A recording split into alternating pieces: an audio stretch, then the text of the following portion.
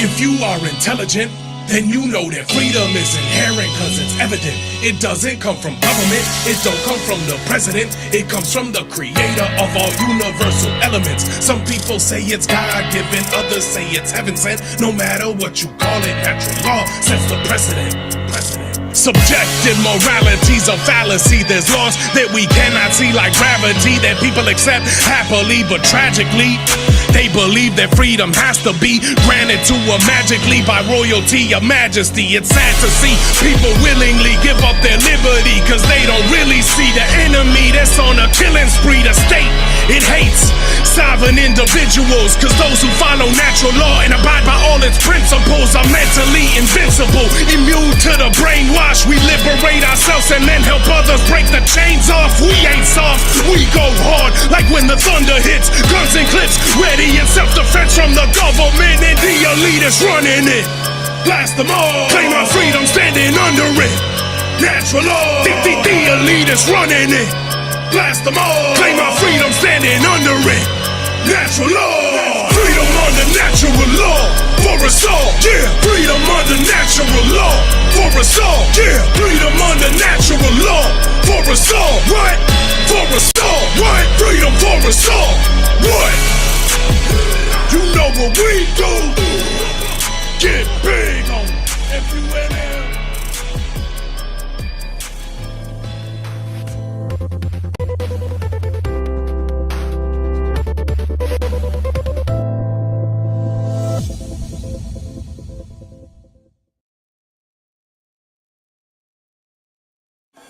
It's time to rise. It's time to rise. Time to rise.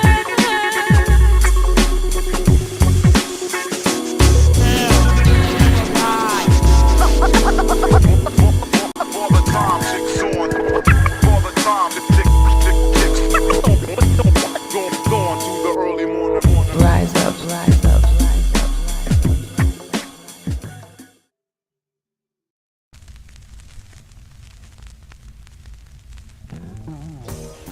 Bonjour à tous. Désolé, ce week-end-là est réservé pour une conférence très spéciale. Et on va parler de la loi naturelle quand même. Vous connaissez bien ça, hein? La loi cosmique, universelle, la loi naturelle. Et quand on vit dans cet esprit, la vie est belle. Donc, oui, je suis ravi de participer et l'aider de l'organisation de cette conférence-là, qui est gérée par mes chers amis, en Californie, mais oui.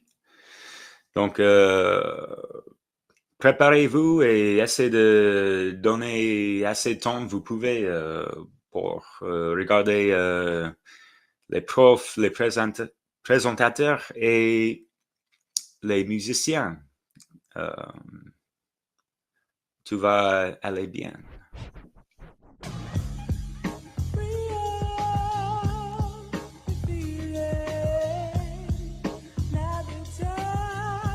Rise up, rise up, rise up, rise up.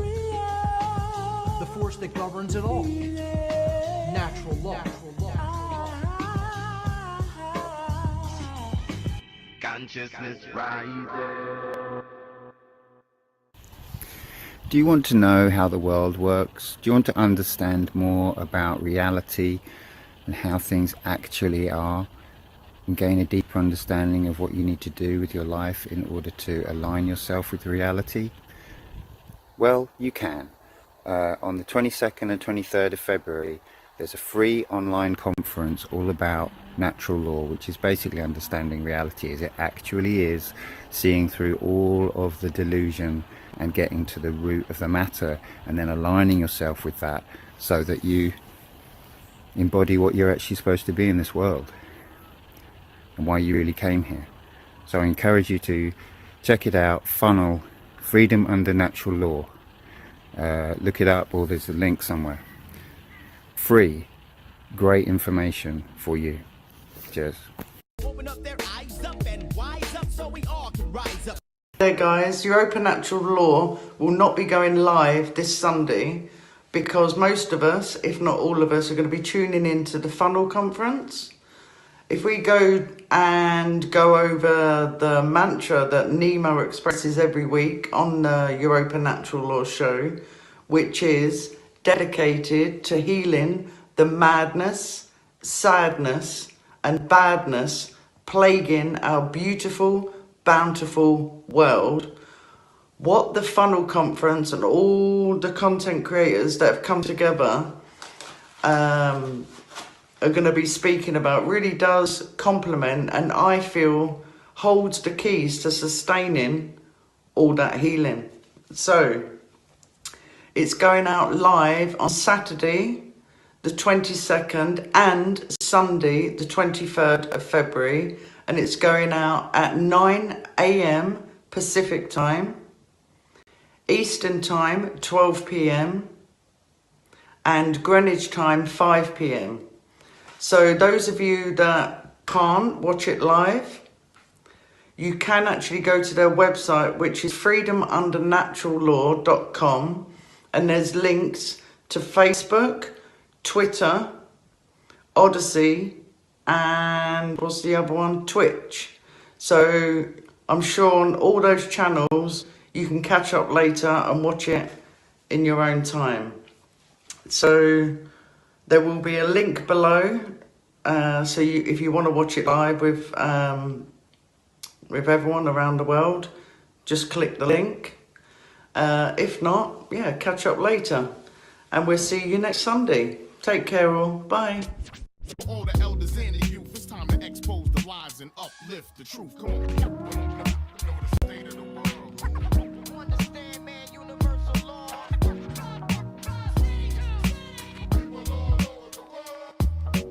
Hi, I'm Drea. I'm from the UK. I'm really looking forward to the Freedom Under Natural Law online conference starting Saturday the 22nd of February at 9 AM Pacific time. Don't know what time that is UK time. And going on through to Sunday. And I just want to say that it's almost certainly not about what you think it's about. It's freedom is a word that tragically has been co-opted.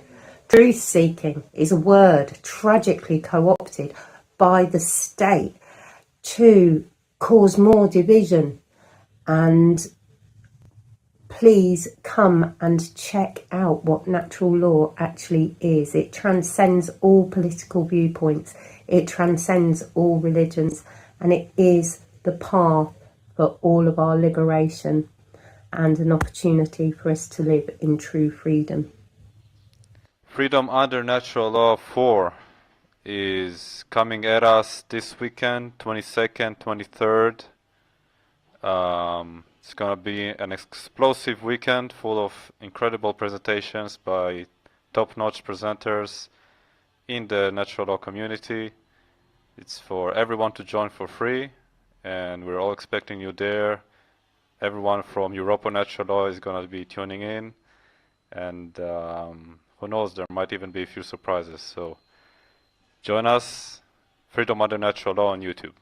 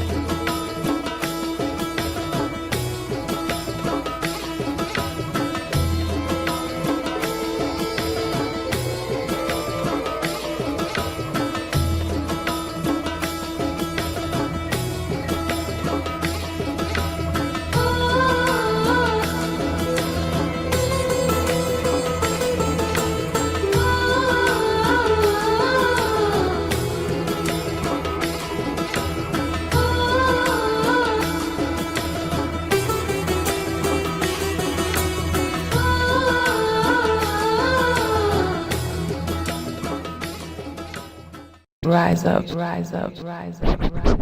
Information, universal laws in line, the true guidelines actually right or wrong in real time. Yeah.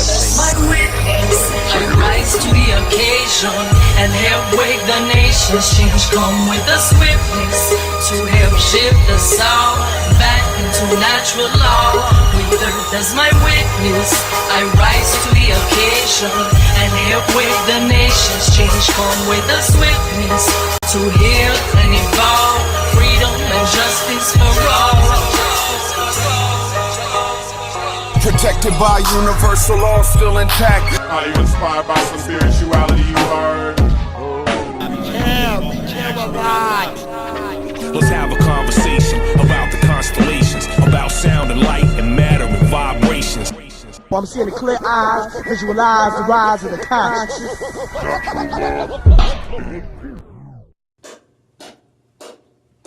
If you have a dark night of the soul, for example, and it's dark, for those who don't know, dark night of the soul is an experience in your life that is so bad that it erases your concept of what reality is and who you think you are in the first place. Everything that you thought you were, you thought you had a personality, it's all out the window. Now that I realize I'm not a person, and I realize that that amount of suffering is possible in the first place, now, oh my God, I turn a knob in my kitchen and water comes out of it. How fucking lucky that is insane. It's cold outside, but I got bed and a blanket and I got a heater. I can heat up my whole damn house for me and my whole damn family. And that's incredible.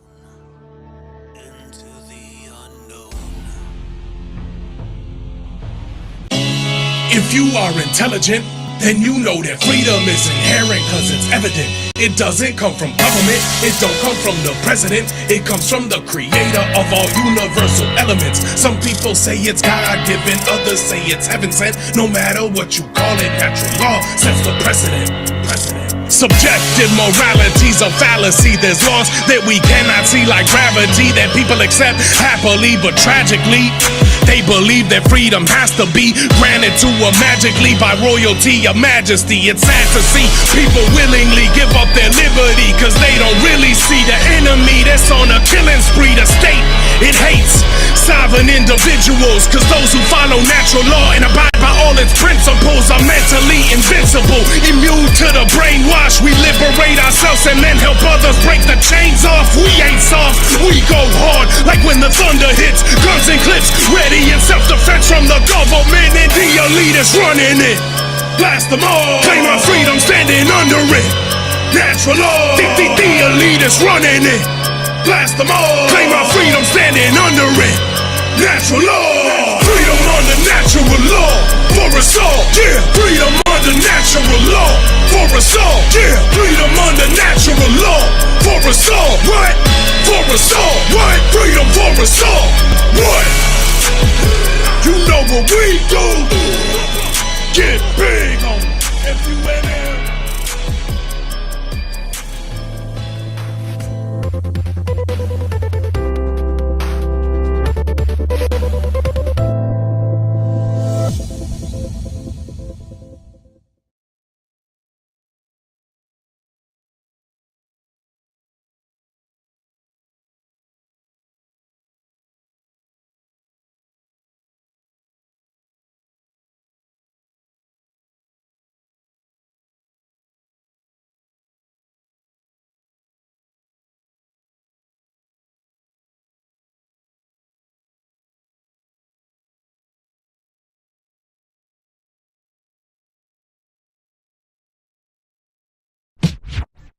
Inspiration, break free, it's taking over me.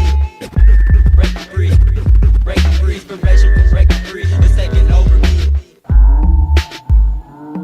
Inspiration, break free, it's taking over me. Break free, break free.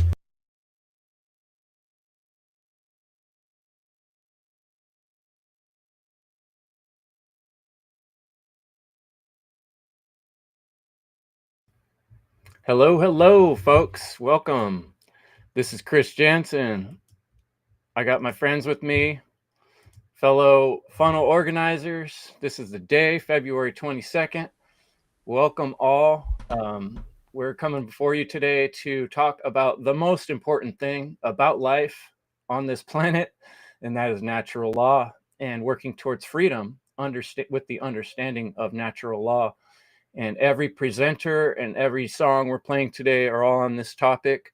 We think it's the most important topic to share with humanity and the legacy we want to leave behind. So glad to be here, and so glad to be able to introduce Will Keller, Derek Bartolacelli, and Leslie Powers. Why don't you guys say hi? I'll start it off with Will. Thanks for coming. Welcome, everyone. Thanks, Kris, and the other organizers and all the viewers. FUNL 4. It's crazy that this is, we've already made it to 4. It's been a great progression and experience, and I'm just thrilled when we jump these conferences off. So I'm looking forward to the presentations, the information, the engagement, and let's go. Yeah, I've been excited about this for a while, and it's here, and I can't even believe it. All of a sudden, it just came up really fast. So, buckle your seatbelts, get ready for a really exciting couple of days. The speakers are going to be marvelous. The topics are fire, really profound, important information. It will be really a legacy that we're leaving for the future as well. And the replays will be up on our website and YouTube channel and other channels as well. So if you miss anything, please come back, share this with your friends. It's a great event. Yeah, cheers. Thank you. And such a pleasure and honor to be here with you fine folks. And I was excited from learning about this kind of firsthand, hanging out with Leslie and Kris back in November. And it's just a cool, conscious camaraderie that's coming together. And just with what you guys have organized over the past couple of years is just tremendous. And this is like the place to be. So I'm just happy to be here and pair the live stream wherever I can, broadcasting from France, and let's dance. Yeah. So thanks, folks. And we got people listening from all over the world. And, you saw some of our Europa friends introducing, and, I really appreciate the camaraderie that we get. And so if you're in the chat, pop in and make comments and let us know if you got any good questions for speakers, and we'll hold on to those towards the end of the day. We're going to do a roundtable, hopefully with any speakers that are available from today's presentations. And I want to remind people too that all these presentations were done from the heart, from love. No one got paid to do any of this work. Everybody's been working for hours and hours putting this stuff together, just to bring the truth to you and to the future generation. So share it with others, and check out freedomundernaturallaw.com, and you can see replays from the last 3. And also there's a spot to donate, and that will really help out, because this is all coming out of our own pocket to make this all happen to you. So without any more ado, let's move on to our first presentation. Our first presentation is Kris Nelson, and his presentation is called Truly Caring About Being Enslaved. Kris Nelson is a fantastic designer with his visuals, his graphics, and he's a teacher of natural law, the trivium, and the science of morality. His work on his website has hundreds of educational infographics, and that's integral to his presentations. You'll see that. He's a truth seeker and a content creator for evolveconsciousness.org and the One Great Work Network. And you can find his link by clicking on his image on freedomundernaturallaw.com. And if any of our crew have it handy, we'll put it in the link in the chat. And I'll put on a quick little countdown, and we'll get his presentation started. Thanks much, folks.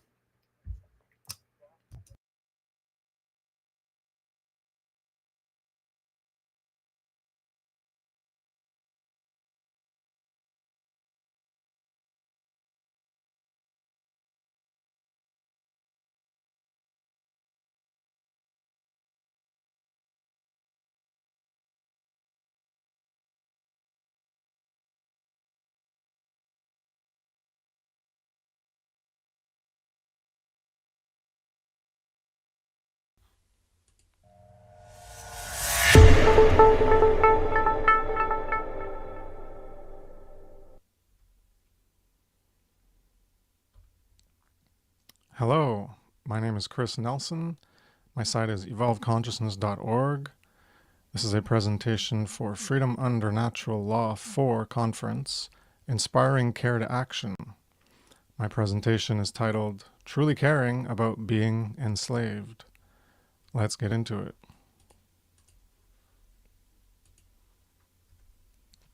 Inspire. To breathe in. That's what it means etymologically. That is to take in, be enlivened, excited, stimulated, motivated by. By what?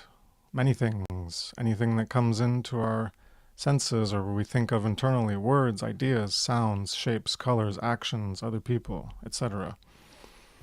And there's two main, categorizations that we can live for and strive for by what we're motivated by what we're inspired by.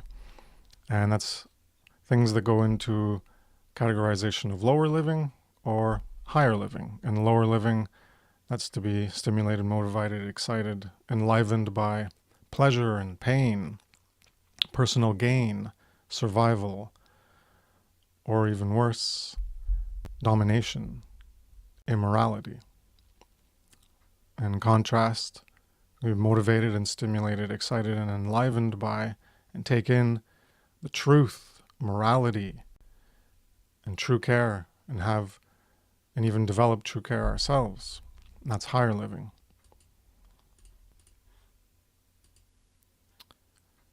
Inspire to aspire, to breathe in. To breathe to or on. Inspire was to breathe in. Aspire is to breathe to or on. One's in, one's out. So aspire has the understanding of to desire strongly, to strive towards. Whereas inspire is you take in and you get enlivened, you get excited, stimulated, and motivated by it. Aspire is outward, you desire strongly and you strive towards it. So the root of both of them, one of the roots is spire. And spire is translated into spirit or breath, and that's associated with life, truth, good, right, morality, higher, truer potential or will. But spirit can also, and the breath, what we take in and what we aspire towards, what we desire and strive towards, can also be the opposite, the dark opposite, the spirit in which we do things. So be inspired by something and care enough to aspire towards actualizing what you took in. Ideally, greater potentials of aligning with truth, morality, good, right. That would be to live for something higher, that higher potential. And not the opposite or absence of, which would be the lower, to live for something lower, those lower things we take in and aspire towards. Inspiration and aspiration emphasize change, internal to external. Strive for the higher potential, morality, not the lower potential, like materialism, egotism, immorality. This is, not going to go into it, this is just to put in, related to like the color coding of all the colors you'll see in this slide. It's very colorful. And this is a presentation, you can look it up on my site, Spectrum of Living, and I go into this, all the aspects of the color coding that I use and the symbolism behind it as I relate it to colors, so you can check that out. Being a change agent through magic or sorcery. A magician in higher will or living, or sorcerer in lower will or living, can influence others in a particular way who breathe in the influence or way and potentially are inspired by it and aspire to it. One can care to change, become higher or lower, and care to carry forward that breath, that way, as part of their way of being and living. So when you use magic, you're a magician or sorcerer, you're a magician or a wizard. When you use sorcery, you're a sorcerer. The positive and negative connotations of aspiring towards that higher or lower potential. And the highest would be towards morality and the lowest would be towards immorality. Care. Care is the generative principle or creative force. Care is the fire within that powers how we create our individual and shared experience. Care is at the core of how the human world is created. What we care enough about is what we end up doing. We can care about right or wrong to do either, or care about neither and ignorantly do wrong. We can create a heaven or hell. People don't care enough about the evil in the world and ignore it, so it continues. Care is the generator of the quality of the world we create. This is another previous presentation I did. It's called Being and Becoming. You can look it up on my site, and this was just to put in how we can become the potentials of, on the left side, evil, falsity, immoral, harm, or on the right side, good, true, moral. So you can check into that and learn more about my presentation on being and becoming. Care to change what? Change is a difference between one state or condition to another. Caring enough is required to act to change a condition. Do you know what the current condition is? Slavery. You are enslaved. You need to care that you and others are enslaved. Then care to take on the responsibility to change that condition of slavery, or do nothing about your enslavement, let it continue, and remain in self-loathing. You need to become inspired by awakening the sacred feminine dynamic of true care or agape, to get involved. Aspire to end slavery, not to do nothing about it. Your enslavement. Is it not slavery for me to take 100% of the fruits of your labor under threat of greater violence if you don't allow it? Is taking 99%, 98%, or 1% not slavery? Is it not slavery to deny you the right to perform rightful actions under threat of greater violence if you don't obey?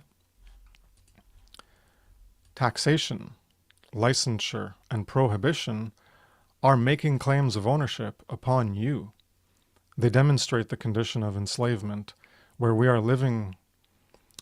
They demonstrate the condition of enslavement we are living in from our deluded collective acceptance and support of the legitimacy of authority to control and be rulers of others.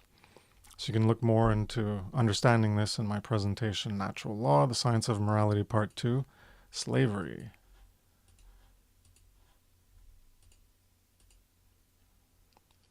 Wake-up call.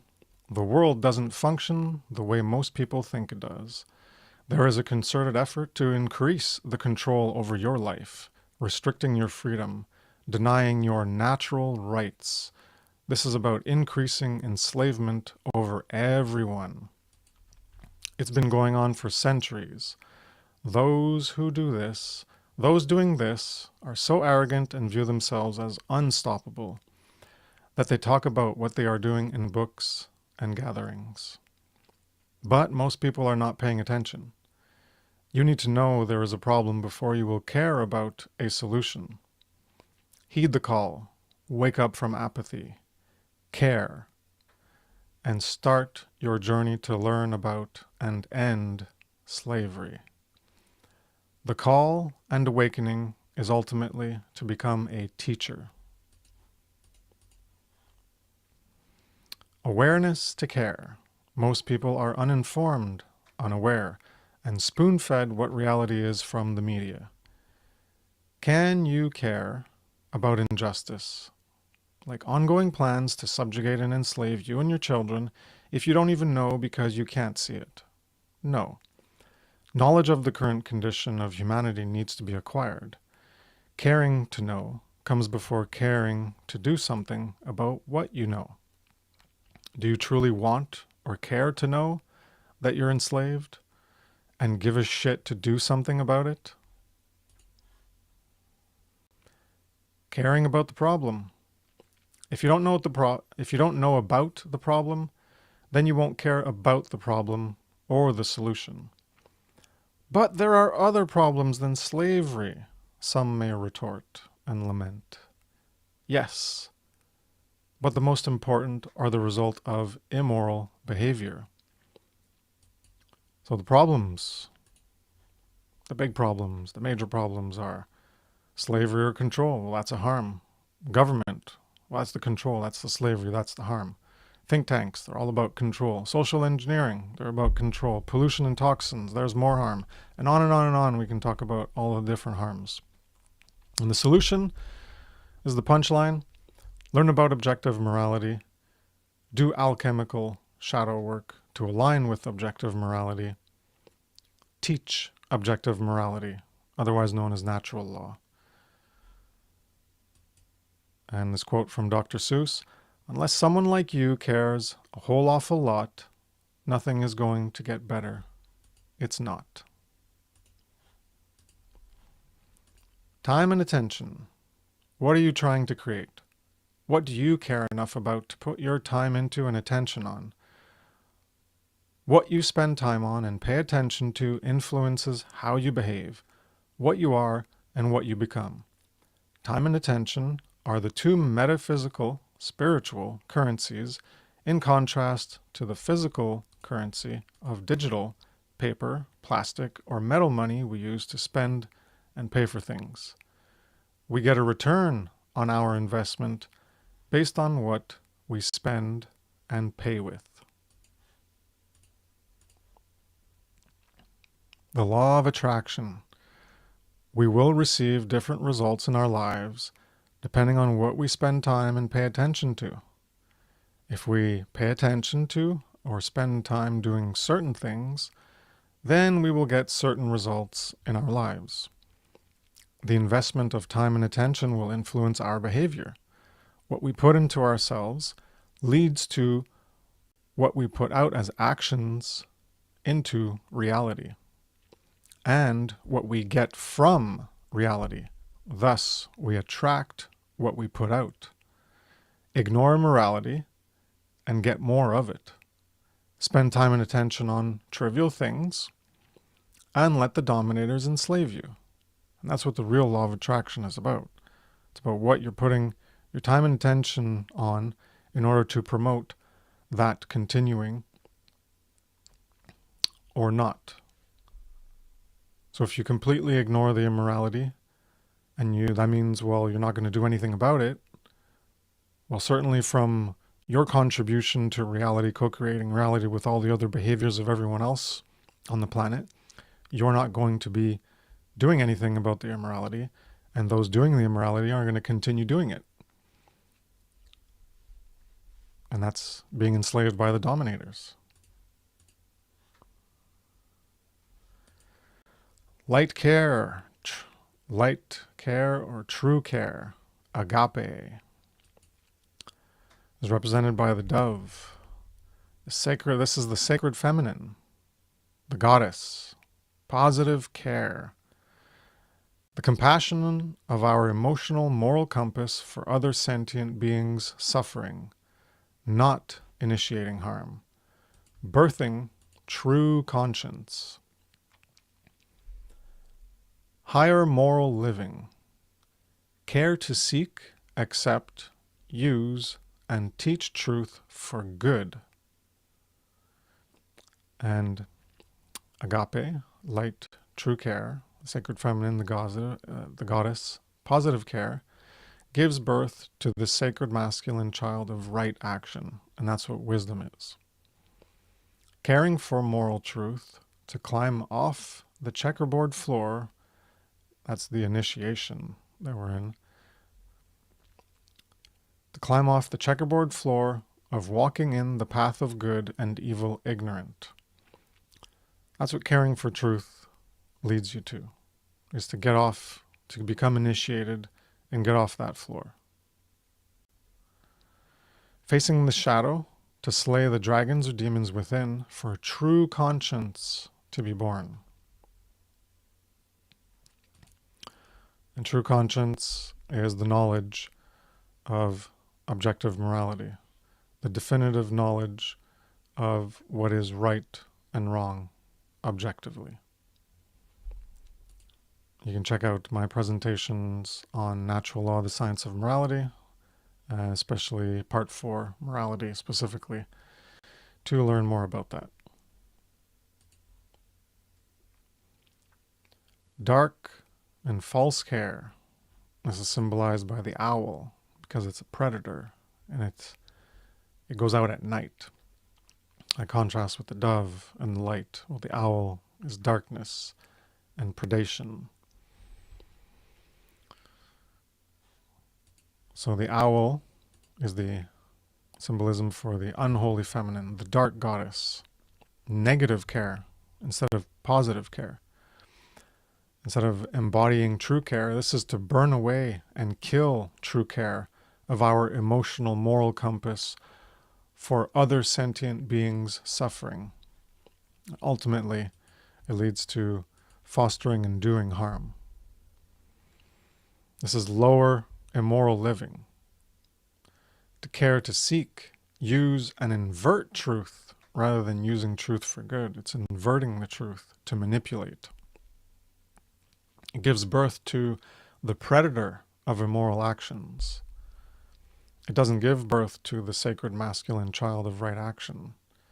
It gives birth to wrong action, the predator, the dominator. This is caring for dominance or control and spreading falsity to get others to live on the checkerboard floor of walking in the path of evil, knowingly or ignorantly. Hiding in the shadows to birth the demons within. That's giving birth to the demons within rather than facing them, going through that hero's journey internally and facing all the... You got to face within you the truth and the falsity, the good and the evil, the beauty and the horror, the light and the dark. And you got to face that shadow, that demon, that darkness, that negative, that evil within you. You got to confront it and subdue it. That's what all the symbolism of slaying the dragon and standing on the dragon or the serpent. But when you have dark false care, well, that's not what you're doing. Is you're letting those demons in. You're becoming one with them. That's what you're birthing, that predator, that demon, those monsters within. And you're promoting, instead of trying to get off the checkerboard floor and getting people to not walk on the checkerboard floor, you're also doing that, and you're choosing the dark path. You're choosing the dark square. And you're getting others, you're spreading falsity and you're manipulating. You're trying to control people's perception so that they walk in the path of evil because they don't even know that they're doing evil.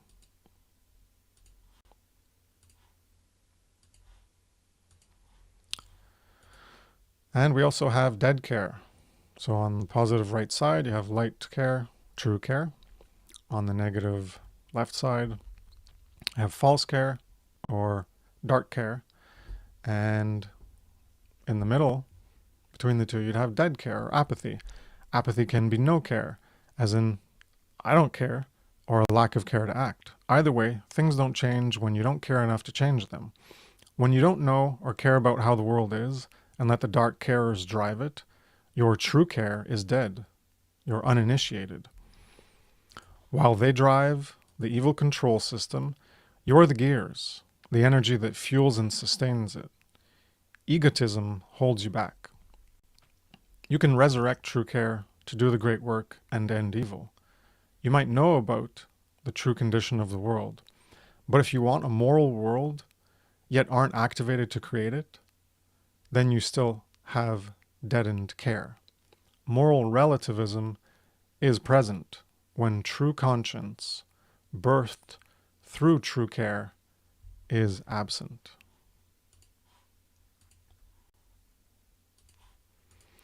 The dead. Apathy for truth is symbolic of being dead, asleep, or unawakened, which is being unconscious and inactive in life. One is dead in the coffin, grave, or tomb, unconscious to moral truth and its importance in life. Not being consciously aware of the importance of caring for truth and acting in alignment with truth. Not to care about what is happening in the world, nor having the intelligence courage, and will to change it. And that can be for positive or evil. Positive or negative, good or evil. To have the care, intelligence, courage, and will. So, not having intelligence, courage, and will to change it equates to deadened thoughts, emotions, and actions. Apathy for truth creates ignorance, cowardice, and laziness. Apathy kills care, ignorance kills intelligence, cowardice kills courage, and laziness kills willpower, leading to an absence of action, being inactive and dead. The dark carers are active in creating evil.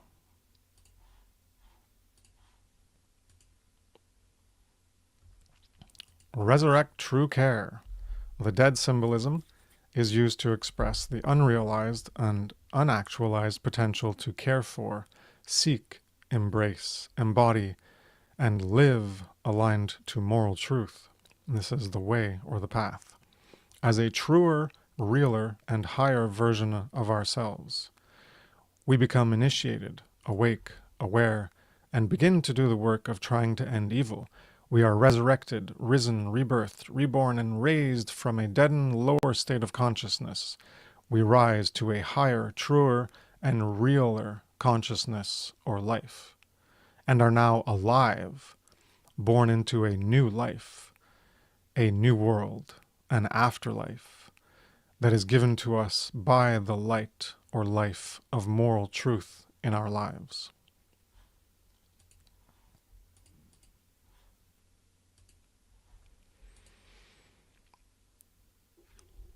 So as I mentioned, light or true care on top in one polarity, and the opposite is dark false care on the bottom, and in the middle you have apathy, where you're in the coffin, unbegun, dead, uninitiated. Because the dark and false carers, they are begun, they've chosen a direction. They're not in apathy, they have care, and they have courage, and they have will, and they're using it. They're using their capacities of consciousness to try to change the world and make it the way they want. And the light true carers are doing the same in the positive way. But when you're in apathy, well, you're not doing it either. You're just going with the flow, and you're just focusing on your selfish little life. You're not necessarily consciously and actively part of the agenda for evil, nor for the agenda of good to end evil. So dark carers, the sorcerers, social engineers, Satanists, dominators, predators, many names you can refer to them as, well, those dark carers negate true care, which puts them in the lowest position. They consciously work to build a hell and rule as masters, and still think they're better than the dead or unbegun. The dead have dead true care and go along with the dark agenda. The light carers, magicians, wizards, you can use other names as well, affirm true care and work to stop evil, slavery, or immorality. To end the dark reign of evil, more people need to rise from the darkness into the light of moral truth.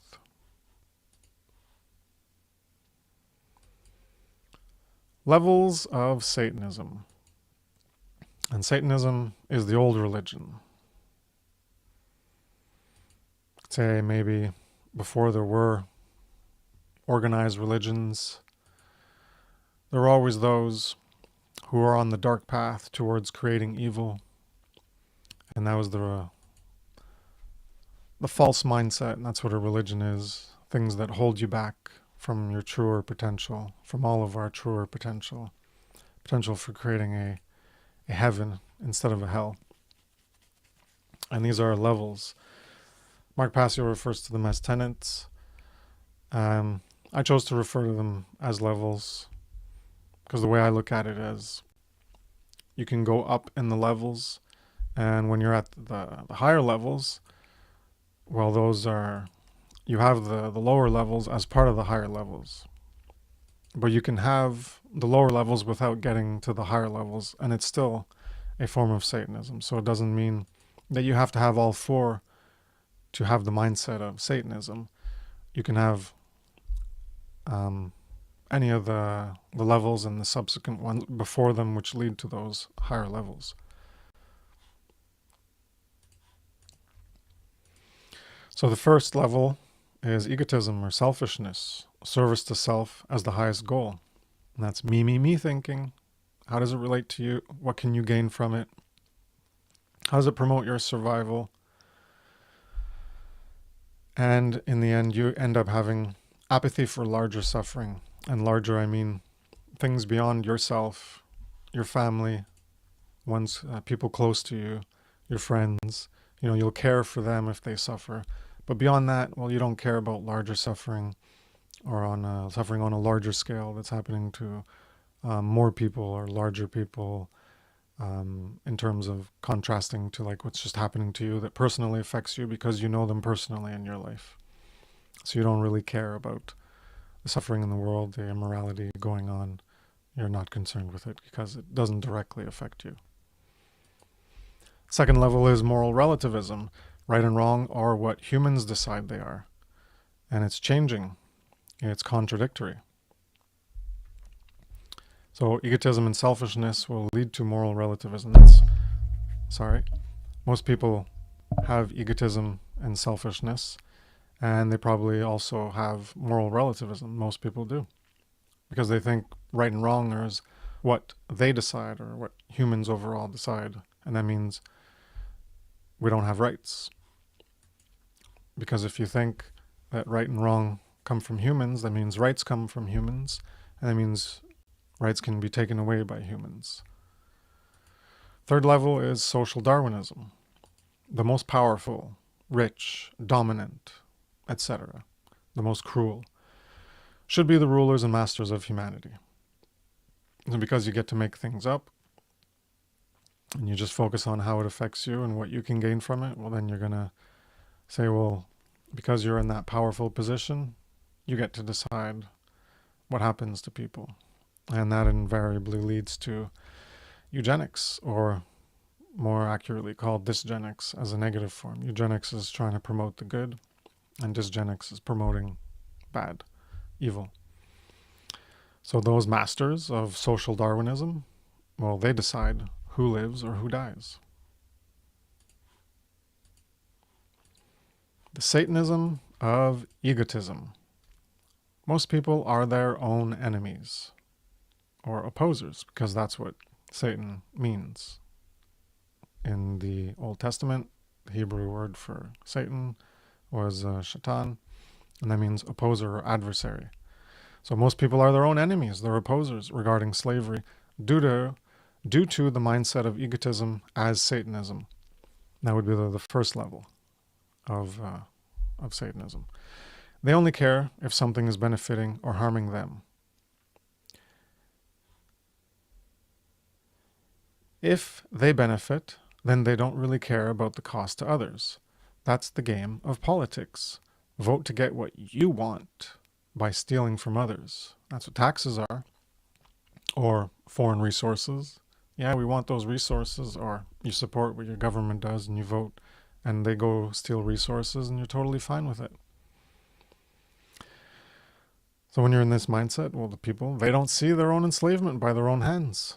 They're participating in it, the game of politics. As long as they gain from it, that's why they want to vote for one guy over the other, or woman, because they're going to gain. They see that they're going to gain more as opposed to, so they're going to vote for the lesser evil in their mindset, the lesser evil. And they don't see the enslavement they're creating by their own hands. That's why they're their own worst enemies. They're opposers for themselves. They have the opposition, the force of opposition, the adversarial force within them. And ultimately what they're doing is they're promoting authority. They support authority. They want authority. So we are enslaved by authority. Yet most people don't know or even care enough to act to end it. Most people just want to live their lives, not be bothered with the responsibility to end their own enslavement, or even hear that they're enslaved. They're conditioned to accept the inversion of truth, their slavery, and not care about evil, let alone ending evil. They're formed into de facto Satanists, sacrificing true care to focus on their own selfish lives. The personal, increased enslavement of COVID ignited the spark of true care in some, and we saw a lot of that. People started to care more. They started to rise from that coffin. Right, that symbolism of the tarot card that you saw. They were rising out of the coffin. They started to care. But the flame within them, that flame of care, soon died out in most when the measures were lifted, because that level of increased negative that affected them personally in their lives, well, that went away. So things went back to the way they were, and they were totally fine with it at that point, because things were okay again. So they went back into the coffin. It's time for natural law. Time is one of the most important aspects of our lives. Rich or poor, we have it to spend all of our lives. Spend it on trivial things and get trivial results in life. On getting money, power, running from the self, from your shadow in you, running from your shadow, from the demons inside. Or face the self or shadow in the pursuit of higher principles. When you put your time and attention on moral truth, then moral truth influences your behavior, becomes part of who you are, and radiates from the expression of your actions. It's time to pay attention and learn what natural law is, understand it, then teach it. Rights. A right is an action that doesn't inherently initiate harm to another sentient being. Initiating harm is theft of rightful property. Property is based in ownership. The default ownership of a sentient being is their body and their will. Self-ownership. That's what self-ownership is. Other rightful property is acquired by mixing labor with natural resources, which is called original appropriation, or voluntary exchange. That's how you can acquire other rightful property. There are 7 primary property violations or wrongs, which are thefts of types of property. 7 property violations thefts. These are violence, murder, rape, assault, coercion, or duress, standard theft of physical things, trespass, willful deception, which is fraud. That's willfully lying. And these are thefts of 7 property rights: life, sexual association, bodily integrity, free will choice, which involves consent and your autonomy, standard property, security of your living domain, and the ability to make informed decisions. To learn more about this, you can check out the presentation, Natural Law, the Science of Morality, Part 1, Rights. And also Part 4, Morality, goes into this as well. Slavery. Slavery is a false claim of ownership, theft on another's rightful property. A society of slavery is when there is an accepted, widespread, and persistent or repeating claim of ownership on others' property. Immoral behavior, theft, is a false claim of ownership, initialized as FCO. Abbreviated as FCO. And this is de facto enslavement, when you're engaging in theft and creating a false claim of ownership. Taking property from someone who initiated no harm, they were being nonviolent, is taking their freedom, which is creating slavery. Making nonviolent people do or not do things by threat of violence is coercion, a false claim of ownership. So you can make nonviolent people do something or prevent them from doing something, making them not do something. Well, that's violence, because it's a false claim of ownership.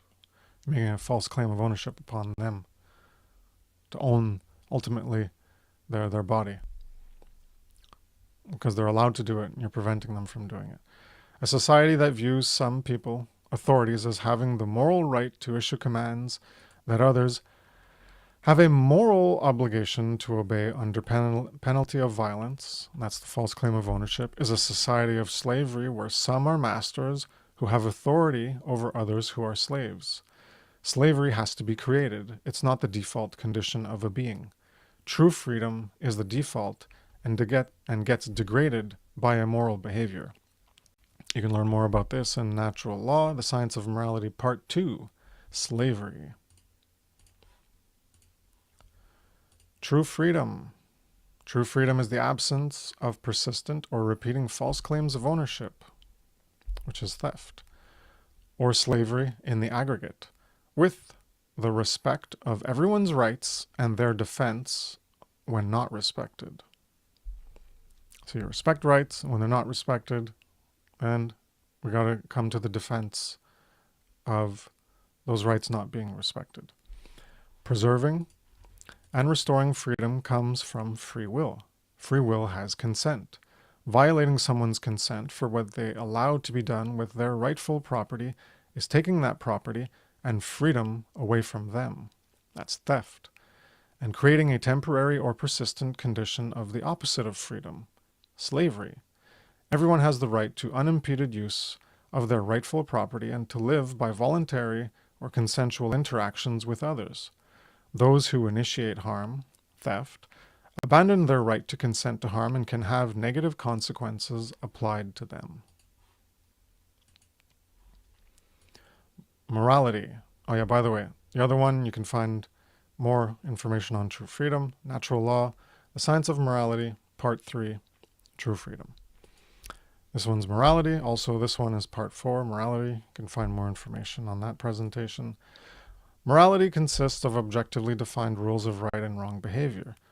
Basic moral behaviors, M1, are a right because they don't initiate harm, which is theft.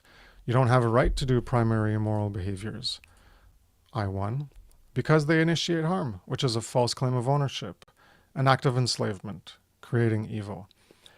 If you want others to initiate harm, then you're also primarily immoral.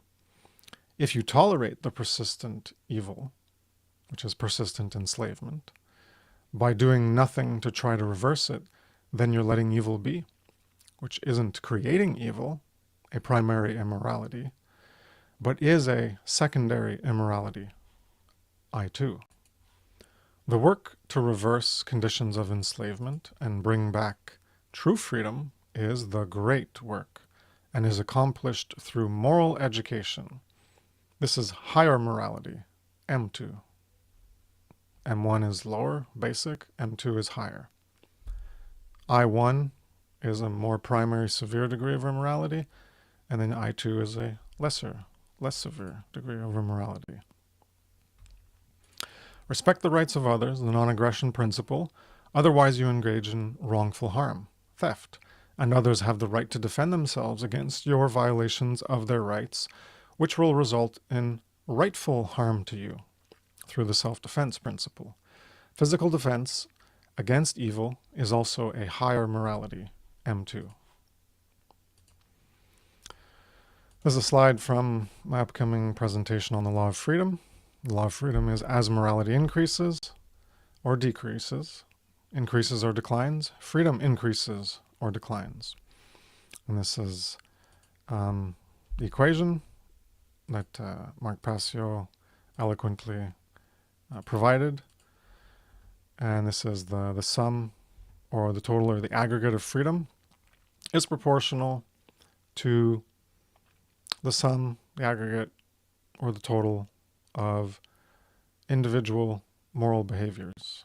So all the individuals in an area, all total, a total amount of moral or immoral behavior, and that will equate to how much freedom or how much enslavement, the opposite of freedom, you end up getting in that area. So the law of freedom describes the dynamic that governs human freedom, morality. Morality is what determines how free we're going to be. And when you create a morality, well, that is what brings you the degradation and destruction of freedom. The total amount of freedom in an area is proportional to the total amount of moral behavior in that area. The more moral a population is, the more freedom emerges as the condition in that area. The more immoral a population is, the more slavery emerges as the condition in that area. Slavery and freedom. Slavery is the opposite of freedom. Creating a false claim of ownership, be it temporary or persistent, is creating slavery. An instance of a false claim of ownership is an instance of enslavement. A repeated or persistent false claim of ownership creates persistent slavery as a permanent condition of life. Behavior makes the false claim of ownership. No one has to verbally state, I own you, for a false claim of ownership to be made. No one has to state, I own you, I own you, I own you, when they're doing any false claim of ownership. That is not required at all. The simple action itself of theft, of someone thinking they have a right to do something, means they are making a false claim of ownership and degrading your freedom and claiming ownership over you, essentially. The state of true freedom is present when there is no false claim of ownership. The state of true freedom is absent when there is any false claim of ownership. If the false claim of ownership is persistent, true freedom doesn't return. Not having true freedom, while still having some freedoms, is a degradation of true freedom and is slavery, be it an instance or persisted. Natural law. So here's a summary ahead of me doing a presentation for it, which will be in the future at some point, on the term natural law and explaining it more in depth. There are many natural laws, which a natural law is a law of nature. So natural laws are laws of nature, which describe and govern the relationship of one particular state or condition necessarily resulting in another. That's what they do. They at least describe, and you can also look at them as governing, because without them being present, there's something in the background, right, of creation, of existence, of reality, that can be looked at as processing what happens and then allowing a certain result. Like, so this is going to be in my Law of Freedom presentation. I'll explain this more in depth, but I guess I'll just leave that there for now. I could mention like the law of gravity. You observe things in reality, and you notice that there's this thing called gravity. We call it gravity. You jump up and you fall down, and then people have analyzed that further and developed a formula, an equation in science to determine the force of gravity based on a mass times another mass divided by the distance between those two masses squared, and also times the gravitational constant. That'll give you the force of gravity. So it's describing something, but it's describing the relationship of things as they interact. Is there something in the background that's doing the processing? So when you jump up, it's processing the things in reality that we call laws. They're there, and because they're there, you fall down. That's one way of looking at it. So in that sense, it's governing. Anyways, I'll go more into that, just mentioning it here as a little clarification on describing and governing. So natural laws are immutable, inviolable, and invariable in how they function. They are inherent aspects of existence, which means they aren't created by humans. The term natural law deals with laws of nature, so natural law in capitals. The term natural law in capitals deals with laws of nature regarding human behavior, like the law of freedom. That is a law of nature, and it's part of an overall aspect of natural law in capitals when it's regarding human behavior. This also consists of morality. This natural law in capitals consists of morality or moral law as rules of conduct, as opposed to the legal laws humans create. moral law is not a law of nature, because it's not immutable, inviolable, and invariable. Well, it's not immutable and inviolable. Because there's a choice. You can choose to violate morality. So it's not invariable because what is morally right is not invariable, but it can be violated, and it is immutable. So because it's not inviolable, it's not one of the laws of nature like gravity. You can't violate gravity. You can't violate the other laws of nature. So because it is violable, because you can choose to go against moral law, well, you're still going to be operating within the law of freedom, and you're going to get the results of choosing to go against that component of the law of freedom. So either choice is operating within the law of freedom to produce results in consequence. So it's just a distinction that law of freedom is part of natural law, and within the law of freedom is moral law. But the moral law is not a law of nature because it's not inviolable like all other laws of nature are. But it's still immutable. You can't change moral law. And it's invariable. It doesn't change based on person or location or preferences or whims. Rise, humanity, rise. Good and evil is created in the world. The dark workers are progressively reshaping the world into their image of ruling a hell. Most people have inactive true care and go along with their agenda. They build a world that enslaves them by keeping their near infinite potential to build a heaven locked in a coffin. They must rise out of apathy, out of complacency about the current condition of slavery or evil. Awaken the sleeper within. Awaken the sleeper within, the sleeping potential that is there and is waiting to be actualized, and join the forces of light to build a moral world through moral education. Quantum change, changing the overall condition of a group, is like moving a huge object. One person can't do it alone, neither can a few. It takes a large quantity, a majority, to move in a certain direction, to move in a certain direction for the way of the group to follow. If the majority moves in the direction of slavery, well, that's what we get. To get a majority to instead move in the direction of true freedom, they need to be convinced to stop going in the direction of slavery and go another way, to walk another path. That's what the arduous great work is, getting people to care that they support slavery and care to put an end to it instead. Enlarging compassion. Become a bigger circle. Widen your circle of identification and compassion for the suffering of others. This means having agape, the wider form of love, the true care of moral concern for others. This is not just caring for yourself and those around you while you let evil be. Agape love is the law as a base for developing higher will to propel action. The law of freedom functions with all, with true freedom for all who align with moral law.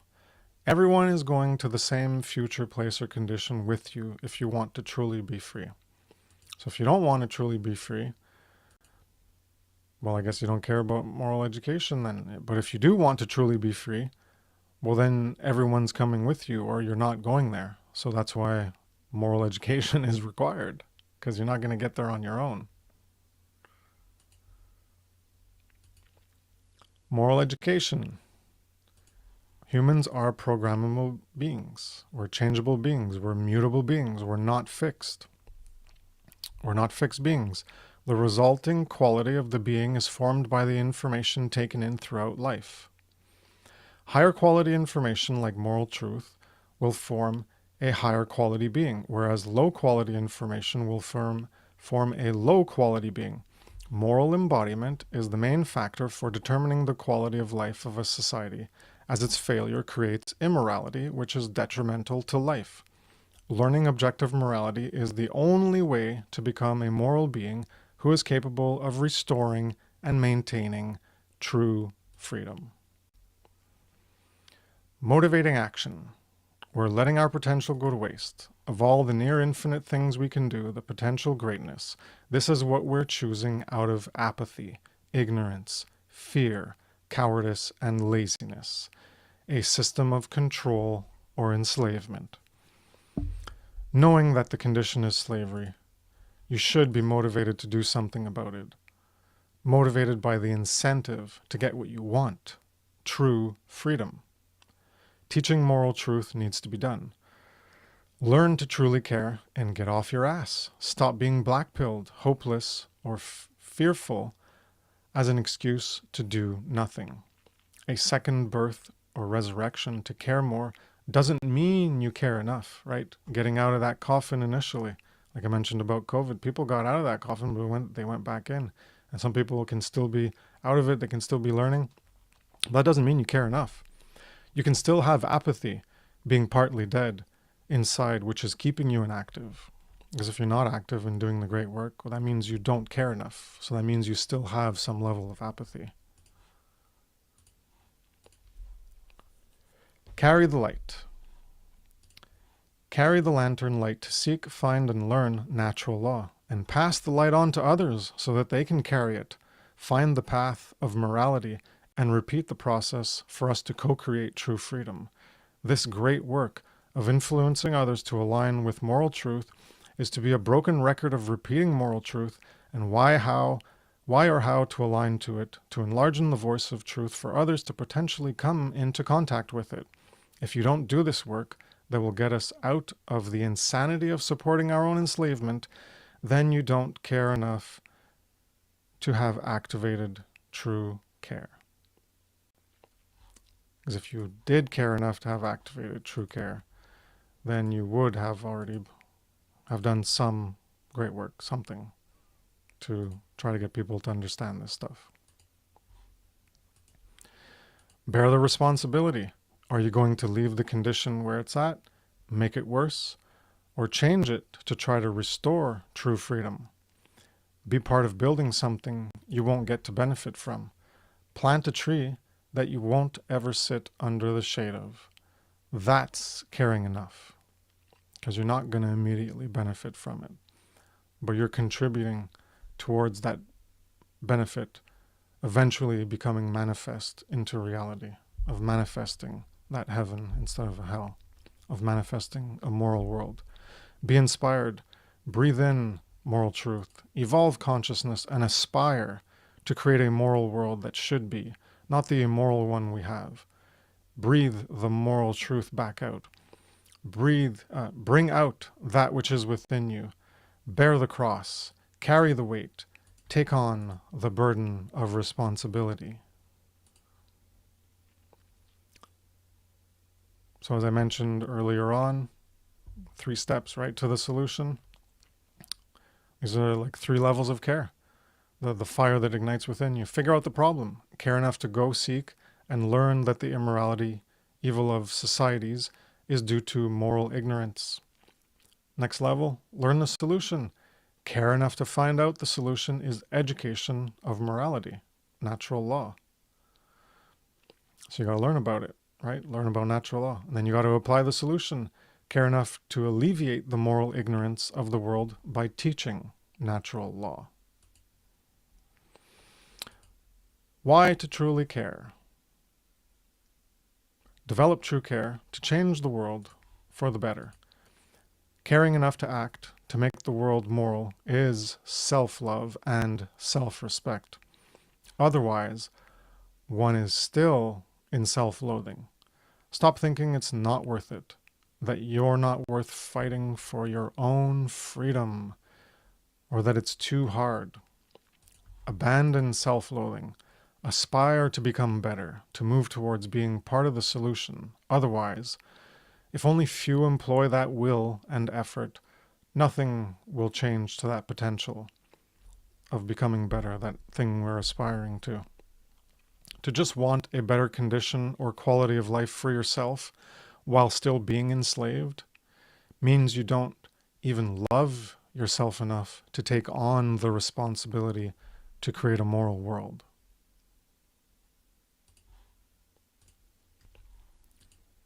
Ultimately, you got to truly care about you, right?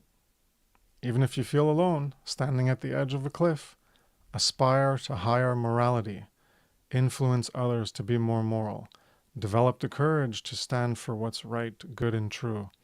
Courage comes from cor, the Latin cor, which is also the root for heart, because in French it's car, and car comes from core, and that's the core, the center, or the middle. That's why the heart was called the car in French, le car. It's the core because it's at, when you look at all of your body together, everything together, well, the center is somewhere around your chest, right? So the heart might not be exactly in the center, but it's pretty close. So that's why the etymology deals with that. And care is also at the core because care, even etymologically, care and core, well, if you disregard the specifics of the vowels in the origins of language, the consonants are what matter more. So care and core are very closely linked in that aspect of philological origin in terms of consonants only. Care is also at the core of our being, a growing or shrinking light or dark flame to propel our behavior. Cowardice and inaction is from not caring enough. Truly care about being enslaved. Have the strength to get involved in ending our enslavement. Help bring humanity back to true freedom. And these two slides are in my presentation, Care for Truth. You can look at that. There's not much time left, but I just wanted to include them here. This is what the great work is. Seek truth, get the knowledge, doubt, question, have curiosity, develop an understanding, embrace and accept the truth, and learn about the path and way of moral truth, what should be, and then embody and live that truth, and engage in the wisdom of right action to share and speak that truth. And that's how we're going to get true freedom and peace to manifest. And this is the opposite. Don't care for truth, you don't seek it, you're ignorant, you believe, you agree, you're into normality, you have misconceptions, you're confused, you're fooled, you accept falsity over truth, unconscious, dead, asleep as a sheep, unawakened, unbegun, uninitiated, and you engage in foolishness of wrong action. This is a remake of another infographic that I made, which tries to encapsulate a lot of what was in this presentation. It's a remake of the egg of life symbolism, generating or creating into reality from, you can get that in my presentation, Consciousness and Causality. So you can take a look at that there. And just briefly, so in the center you have care, or is at the core, and you can have dark or true care, or apathy, which is no care, or a lack of care. And that's what makes everything turn. And this is also with the trivium. So what comes in goes into our thoughts, we process it, we think about it, we feel it, and that feeds back to create intelligence. And then we can develop the courage and will to output that as wisdom in our actions, or we have ignorance, confusion, and folly as a result. So that's my presentation. Thank you for your time and attention. My name is Kris Nelson. My site is evolveconsciousness.org. And I'd like to give a thanks to FUNL, Freedom Under Natural Law, the organizers, and everyone who was involved in making it happen. You can find them at freedomundernaturalllaw.com. Also like to thank Mark Passio, which has inspired the organizers, myself, and many other people. You can find him at whatonearthishappening.com or short WOEIH.com. And he started up the One Great Work Network to bring people together who have a common core understanding of what's going on and try to teach aspects of what's going on in the world or solutions on how to end it. And you can find that at onegreatworknetwork.com. So I hope you've gained value from this presentation. I thank you very much for your time and attention again, and have a good day. Take care. Peace.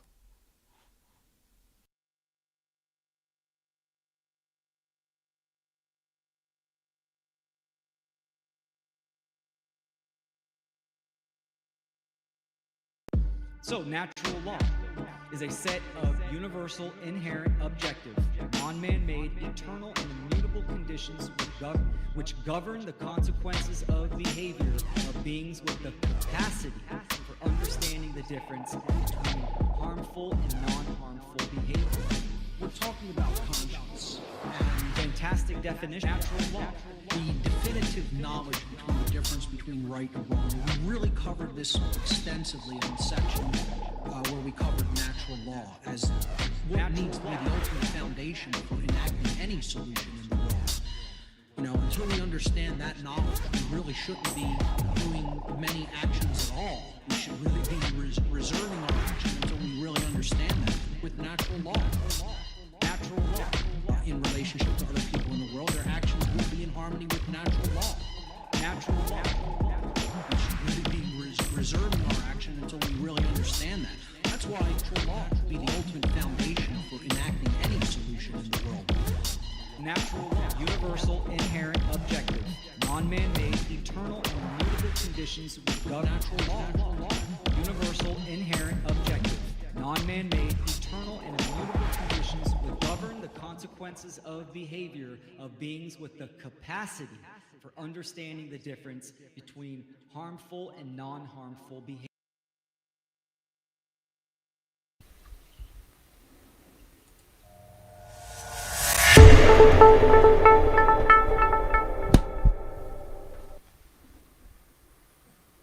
Welcome, everyone. There we go. The first presentation of the Funnel 4 conference. Kris Nelson from evolveconsciousness.com. I mean, he's been around for a while, so he knows his stuff, the aesthetics, the quality, the message. What a excellent presentation to jump off the conference. So well done, Kris. Appreciate you, man. Yeah, that was fantastic. Yeah, absolutely. Leslie, you're muted. It's my bad. I got you muted. Go ahead. Sorry about that. Yeah, he lays a great foundation. I mean, that's a perfect way to kick off this conference with the clarity and succinctness, of these concepts of natural law and the foundation of care, where without care, we really don't have hope for change. We need to care from our hearts to do something about the wrongdoings in this world, so it can wake us up from our sleep, and care is what can keep us going. And so we just need to recognize that even a small seed of evil is evil and needs to be addressed, needs to be weeded so that it doesn't take over the garden, which it is already happening. It's happened. So we need to do some weeding. That's right. That was the intention of the theme of the Funnel 4 conference, care to action, right? Because like you said, Leslie, you have to care first and then take action. Even the symbolism on the graphic that Kris made, fantastic graphic of the woman standing in the wind and staring at the sun, right? With her arms open, the woman representing care. And even in some cultures, wind itself represented natural law, right? The unseen realm, the unseen forces, the sun being an active principle representing action as well. So it's all encompassing right there. And that seed of care, your intention, your aim, your marker, your goal, what is that? And that's what the Funnel Conference is here to do, to inspire you to take some action. And there's so many actions to take. Folks watching right now, you can share this stream. Think of people that this information is not right at the tip of their mind, and send them a link. Say, hey, look at this great talk I saw, or look what this guy says, and send it to some friends, put it in some threads. That's where we really need the most help, is promotion of these ideas to get them in people's heads. A lot of people never thought of these things, but yeah, I don't know who wants to introduce this next goofy speaker, but it's not going to be me. So I'm going to hand it off to one of you guys. I'll go ahead and do it, Kris, because I started going public and you and I met right around the same time. So I'm grateful to call you one of my closest friends, and it's just fantastic to see your process and your evolution as a content creator, as a man, being, a motivational leader, especially in this conference, taking lead, and you're doing a fantastic job. So I'll read your bio. Kris is a carpenter, a philosopher, podcaster, and a copywriter. He is working on educating folks about natural law, taking the initiative towards positive solutions to the current world problems. A father and a friend, one who questions and imagines, a group facilitator, inspirational speaker, and motivational coach, looking for other brave truth seekers to help in the efforts of ending evil. A leader, organizer, founder of the End Evil podcast, One Great Work Warriors, and his website, krisjanston.com and endevil.life. Coming up, spiritual mathematics. Kris Janston. Yeah. It's going to be good.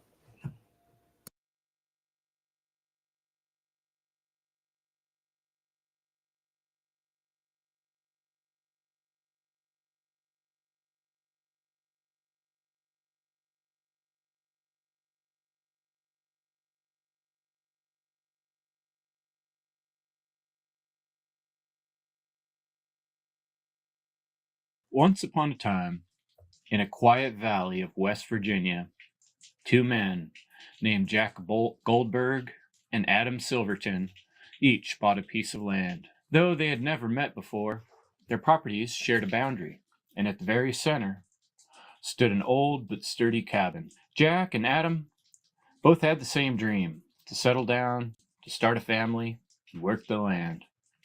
They each married, built their homes, and watched their children grow. But as their families expanded, so did their need for space. Their cabin, sitting squarely on the border, became a point of contention. Each man believed the cabin should belong to him. Jack argued it was closer to his best grazing fields. Adam insisted it was better suited for his growing storage needs. At first, they tried to be civil, but resentment grew. A cold rivalry set in. Their sons, once playmates, began to mimic their father's bitterness. They quarreled over who had the right to use the cabin, until one day, their fighting turned violent. Adam's son, Jackson, was badly injured. From that moment on, the two families became bitter enemies. The feud escalated over the years. Harsh words became threats, threats became brawls, and brawls turned into bloodshed. More family members were drawn into the conflict. The cabin, once a simple wooden structure, became a symbol of their hatred for one another. On Jackson's 19th birthday, terrible tragedy struck. A fight turned deadly, and Adam's eldest son was killed. Grief and vengeance consumed both families. Their dispute over the cabin transformed into an all-out war. They gathered their allies, wielded knives and guns, and battled without end. The valley became a battleground soaked in sorrow, all because of a claim to a cabin neither man had built. Then, one fateful winter night, a blizzard swept through the valley. Both families clashed in the freezing snow. The battle was brutal. By dawn, nearly everyone lay dead or too wounded to fight. The only two left standing were Jack and Adam. Then the fire started. First, Adam's house caught flame. The wind carried the embers to Jack's barn, then his home. The inferno spread without mercy, consuming everything in its path. As the two men stood watching their life's work turn to ash, the cruel truth settled in.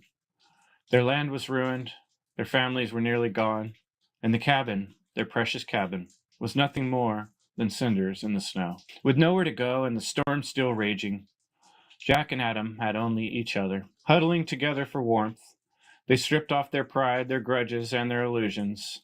Side by side, they held on through the long frozen night. In the silence, they finally understood. The cabin had never mattered. Their hatred had cost them everything. The moral of the story: we humans often lose sight of what is truly important. We chased after possessions, power, and pride, forgetting that in the end, none of it will matter. What will matter is our choices, our ability to love, to forgive, and to see beyond material illusions. Do the math. Spirituality does matter. 10 minus 8 leaves 2. Your choices are of utmost importance. Hello, friends. My name is Kris Nelson. Check out my work at endevil.life and welcome to the FUNL 4 conference, Humanity Rising. This is my special presentation titled Spiritual Mathematics. Today, I hope you can view this presentation as the juror and the judge. You decide which things make sense to you. It's going to be up to you to discern and decide how to put these pieces together of this puzzle that I'm going to present for you today. I will present exhibits. I've tried to create a path of reason, a path of understanding for you to follow, but it's up to you to decide how to put these pieces together in the following days, weeks, and moments after you watch this presentation. I challenge you to try to be objective. That is one of the most important and crucial aspects of this presentation is objectivity. And what this requires is building a bridge between what we've known previously or what we've understood previously and working towards new realizations or new horizons. There's always an aspect of the unknown. And that is crossing over the current moment, which is the current of water flowing beneath this bridge, the thoughts, ideas, and information that is currently moving and is never staying exactly the same if we are indeed travelers on this road of knowledge. You be the judge, you be the jury of what's right and wrong. That is the end message of all this. Working towards freedom, understanding natural law is recognizing that we are all conscious beings connected to source. We come from the source, and in that is our ability to find knowledge, understanding, and wisdom. The 3-step process called the trivium, which we laid out well in FUNL 3. And if you haven't checked that out, please go back to Freedom Under Natural Law 3 and freedomundernaturalllaw.com. And we will proceed with a trivium style thought process.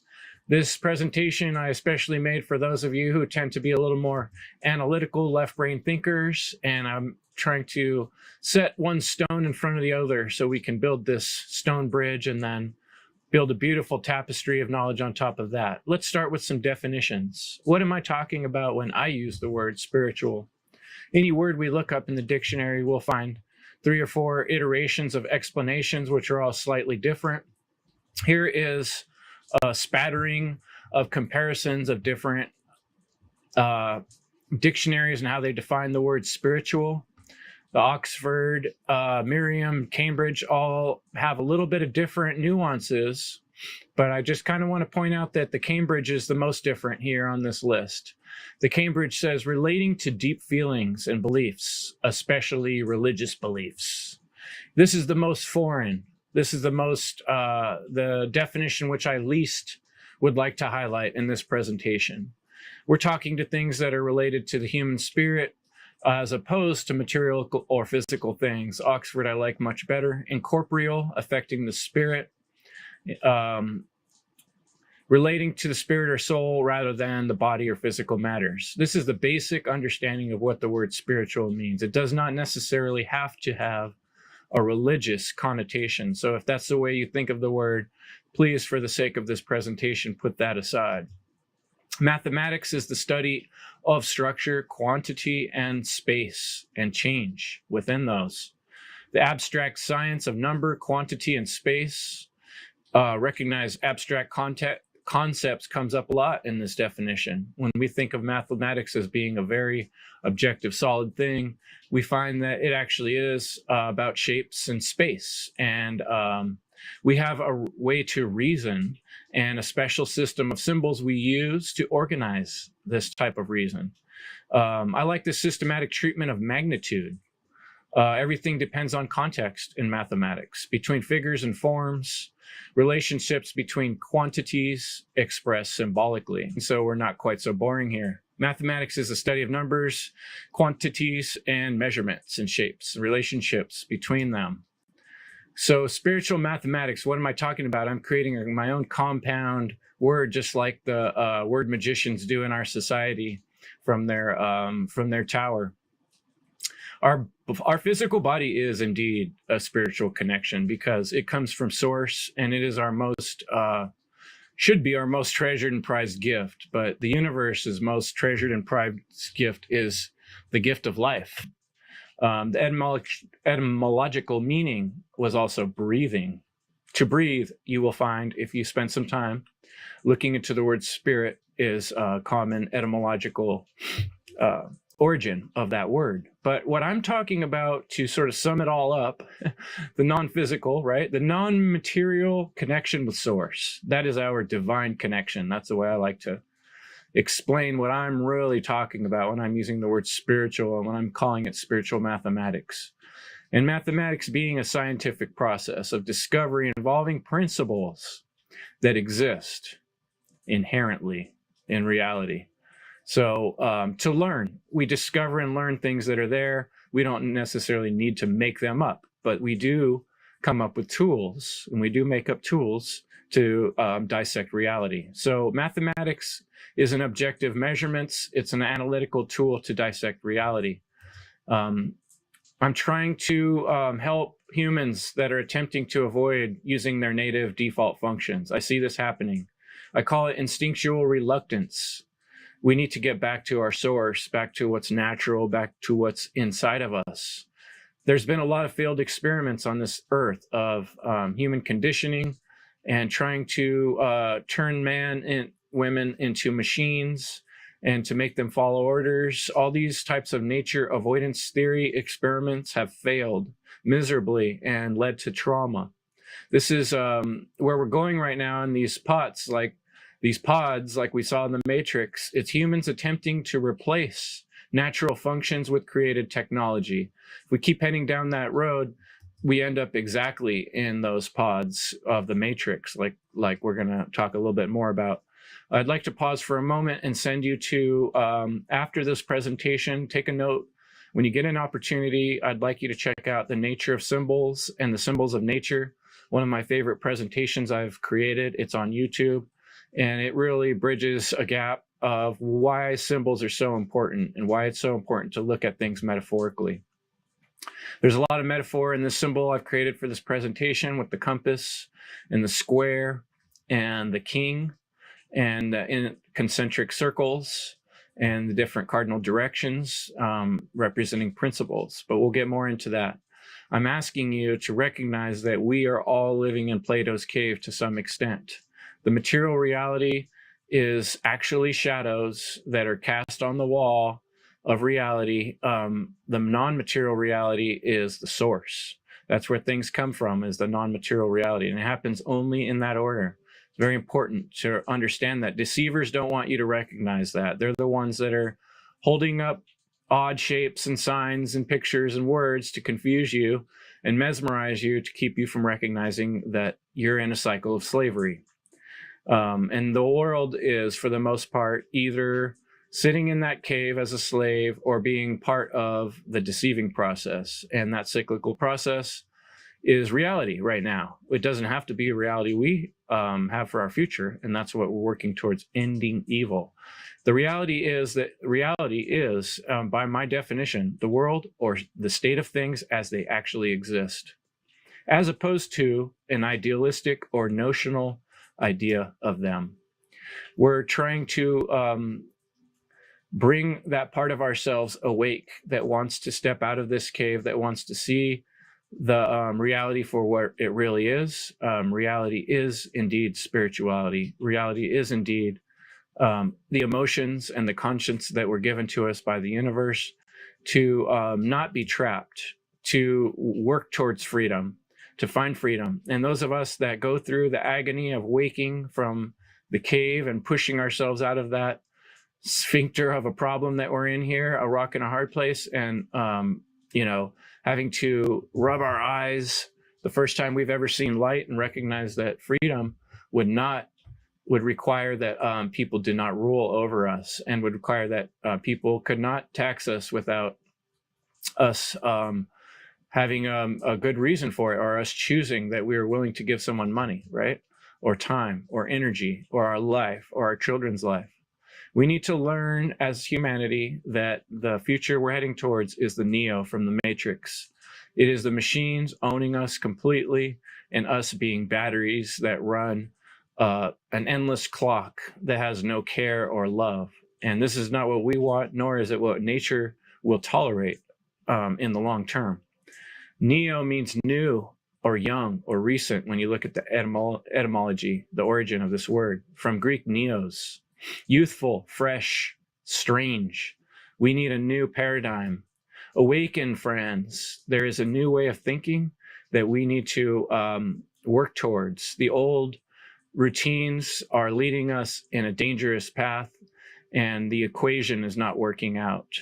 There is a mathematical reality to the path we're on, and it's not equaling the future that we want to see. So that's going to require more work on us, and I believe that can be done on a psychological, mental, and spiritual realm. We just need to solidify our ways of looking at these things, apply trivium, and learn to communicate better with one another to build trust. A conspiracy is often seen as a harmful or evil plan formulated in secret by two or more persons. It's often not seen that way, but that is what the actual word means. Something like 9/11, where we know that there was an evil plot, and we just don't know exactly how and when, but there's for sure no doubt that there were more than one person formulating this plan in a harmful way. A mystery is something that just that remains unknown or unexplained, not necessarily a conspiracy. And that's like the pyramids. We don't necessarily know that that was a conspiratorial element. It may have been beneficial. It might have been constructive. We learn a lot from the mathematics, speaking of mathematics, in that ancient structure. And that mystery is not a conspiracy as it is a mystery. And then a word that sounds like mystery is mastery. And I want to encourage you to find your passion. If you want to actually learn something, whether it's from my presentation or another one in this conference, you have to truly desire and will to want to learn. And I want to share with you some wisdom from my self-defense teacher, Larry Morris, who is pictured here holding his bow staff. And he taught me some really important skill, and I hope you can apply it to your learning process as we go through this presentation and others. Number one, if you want to work towards mastery, you need to choose something you are passionate about, something you care deeply about, and you must understand why it's important to you or the world. Number two, you have to then find someone who has mastered some aspect of this skill that you are seeking, someone that you can learn from, someone that will teach you to reach your goal of mastery. For me, in the self-defense field, it was Larry Morris. In the spirituality field, I learned a lot from Mark Passio and others, but these were some of the teachers that really helped me. And then I spent time learning from the master. Step 3, you emulate, duplicate, and train. First, you have to copy to learn someone, right? You copy what they're doing, notice how they're doing it, and you train over and over and over until you get good at it. Practice in your mind, body, and spirit, and you'll learn even faster. Number 4 is hone it till you own it, right? Study and repeat what you have learned until you know it like the back of your hand. Larry calls this the honing stage. And when you've got that honed like the back of your hand, your skill you've been working towards so hard, you practice it and make it your own.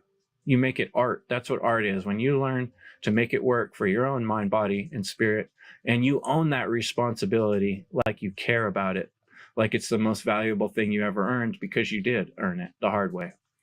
And that is the essence of solving the world's problems and your own problems in your personal life. The goal of this presentation is to help develop symbolic tools as practical metaphors to understand reality, to simplify complexity, to gain clarity, and to take focused action.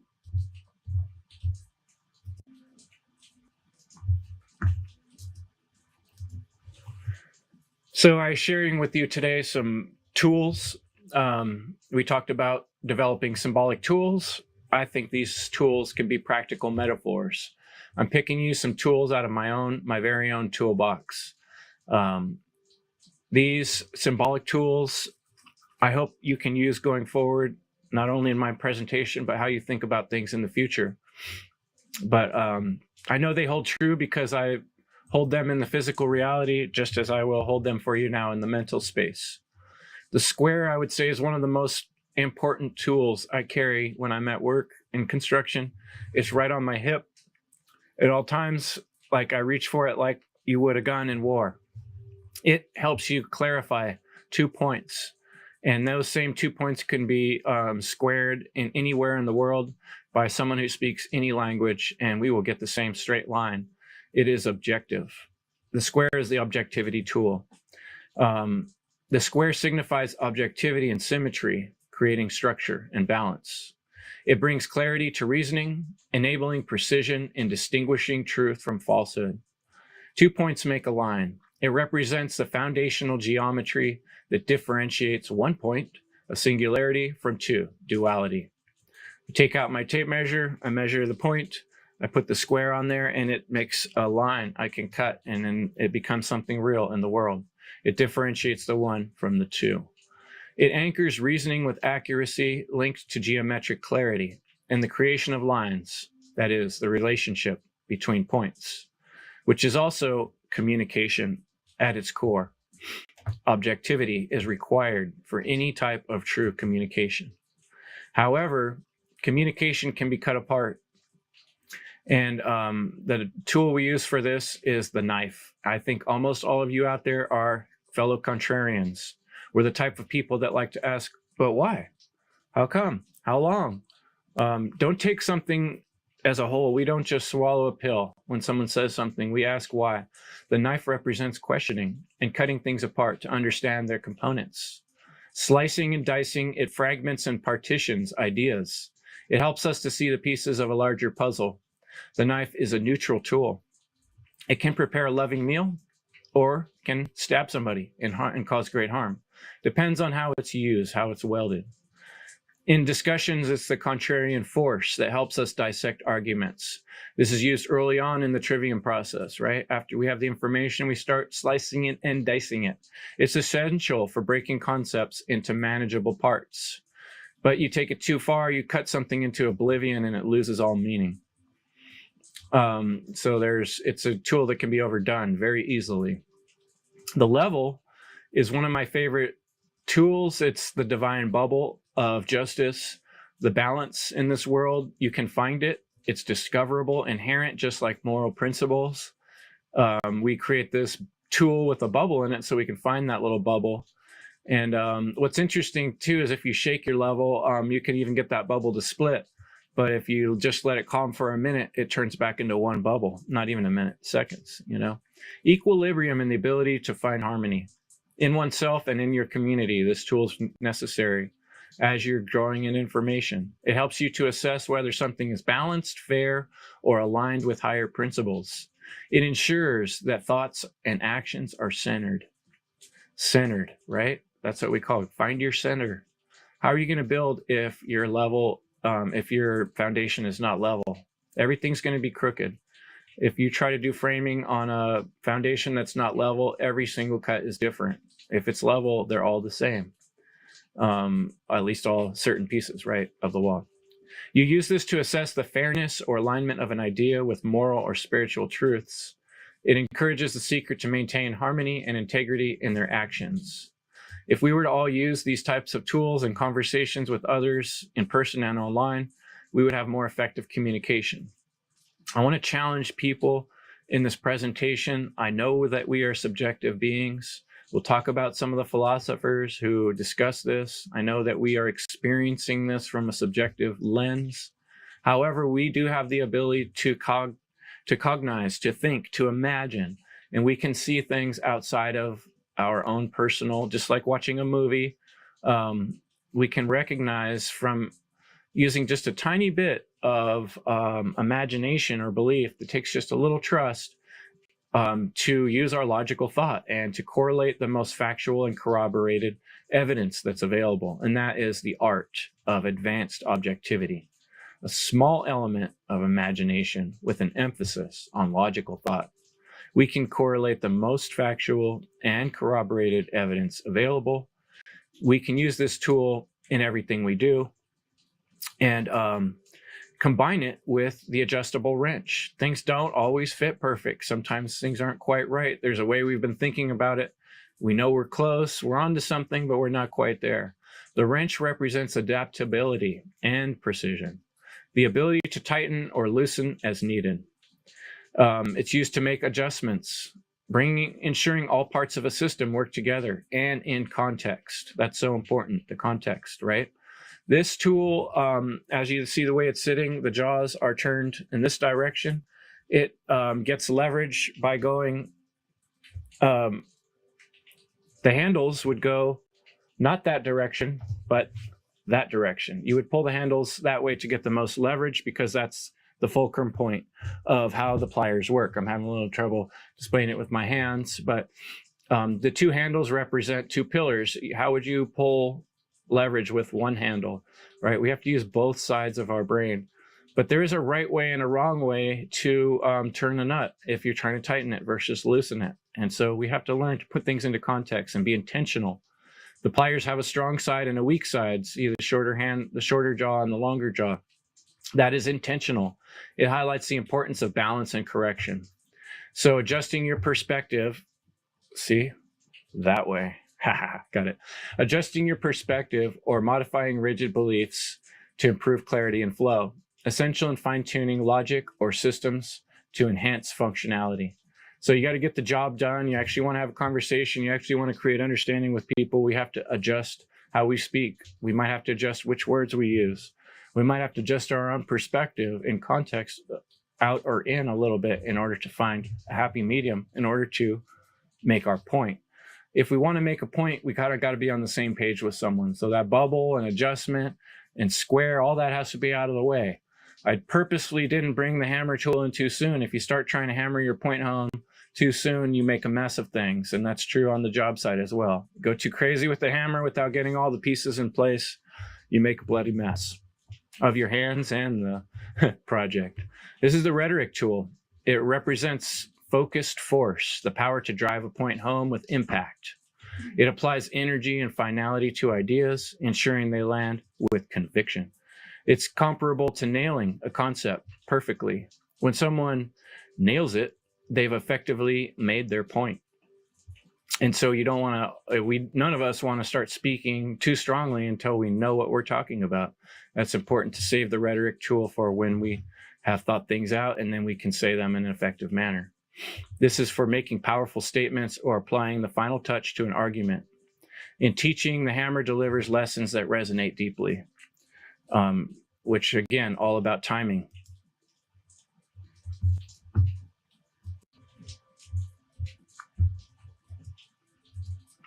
So let's talk about geometry and math. Equations are ways of figuring things out. When we do mathematics, we balance an equation, right? And the same is true of going through a mental thought process or working through a spiritual conundrum or moral problem or ethical problem. We can be reasonable, just like this aspect of geometry that I always appreciated. This is my own personal process here of charting out some of my thoughts and working towards this essay and working towards this presentation. Is I was thinking to myself, I know that the given is, in my mind, objective truth exists. I'm trying to prove to the listener that objective morality exists. And so the statements I'm going through in my mind are objective truth exists, right? We can agree that there's a rock. We can agree that there's a Mount Everest. We can agree it hurts when rocks hit you in the head or when you fall off Mount Everest. We can agree and communicate is the reason I can make that statement. Morality is defined by harmful behavior to conscious beings. There's the statement. The reason I think that's true is because it can be defined. It can be defined fairly simply. Forms of stealing, such as assault, rape, murder, theft, trespassing, and coercion. In my mind, I don't see a time those things are not true as being harmful, unless self-defense, in which case I wouldn't define them as harmful behavior. I would, call them self-defense. And it wouldn't be a rape, murder, or theft, that's for sure, in self-defense. However, I could see someone calling something assault, trespassing, or coercion self-defense if they did not recognize that someone needed to defend themselves, and which is part of the major crux of the problem in this world right now.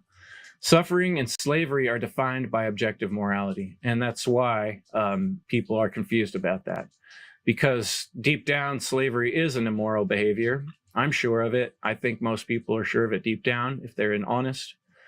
And the results of that immoral behavior can be observed. We can see all over the world that humans are continuing to experience mass suffering and slavery. I'm not saying that this slide should prove it to you. I'm saying that you can create your own slide like this using thought process, using reason, and we can come to conclusions that we can agree on that make sense. One way to do that is using Venn diagrams. The red circle in this picture represents your computer. The black circle represents this image. You and I are the green X. Here we are on the same page right now. A Venn diagram is a widely used diagram that shows logical relationships. Remember mathematical relationships? Popularized by John Venn in the 1800s.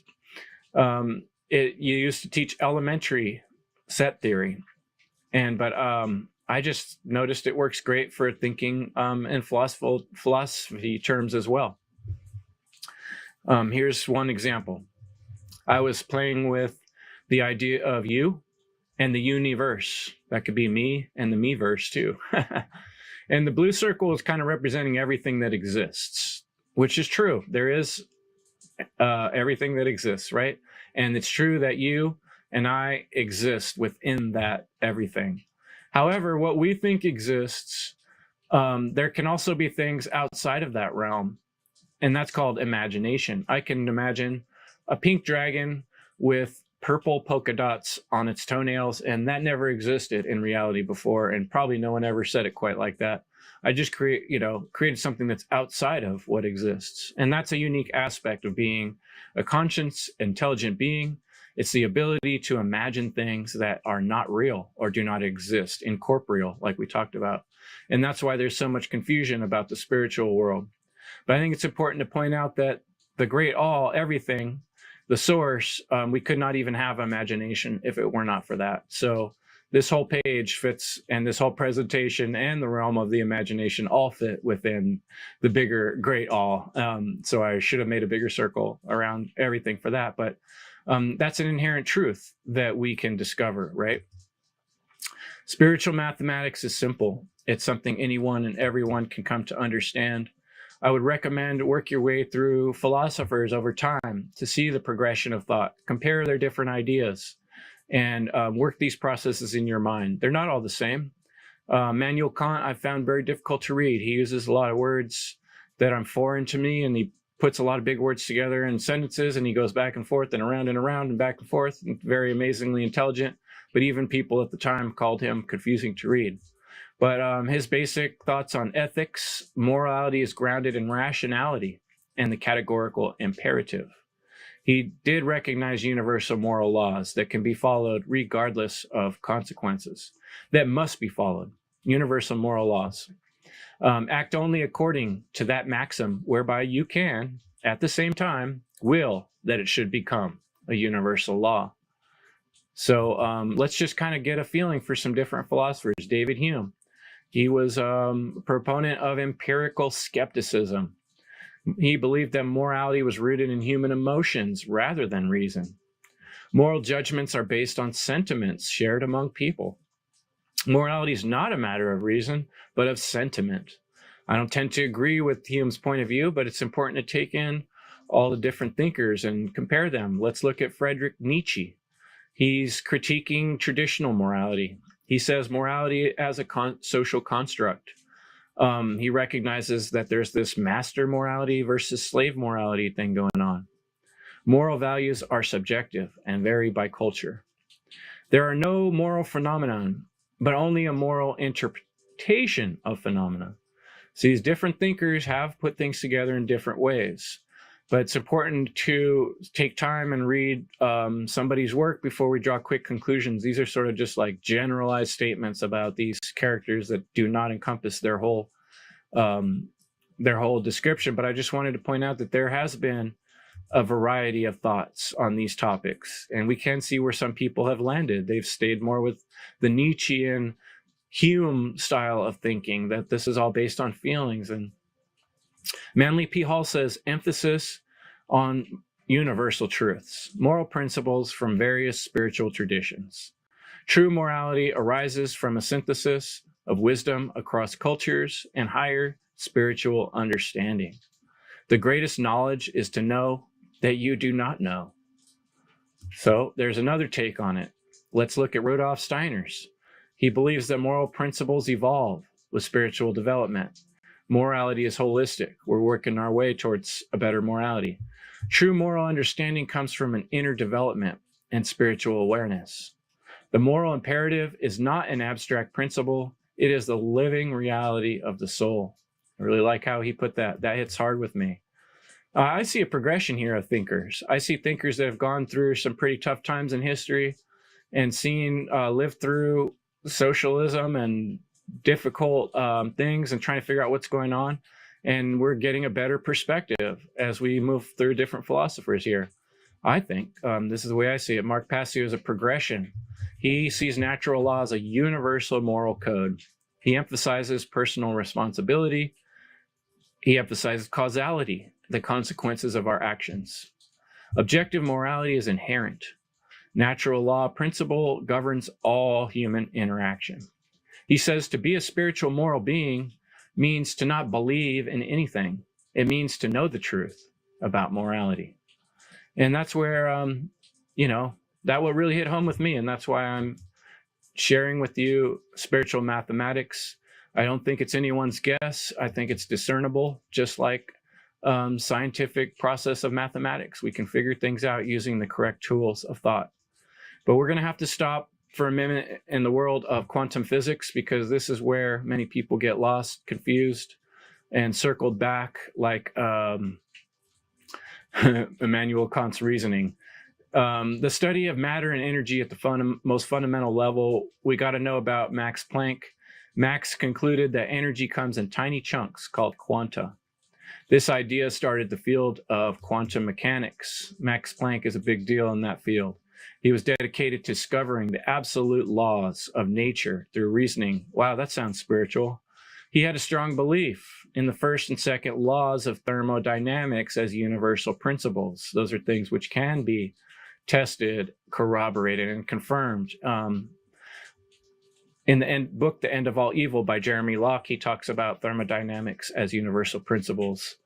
So Max Planck initiated the quantum revolution, fundamentally altering the understanding of atomic and subatomic behavior. In many ways, quantum physics has bridged somewhat of the gap between religion, spirituality, and matter and reality and mathematics, because it shows that even in the study of mattergy and energy, there is contradiction, there is confusion, there are things that are mysterious that are still mysterious, right? The double slit experiment is one of the big ones. It shows that particles, e.g. electrons and photons, can behave like both waves and particles. This was, the discoveries by Einstein that then later were argued, and then we'll get more into Einstein in just a minute. Without observation, particles passing through two slits create an interference pattern on a screen, acting like waves. When observed, the particles behave like discrete particles, and their interference pattern disappears. At first, this can be very confusing and hard to grapple with, but we're going to go over it one more time. But basically, the idea of the double slit experiment is that it implies that the observation influences the behavior of quantum systems. Whether it's photons, electrons, or these particles, they act differently depending on whether they're being watched and observed. The probabilistic nature of reality has challenged classical determinism. For many years, a lot of people thought everything was fate and your life's like a play that God already wrote and we're just acting it out. This is one of those things that really kicked that bucket over, This implies that the observation influences the behavior of quantum systems, highlighting the probabilistic nature of reality. And so here's some of the images It's a little hard to tell the difference, but you get a pattern. They put a screen that has, it can record the action that hit it, like light hitting it like a photograph, right? Without observation, the particles that are passing through the two slits create an interference pattern on a screen, acting like waves. But when observed, the particles behave like discrete particles, and the interference pattern disappears. So two different scientists arguing two different points. Turns out they're both true. This is the Schrodinger's cat convention where they talk about this. How can two things be true and not true at the same time? How do photons or particles know where they're going before they're going there? Depending on how would they know if they were being observed, right? The double slit experiment demonstrates that particles like electrons or photons can exhibit both wave-like and particle-like behavior when these particles are passed through two slits. And I just explained the whole thing again there. You know, when they pass through without observation, one thing happens. When they pass through with observation, the other result happens. That's the gist of it. And that has caused a lot of disagreement and theorizing and back and forth in scientists and philosophy, and even the mindset of modern individuals who have trouble understanding the concept of advanced objectivity, which is what we're covering in this presentation. Niels Bohr himself said, everything we call real is made of things that cannot be regarded as real. He described atoms as tiny solar systems, but later realized electrons could jump and exist in cloud-like orbitals. And we had Albert Einstein. He said, God does not play dice with the universe. He explained light as tiny bouncing balls. He was the proponent of the photon theory, particles called photons. He won a Nobel Prize for the photoelectric effect. Smart guy, but I tend to lean towards the guy who created all the technology we use today, from AC electricity to the telegraph. Almost every electrical thing we're using today is a function of somebody who figured out an actual equation and applied it to reality, and that's Nikola Tesla. Real big on the numbers 6 and 9 and 3. Tesla viewed the universe as a deeply interconnected system. He saw many of his inventions, he said, in dreams. He was a spiritual person. He was heard to saying, every living being is an engine geared to the wheelwork of the universe. If you want to find the secrets of the universe, think in terms of energy, frequency, and vibration. Tesla was openly critical of Einstein's theories of relativity, describing them as a magnificent mathematical garb. And here's the guy who actually invented things that we actually use on a day-to-day basis in reality. Of all the forces, the friction, the one that most retards human movement is ignorance, right? We don't want to look a little deeper. We don't want to connect the spiritual, mental, and the physical all together because that's too scary, right? That might be actual reality. He emphasized that the universe operates on immutable natural laws. Where have we heard that before? Suggesting his belief in an objective structure to reality. Governed by these principles, he described the role of energy as the true driver of progress. So where do we put our energy and our time actually is what we create in the world. Inherent and discoverable order to existence.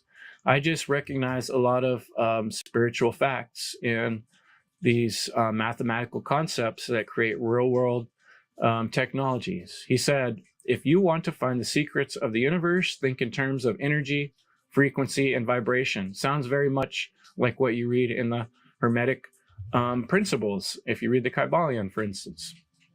He said about Einstein, Einstein's relativity work is a magnificent mathematical garb which fascinates, dazzles, and makes people blind to the underlying errors. The theory is like a beggar clothed in purple, whom ignorant people take for a king. Its exponents are brilliant men, but they are metaphysicists rather than scientists. So I understand why people get frustrated with philosophy, because some philosophers go around and around and confuse the subject more than they make the point. And then you got guys like Tesla that get to the point and get stuff done. Also need to bring up Werner Heisenberg, talk about bridging the gap between the physical and the non-physical. He discovered the uncertainty principle. Not only is the universe stranger than we think, he said, it is stranger than we can think. We can't even think that strange. Natural science does not simply describe and explain nature. It is part of the interplay between nature and ourselves. It is impossible to simultaneously know both the exact position and the exact momentum of a particle. The more precisely one property is measured, the less precisely the other can be determined. This principle highlights a fundamental limit in the precision of measurements at the quantum level. So his uncertainty principle basically says you might be able to find exactly where a particle's at, but you're never going to know where it's going. If you can figure out where it's going, you can, but then you will never be able to figure out where it was at. So it's almost like they know but don't know where they're going and where they've been. And we can figure out where they've been or where they're going, but not both at the same time. So it's a very interesting principle about reality, and it has to do with, I believe, the moral aspect, the glue that holds everything together. Reality is about freedom. Reality is about love. Reality is about truth. And we're here to discover these things. One of the discoverers that blows my mind and still affects my working life on a daily basis is Pythagoras. A squared plus B squared equals C squared. Nate Cap refers this as the Egyptian string trick. To me, it's just finding square. I have to find a right angle anytime I'm going to build something. If I'm going to make a deck, for instance, I have to find a square corner and build from there. Otherwise, all my cuts are going to be crooked. But if I find a square corner, I can make things very symmetrical, and the whole process goes faster. So I understand this mathematical concept. Pythagoras was a philosopher. He was a mathematician, yes, but he was also a mystic and known to be a religious leader. A Pythagorean school was a mystery school, a secretive, religious, and philosophical society. Because all through history, authoritarians don't want people to understand this type of knowledge, because why would we need people to rule over us if we could build our own structures and we could understand the universe and understand the dynamics of how to treat one another in a proper way? I want to refer here to Leslie Power's presentation on music. Music is very right-brained, intuitive, deals with our emotions, yet it is based on mathematics, and mathematics can be discovered. They are inherently part of music. Pythagoras discovered mathematical ratios in musical harmony, such as an octave or a 2-to-1 ratio, or the fifths. The circle of fifths is how we find all the different keys in music. Great inspiration, Pythagoras, and bridges the gap, again, between reality and spirituality. Another is sacred geometry. Inside of sacred geometry, I just see so many correspondences to everything else we've talked about. The Vesica Pisces, I think of mitosis of cells. I think of what we talked about, the Venn diagrams. The space between represents the egg of birth, right? The two coming together, creating the one. The seed of life, the birth emerging, turning into the flower life, getting more complex, and then growing into the Metatron's cube, which within Metatron's cube, all the Platonic solids nestle perfectly, one within another. And the Platonic solids are just extremely exciting. We're going to pop through them in just a minute, but we got to stop in at the Mandelbrot set. If you haven't yet, look up Mandelbrot on YouTube and watch how the Mandelbrot set works. It's mesmerizing. Its importance lies in its demonstration of how simple mathematical rules create infinite complexity, right? Infinite complexity. They're very right-brain concepts. The Mandelbrot set models self-similarity and recursion, revealing patterns of both chaos and order. When you watch one of these videos and see the Mandelbrot set moving, it doesn't seem like anything matches, seems like a bunch of randomness, but then you start seeing the order keeps showing up, the same shapes, the same similarities. The more you zoom in, the more you see. The more you zoom in, the more you see. It symbolizes infinite possibilities, mathematical beauty, and the boundary between stability and chaos. This is the reality we live in. It's based on choices. We make moral choices and we get different outcomes. This pattern exists inherently in reality and creation, both the subatomic level and the day-to-day level. We can see these same correspondences. Let's go through the Platonic solids real quickly. Notice that they also have a correspondence to non-physical forms. The sphere, the earth, the fire, is the air, ether, spirit, and water. These are all concepts that can be thought of symbolically, but they also do exist in nature. The Platonic solids can be found all through nature. They exist on their own. We don't have to cut these shapes out. We find them. I'm just going to go through them quickly. The tetrahedron, the hexahedron or the cube, the octahedron, the dodecahedron, and the icosahedron. I'm not sure if I pronounced that correctly. I find them particularly fascinating because, as I said, another aspect of reality that's discoverable and real and represents metaphorical truths, metaphorical spiritual truths. All things fit within each other, and within all things, within every cell, exists every other thing. And this is the correspondence of the universe. And the mentalism, it shows the complexity and how thought it out it really is.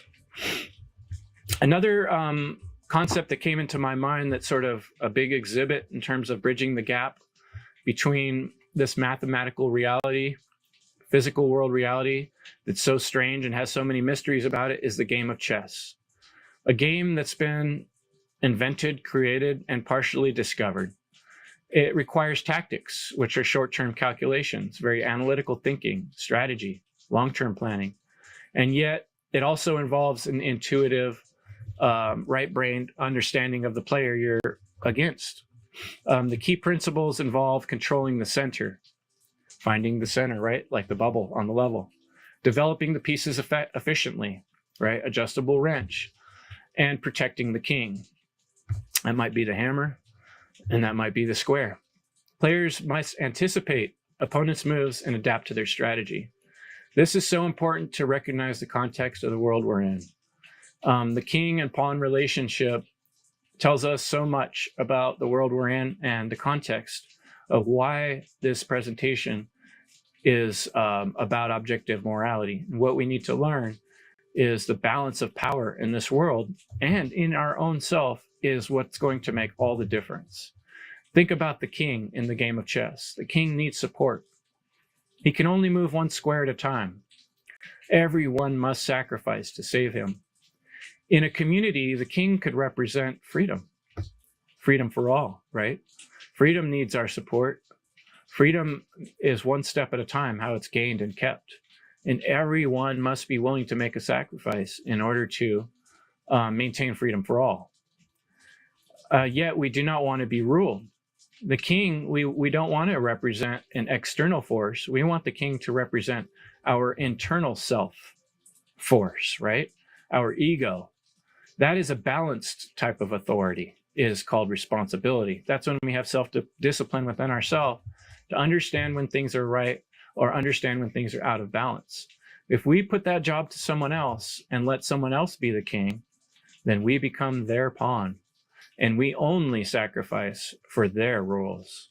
So what will you choose in this life going forward? Will you choose to be someone else's pawn in your enemy's game, owned by the rulers and psychopaths of this world? That's the context of the world we're in.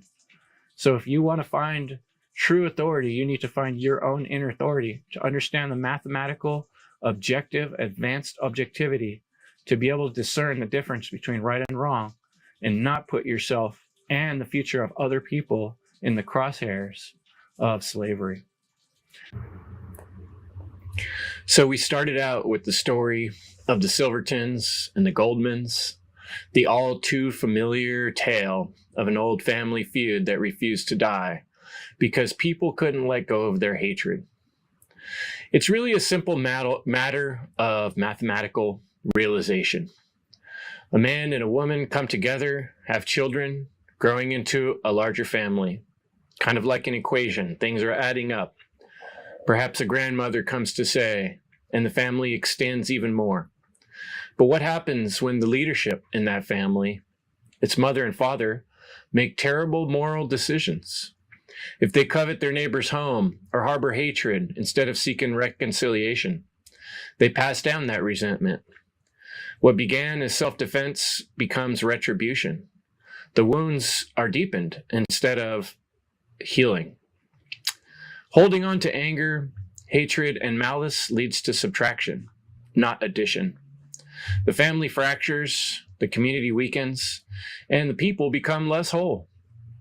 Yet, if we choose conscious moral behavior, that means truly understanding the difference between right and wrong, just like the right angle in mathematical equation, or the right angle that I find with my square on the job site. It's the same right here as it is anywhere in the world for any other beings that are conscious and aware. Right is not stealing. Right is doing things that you would want done to you. Not that complicated.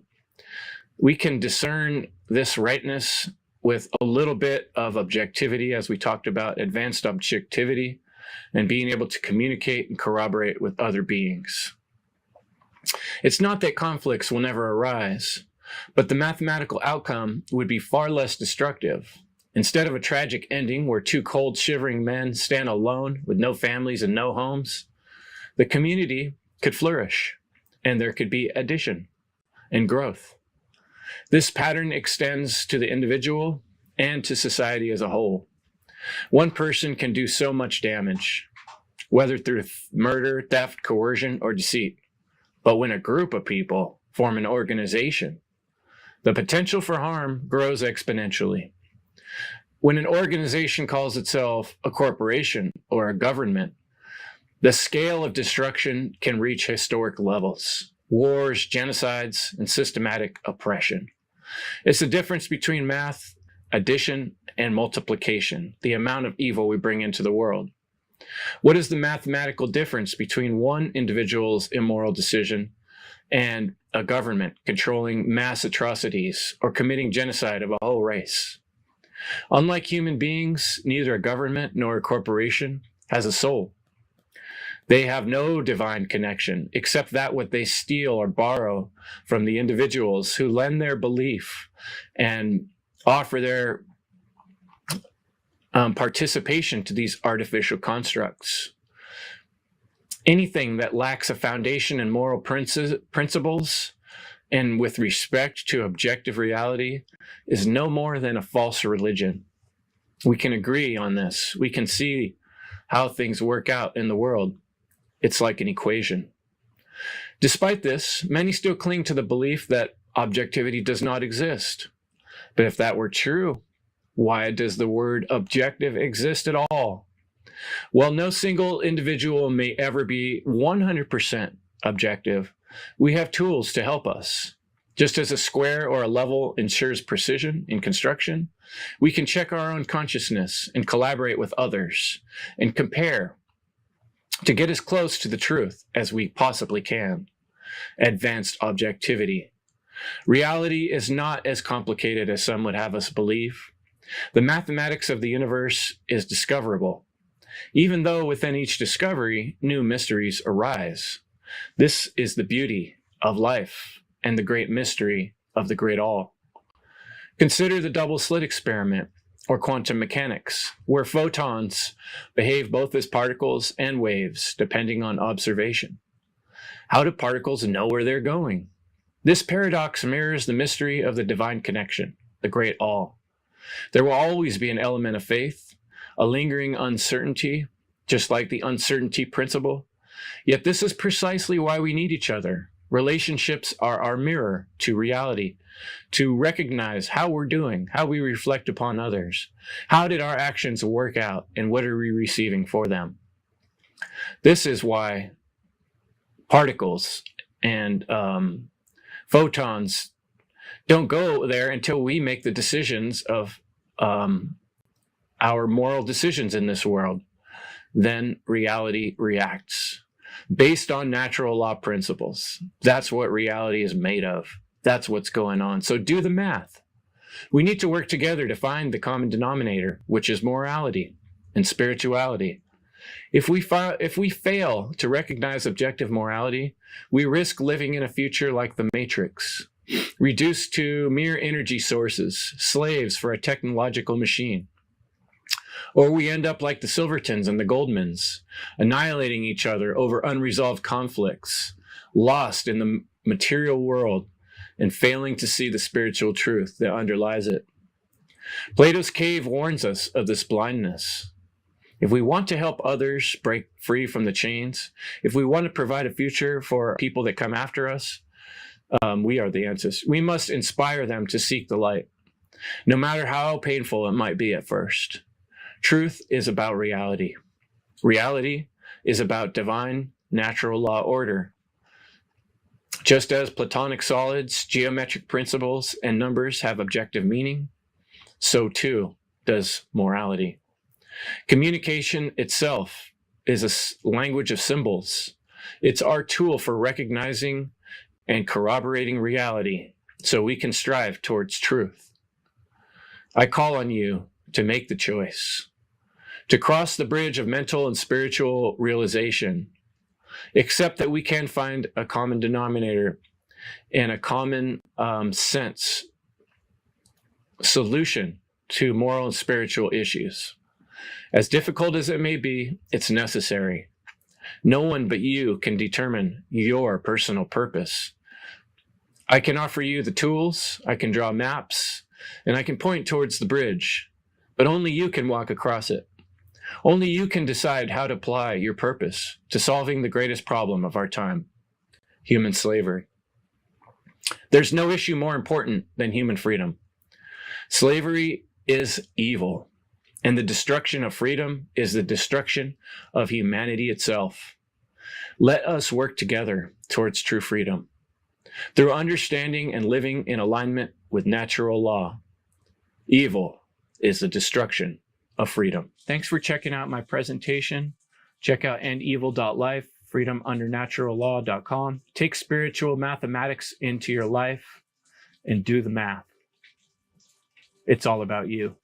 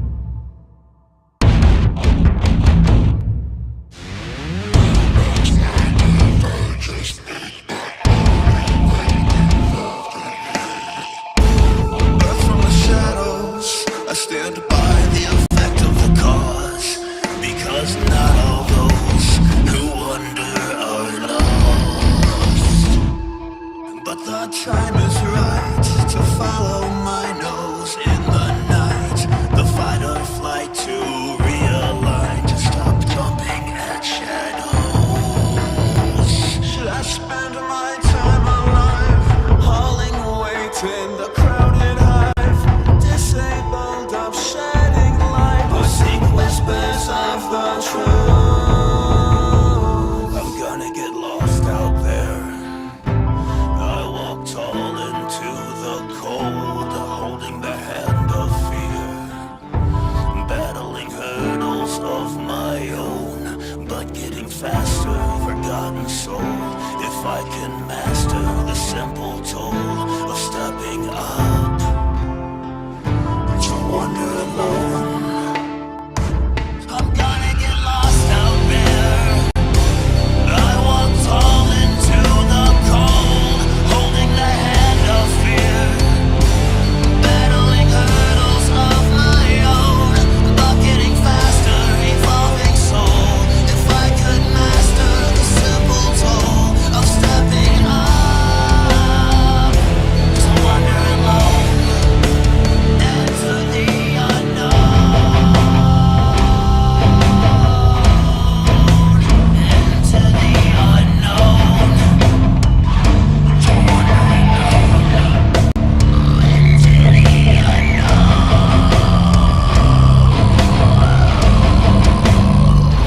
of stepping up to wander alone. Unaided, I'm sent, diverge once again, content with life's breath, my only friend. Hyper aware, old strength doesn't wear, companioned by the sound of the fuzz.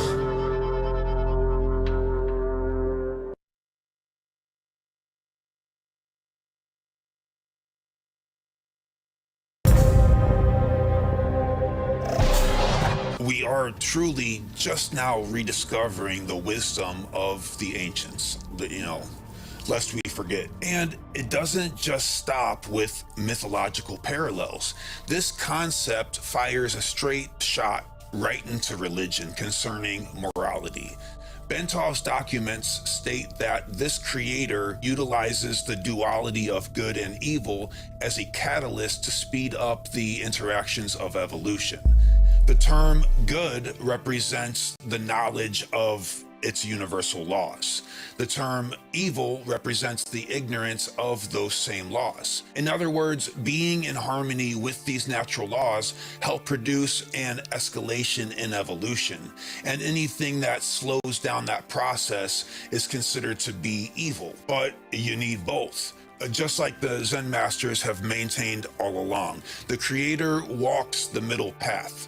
This primordial first cause manages to use both good and evil as friction in order to fuel the flame of constant perpetual evolution. The more evolved the creature, the greater its free will becomes, until eventually becoming a sort of co-creator.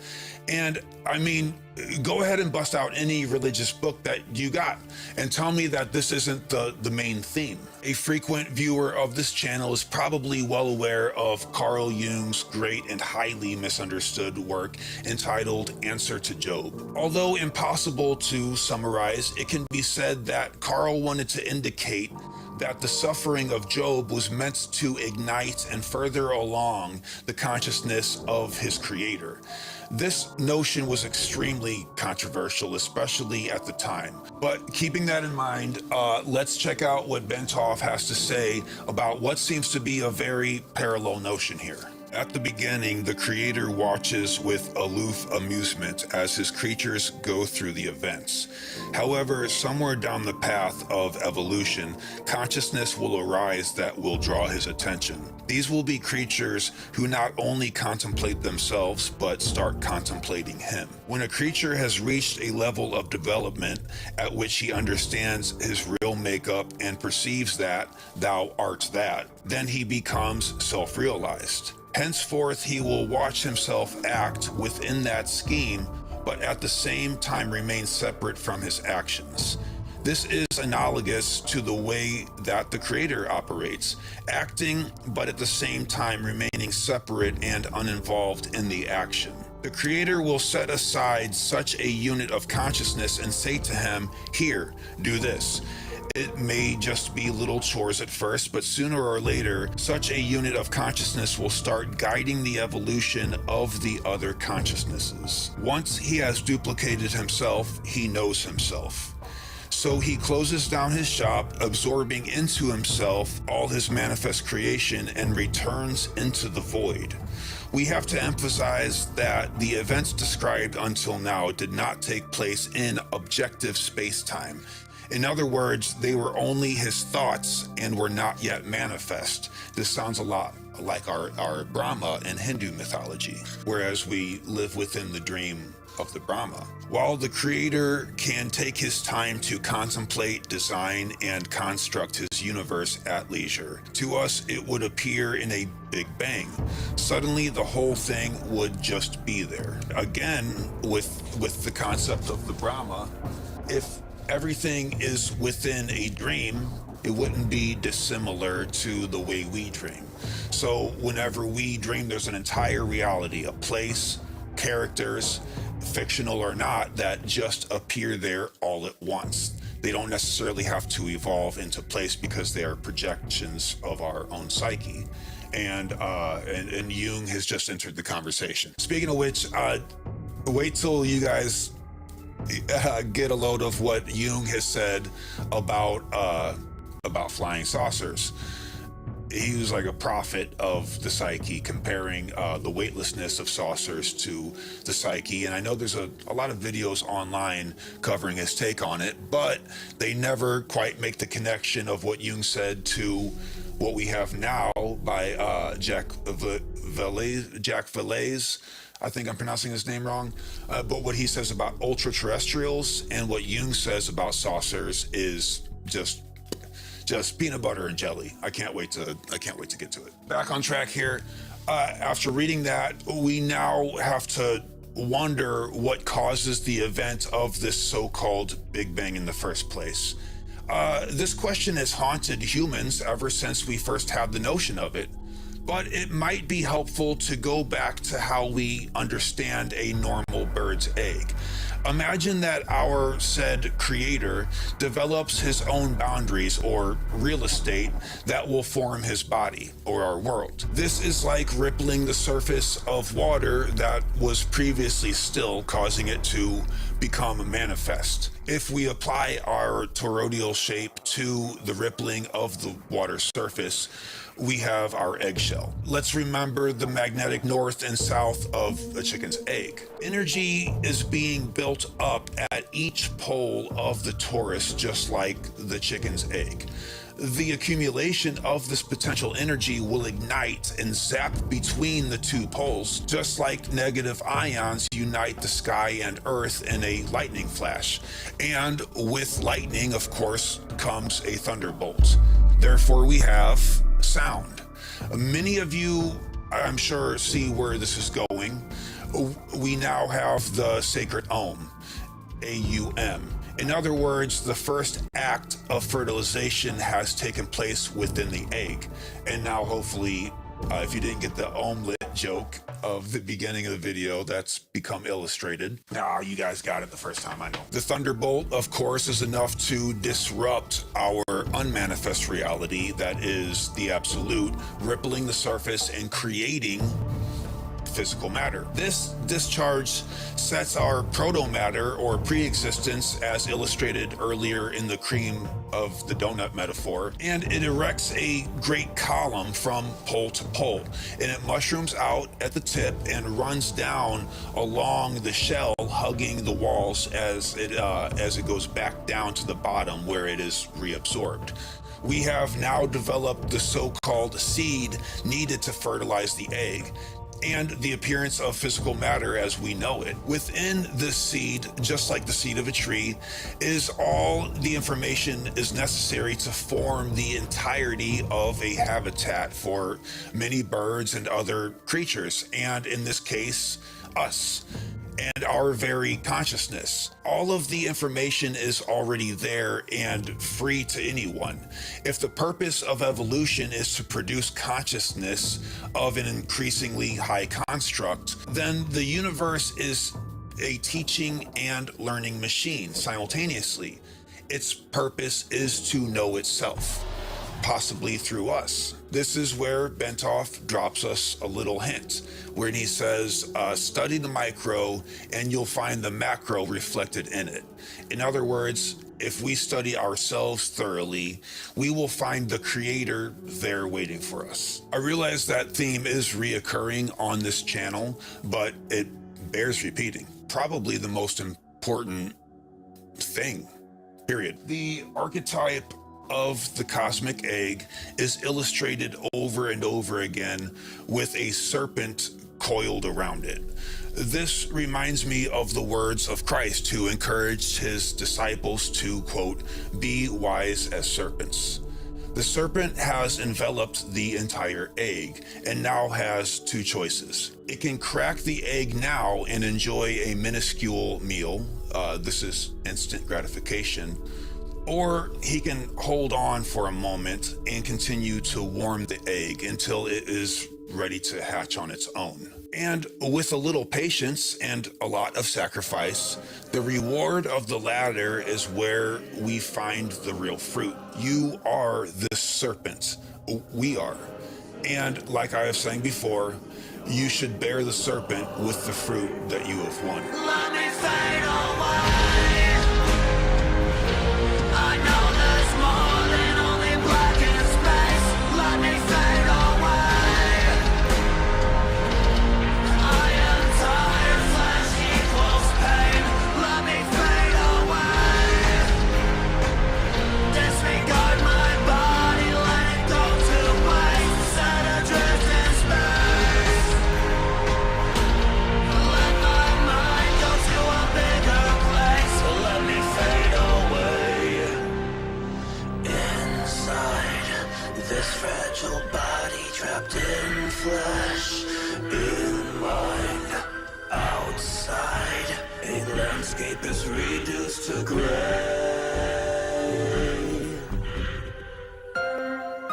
Can I see through this canvas of flesh that hurts?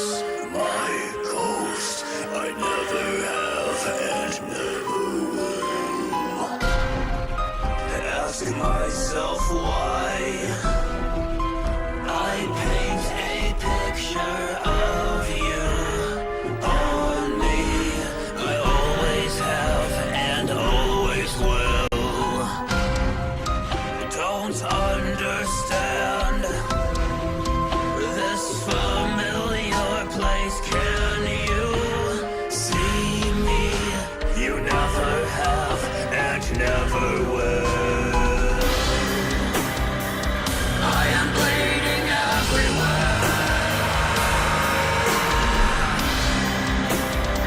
I won't survive.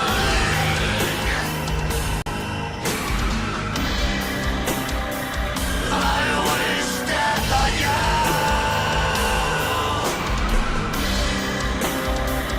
Wish death on me.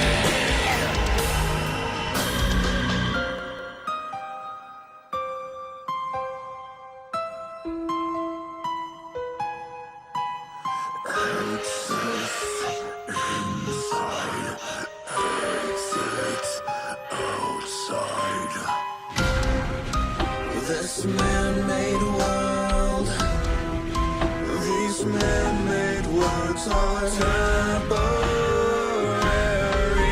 I am all of mankind, dressed as one. Drift through the doorway.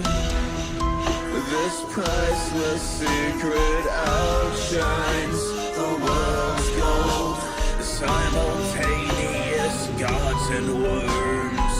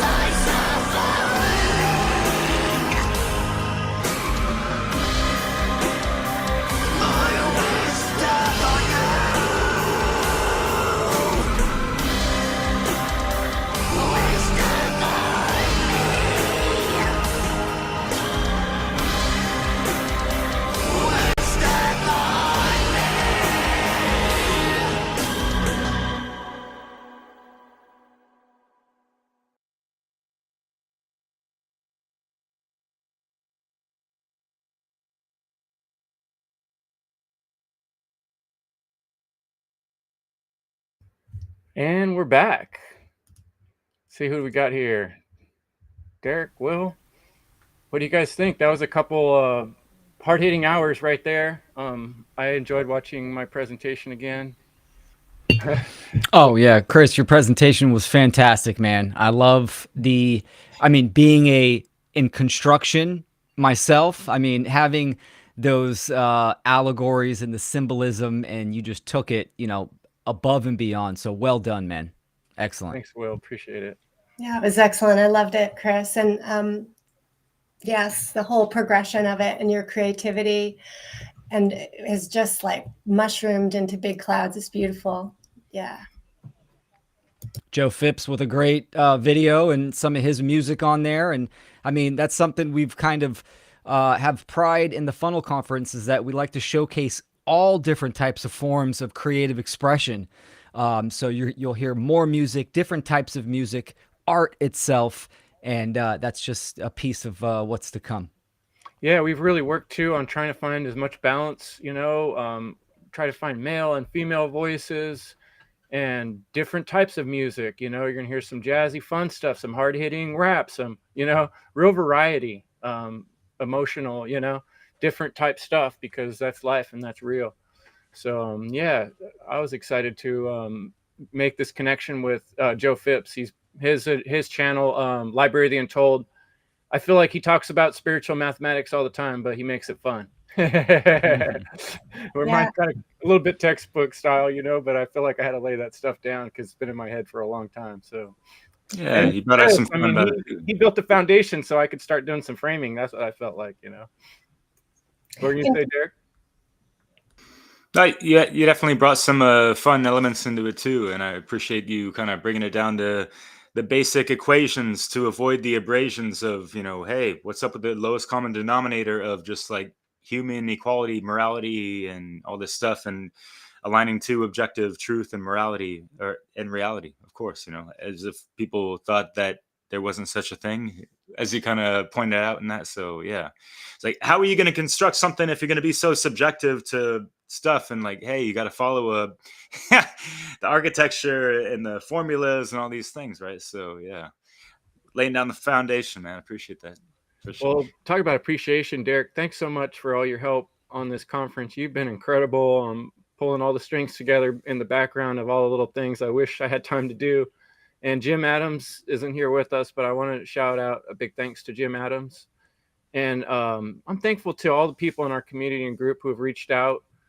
Chris Youngblood reached out to me and shared some poetry, and I was like kind of late in the game. I'm not sure if we can fit it in yet or not, but just so many people out there gave us art and music and presentations, and it's been like just exciting and fun, and it makes it all more real. So Will, I heard there's a little watch party going on in Mexico. Should we say hi to those guys? Absolutely. I was getting ready to jump in. And again, thank you for everyone that's been sharing this. I mean, it's worldwide. People are sharing this too, and that's fantastic. Shout out to Howard Lickman and my brother Yuza out there in Acapulco, getting ready for Anarchapulco, and they're doing a watch party this weekend. So it's fantastic. He sent me a little video. Beautiful, gorgeous location they're at. So, we're extremely grateful for that. That's what it's about right there. This is grassroots. So sharing goes a long ways. And yeah, we're excited. And we should throw that tap link in the chat here pretty soon. Whoever's got it handy. Derek created a really awesome tap link, and it helps you get links to every presenter and their website, which you can also find on freedomundernaturallaw.com. But yeah, we really encourage people to check out everybody else's work that's part of this and share their stuff and get into it, over time. So there's a lot to see, a lot to digest. But yeah, I think without too much more ado, we should start to introduce Sarah Cross. Yeah, and I would love to do that. Hanging out with us here tonight in the back room. But yeah, who would like to do the introduction for Sarah Cross? Can you hear me? Yes. Go for it, Leslie. Good. Yeah, and before I do that, I just wanted to highlight the interview that Kris did with Joey Phipps. He debuted it last night on End Evil Podcast. It'll be on his website. It's really a pre-show for FUNL, and really honored that he came for this interview. It was really good. So without further ado, as we're talking about creative people people who are on the level. I am really honored to introduce Sarah Cross, who I, know personally, and I'm very honored to call a friend. Not only is she an artist and a writer on the subjects of occultism, spirituality, and history, she's a dynamic human being, both multi-talented and multi-dimensional as an artist in many forms, and a writer. She has a Substack account or Substack channel, and she's the host of her own show now on Revolution Radio called Crosstalk, and she's the organizer behind our podcast Girls Club. So without further ado, you'll see in her presentation how she is so real and yet so spiritually based, with her real, I think, streetwise, real embodied spirituality and dedication to humans. So bring her on.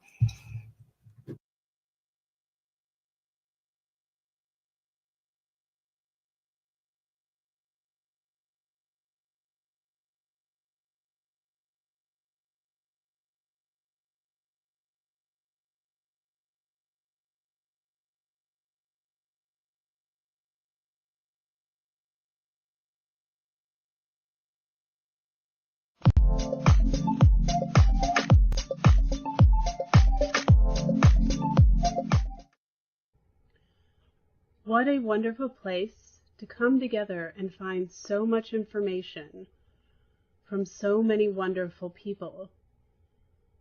Be sure to check out all the many content creators who do this great work in order to build a bright future.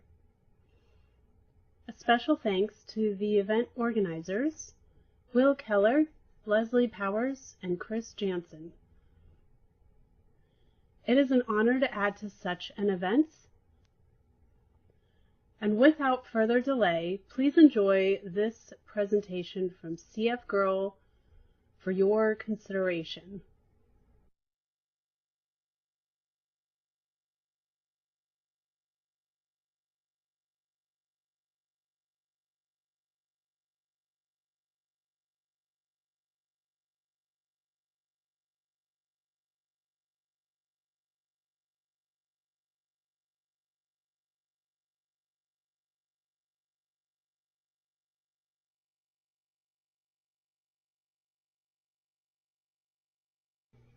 They say that the mind is the most powerful tool we can possess.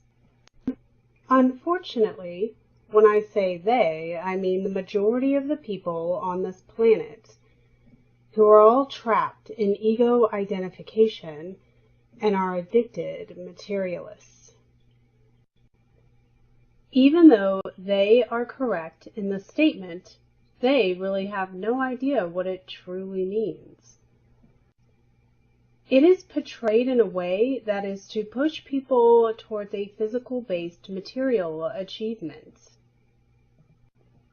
This understanding is also being portrayed in the wrong light on purpose by the parasite class who are operating on this planet currently. We are being socially taught, at least subconsciously, how to use the power of our mind in all the wrong ways. And with that training instilled in us, there is an assurance that we will never achieve our full potential. Have no doubt, it is purposeful. If we knew the power we truly had, we would not be living in this world of such disorder and slavery. Things such as going to college to get a piece of paper that claims you are good at a skill, buying, or rather renting from the bank, a house and having a mortgage, having a family and giving them all the modern-day toys that keep them in a trance, supporting the government by being a good citizen and paying your taxes, are all part of this training process to keep us thinking that we are achieving great life goals, when really we are all just running the program as it is intended by the parasite class. The mind is the most powerful tool we have in the physical realm. This is a true statement in and of itself. It gives us the ability to expand ourselves in the physical and in the non-physical. If people were to let go of the addiction to the physical realm, they could figure out that the mind not only has the ability to affect the physical, but can also affect the non-physical. No matter how humans came into existence physically, ultimately we are all fractions of spirit, or God, or source, or that which set all things into motion, or whatever you want to identify it as. All we really are is spirit. From my standpoint, I would say there is far too many emotionally dead people and far too much materialism going around, attaching to people like a virus that attacks the independent thought and behavior. This is not just applied to physical objects, but to also the achievements and personal identifications of oneself based in fantasy. There is too much fantasy and not enough reality being promoted. Fantasy over truth will only ever create human slavery because it not only traps the physical body, it traps the mind as well.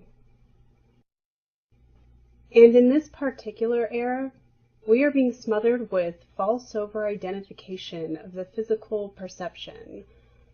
All personal identities we give ourselves in this current physical body are all well and good.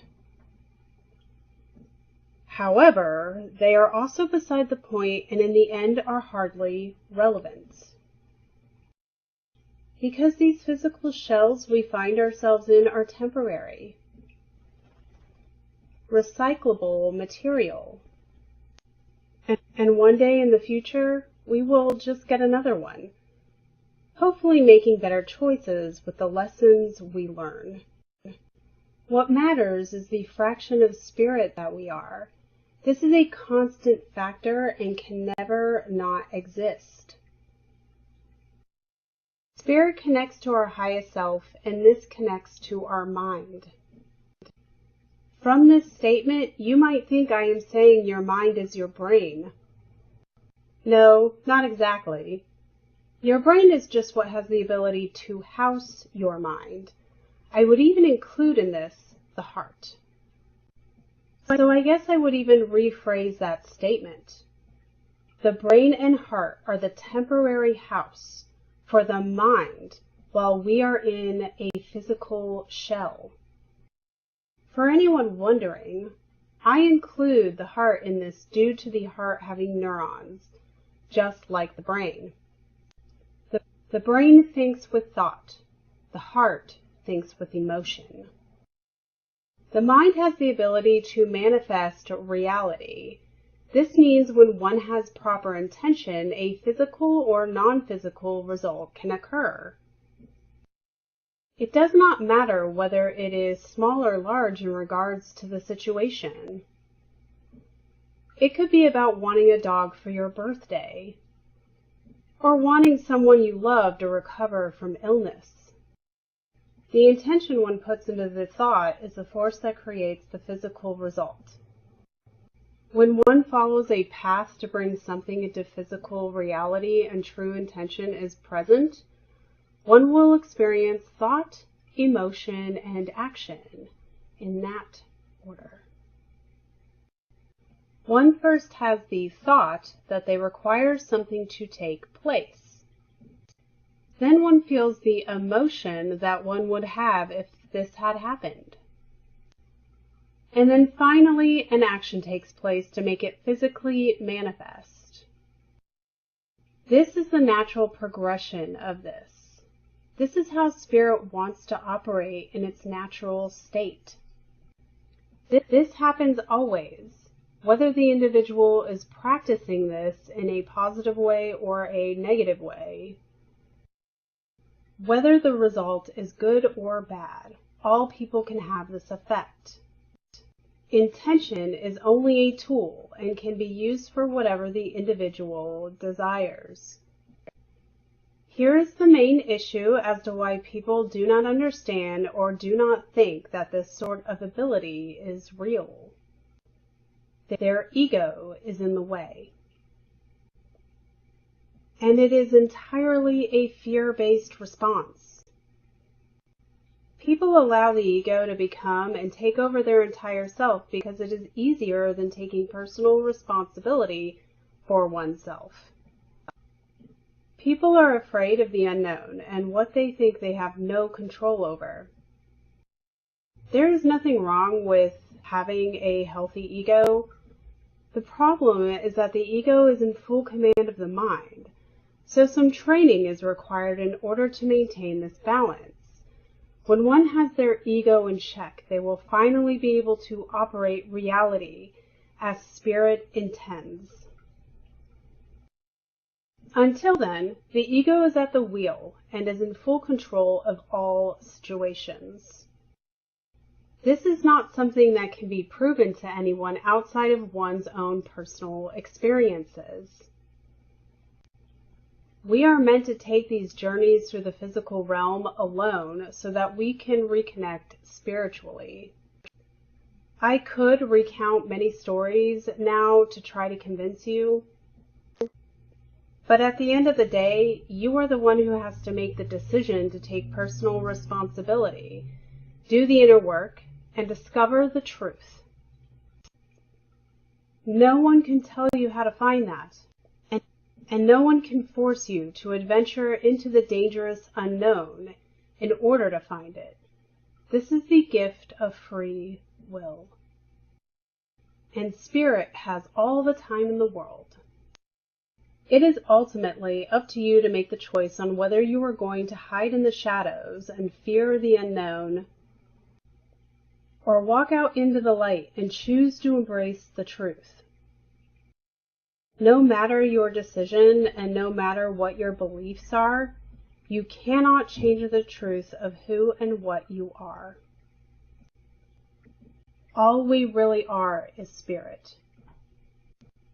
God is not an entity that would leave its creation to fend for itself by not giving any parameters to go by, but would place the obstacles of the physical realm in front of it to further enhance its spiritual growth. God would give the free will ability to allow individual intervention to take place.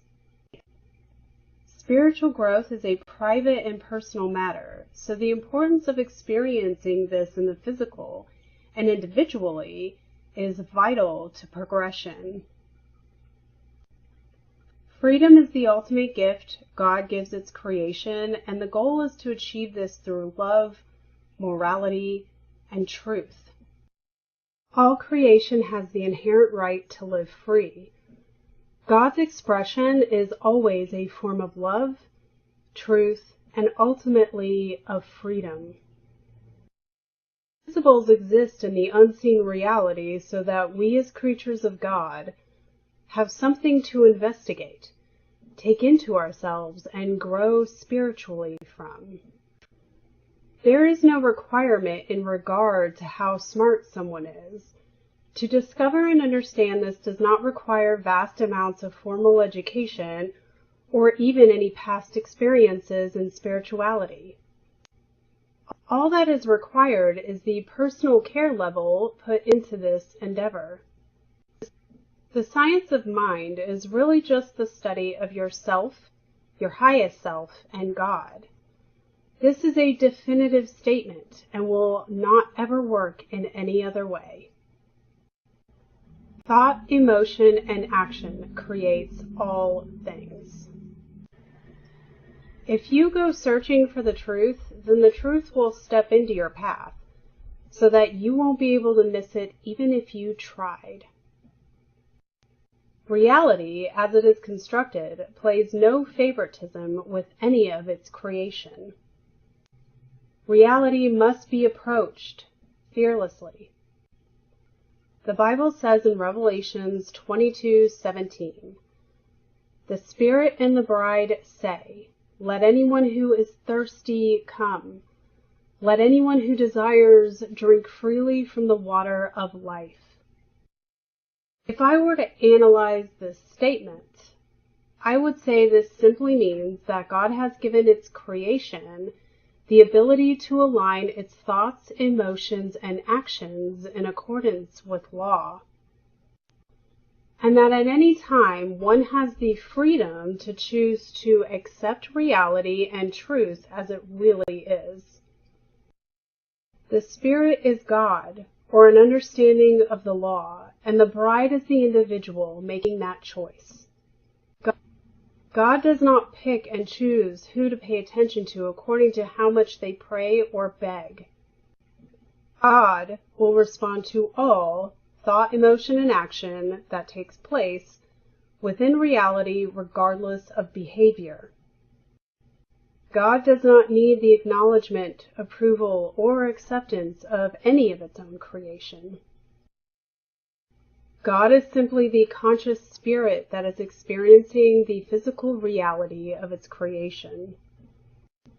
And to pray are thoughts, emotions, and actions that are created from mind and body that cause a physical manifestation in reality. There are two ways the mind operates. There is the subconscious, or the subjective reality, that is an interpersonal experience that can only be proven by having the experience and is dictated by thought and emotion.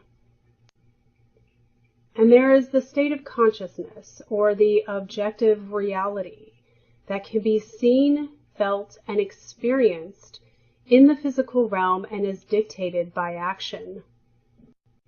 The subconscious, or thought and emotion, will always operate before the consciousness or the action.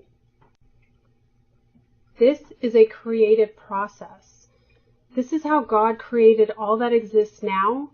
This is how all of creation continues to exist today and will continue to create into the future through eternity. Human beings have the ability to manifest physical results by aligning their thoughts, emotions, and actions within themselves. This will affect reality no matter if it is intentional or not. It can happen even when you are completely unaware of how reality works as a system.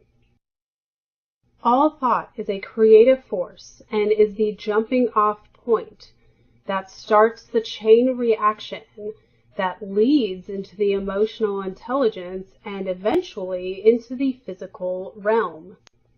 When a thought is conceived, it is formed in a limitless expanse of the non-physical.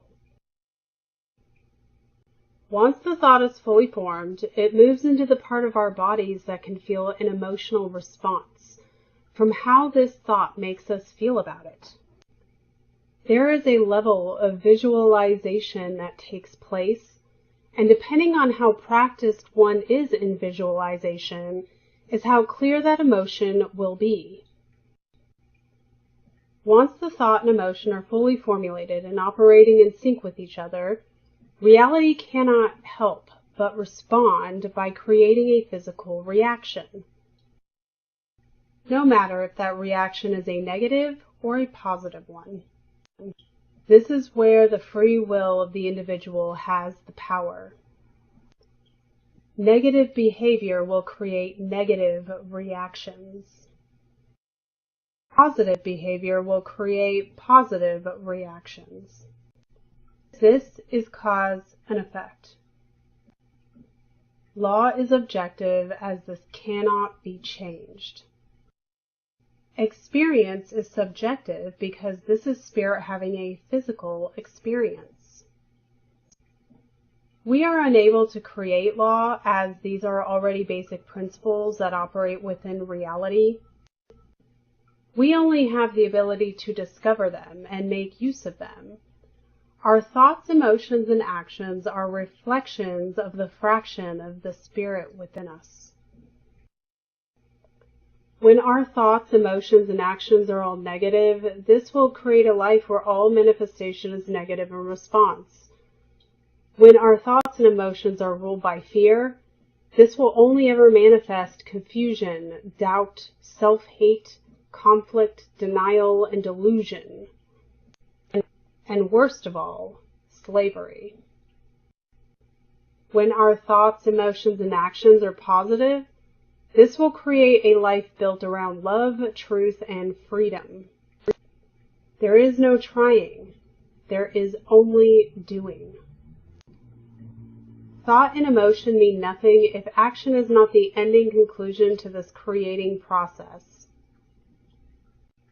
So practice with care. This being said, there must always be adversary within one's own experiences so that they can learn how to create a life built with love, truth, and freedom.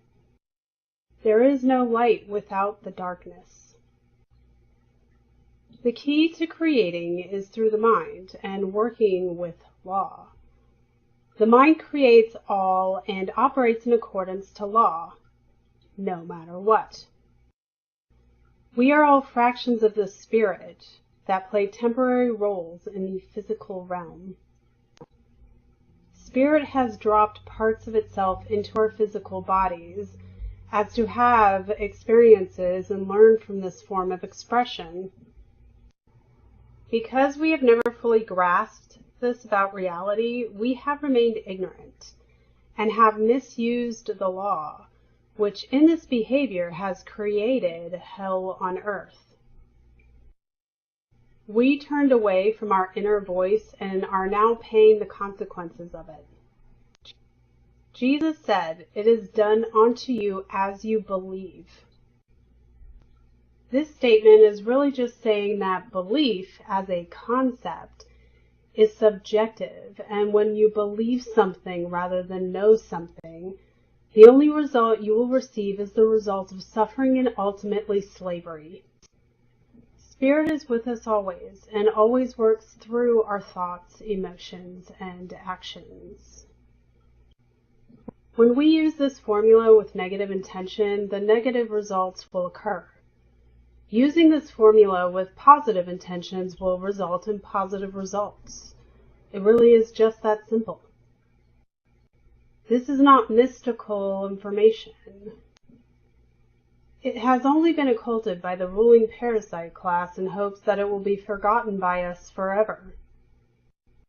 This only means we must stay true to the law to ensure that this information remains in the world and remains within us and in the hands of the everyday people. We have a limitless amount of creative power. Our fractions of spirit have no boundaries because spirit has no boundaries. Using the power of thought, emotion, and action will create physical manifestation in the physical realm. When people have a thought, they are dealing with the instinct of creative intuition. And when this thought matures, it manifests into an objective truth in physical reality. This mechanism of law operates regardless of whether the individual is even acknowledging it. Ignorance of it or denial of it will not change the ending results or excuse anyone from their actions, no matter if the result is a negative or a positive one. Physical reality will be affected by it regardless. This process is navigated by you and only you. No matter how conditions change in the universe, throughout any culture, race, belief structure, or planet, there must always be will, care, and truth, which is the same thing as thought, emotion, and action, for physical reality to exist. Spirit has no limits, so however we choose to take this reality on matters. People will always benefit from accepting truth over fantasy. But the experience in the physical is a subjective one, even when the law is objective and will operate always in the same way around the experience being had. It is all about what choices are made and how we take it in, accept it, and grow from it. All invention, art, and literature are all tools of education that has been gleaned from the highest self that is connecting to spirit and to the law. Spirit will never give us more than we can take at any given time, because it understands that we are developing into our most authentic selves, and that this process must be at the pace we, in the physical expression of spirit, can take it in. When we are ready for something new or something more complicated, spirit responds by putting it into our paths. This process can occur through one lifetime or through several. There is no time limit to full spiritual development. This is an absurd notion to God. Spirit is operated by love, so it will teach us however gently is currently required. God's very nature is to give, and the physical expression of spirit is to receive. People tend to want to look too far into the depths of the universe for spiritual truth. But the reality of it is that you never have to look much farther than your own personal environment. You should never have to look further than yourself. If we just let go, we will be surrounded by it, because this is the natural state that spirit wants to be in. Spirit embodies all of creation, and it is just a matter of how much we filter the understanding of that fact. It doesn't matter in what form truth takes, as long as it is the truth that is thought, felt, and acted upon.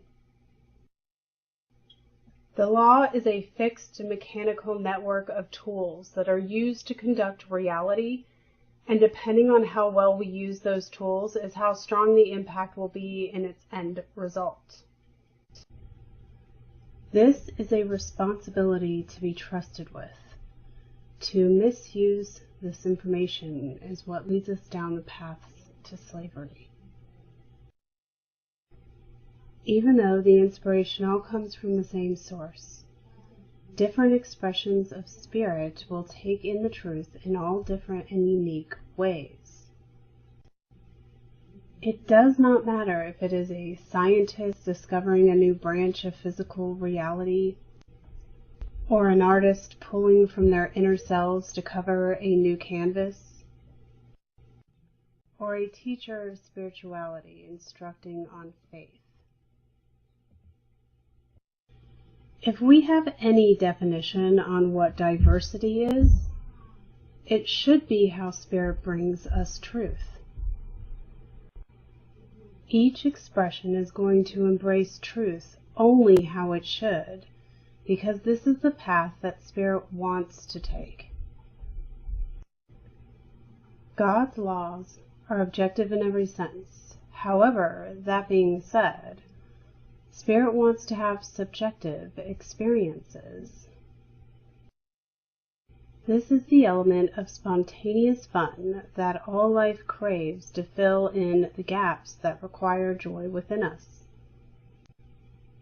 We, as the physical expression of spirit, are drawing from this spirit to develop ourselves. But in turn, spirit will also draw from us to develop itself. This may sound like an unhealthy, parasitic relationship, but really this is the infinite cycle of spiritual evolution. This is the stream of consciousness. It is required for expansion of the soul. There is no beginning and no ending. There is no first and last. We have physical birth and physical death in order only to chapter our eternal experiences, while we develop into our most spiritually authentic selves. We pull inspiration from spirit.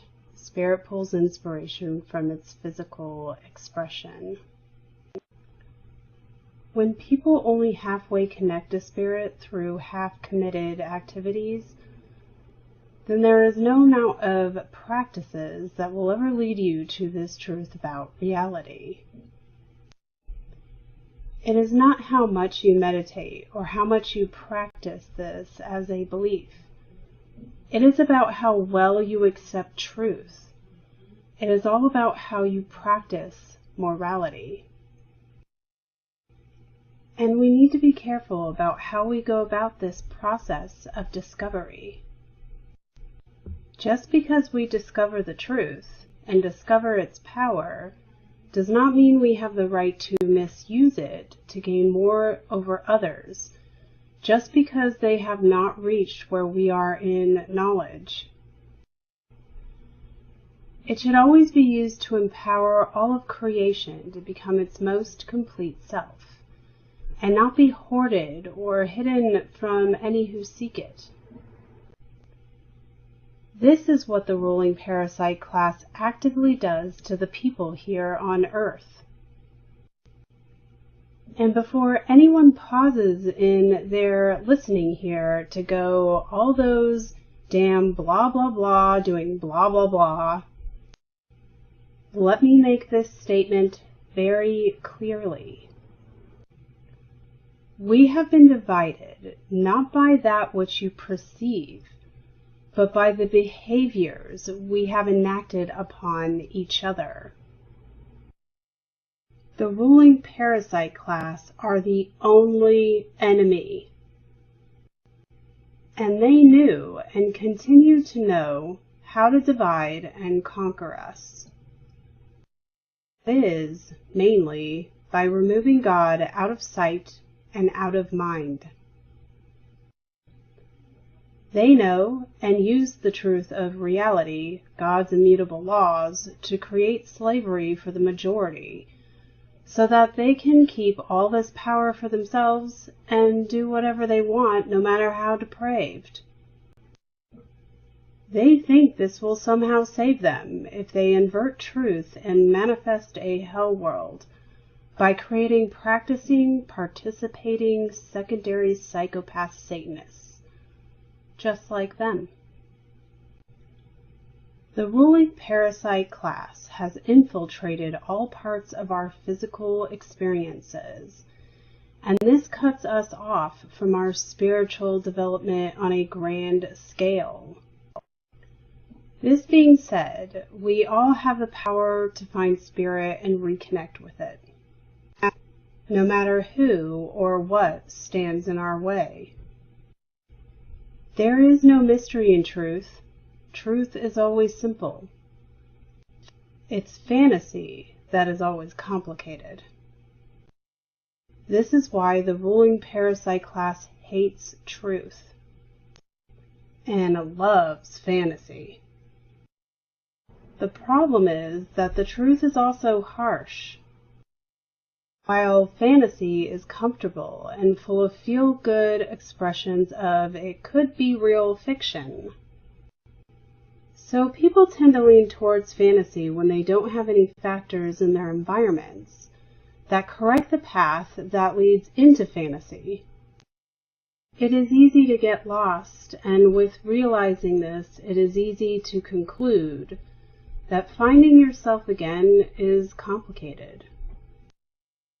People also have the tendency to only be confident within a temporary time period. Yet older, people will display an external force of confidence in themselves and their abilities. But internally, they will doubt their position. They hope it will turn out the way they want. Hope is a product of doubt. Doubt is a product of fear. Fear is the adversary that keeps us from developing spiritually and connecting to spirit. There is no limit to thought. So learning how to use it correctly is vital to maintain freedom and the protection of truth in the physical reality. We have so much misconception about reality as it actually is. that there is far too much theory that is being constructed and not nearly enough practice in how to operate it. This is again truth that is objective in the macrocosm and experience, or the physical expression, that is subjective in the microcosm. Understand the experiences of the individual are only subjective in the sense that it is an intimate and personal journey. To the world, as it is, viewing it on the outside looking in, the experience is a subjective one because it has not yet been proven to the external viewer. However, the subject experiencing this subjective experience comes to the conclusion that this is an irrefutable objective truth. But it is not enough to know it is truth. The subject in question must act upon truth in order to maintain it for the future that comes after. Law will work this way throughout every aspect of reality. The law is a permanent staple in our reality. We can't change or remove any part of it, but we can learn how to operate it and be part of the larger whole. Now, all of this is attempting to explain reality and how the universe fits within that, and then how the creation of spirit fits within that, which is really just the microcosm within the macrocosm. Subjective experience within objective truth. There is a stepping stone progression of spirituality within the constructs of the physical realm, so that others may discover this truth. There is no sidestepping any level of progression to get to the truth. There is a formula, and one where the individual will have a very unique experience in this journey. The steps required will never change. And if one chooses to skip a step, they will never get to the ultimate goal. The universe itself will never be a divided force. It will always have that balance. Only people have the ability to express doubt, or rather, fear, of the unknown, and fracture themselves into a chaotic, unmanageable, hot mess. We have overcomplicated this information and the process. It is important to mold our thoughts, emotions, and actions to be in alignment with spirit and law. We have the very special inherent ability to be able to look at a wrong condition and use the knowledge we can gain through our personal experiences and change this wrong condition into something that operates with law, morally and ethically. This is to accept truth and apply it within the physical realm. Remember, above all else, to live in fantasy is slavery, and to live in truth is freedom.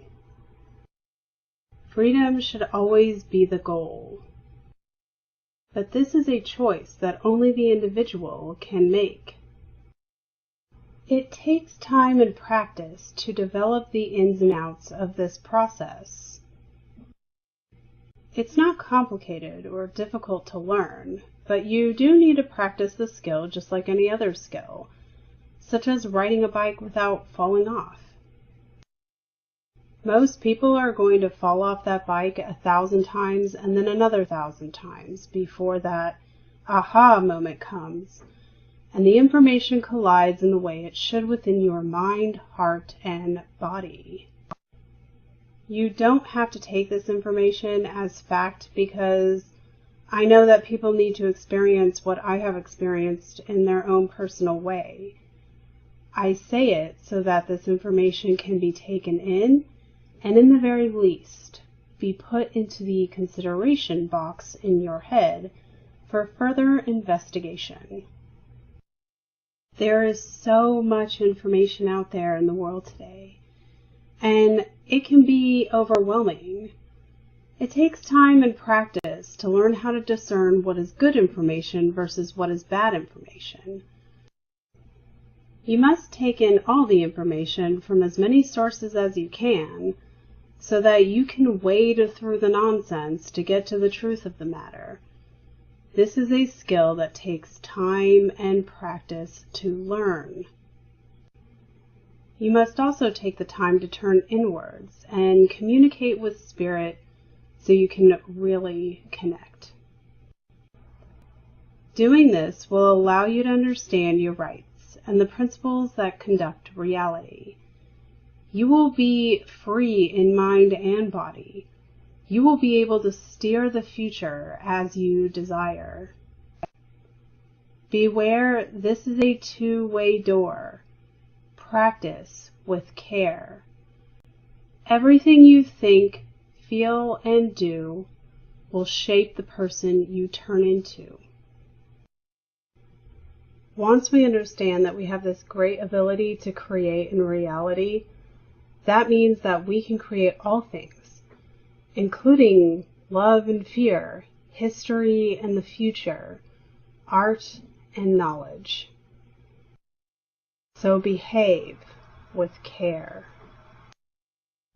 I would like to end this presentation of an affirmation that Ernest Holmes wrote in his book, The Science of Mind. I am a center in the divine mind, a point of God-conscious life, truth, and action. My affairs are divinely guided and guarded into right action, into correct results. Everything I do, say, and think is stimulated by the truth. There is a power in the word that I speak, because it is of the truth and it is the truth. There is a perfect, continuous right action in my life and my affairs. All belief in wrong action is dispelled, made negative. Right action alone has power, and right action is power. And power is God, the living Spirit Almighty. This Spirit animates everything that I do, say, and think. Ideas come to me daily, and these ideas are divine ideas. They direct me and sustain me without effort. I am continuously directed. I am compelled to do the right thing at the right time, to say the right word at the right time, to follow the right course at all times. All suggestion of age, poverty, limitation, or unhappiness is uprooted from my mind and cannot gain entrance to my thought. I am happy, well, and filled with perfect life. I live in the Spirit of Truth and am conscious that the Spirit of Truth lives in me. My word is the law unto its own manifestation, and will bring me or cause me to be brought to its fulfillment. There is no unbelief, no doubt, no uncertainty. I know, and I know that I know. Let every thought of doubt vanish from my mind, that I may know the truth, and the truth may make me free. Thank you to everyone who sat through this presentation, and I hope that you have been able to benefit from this work.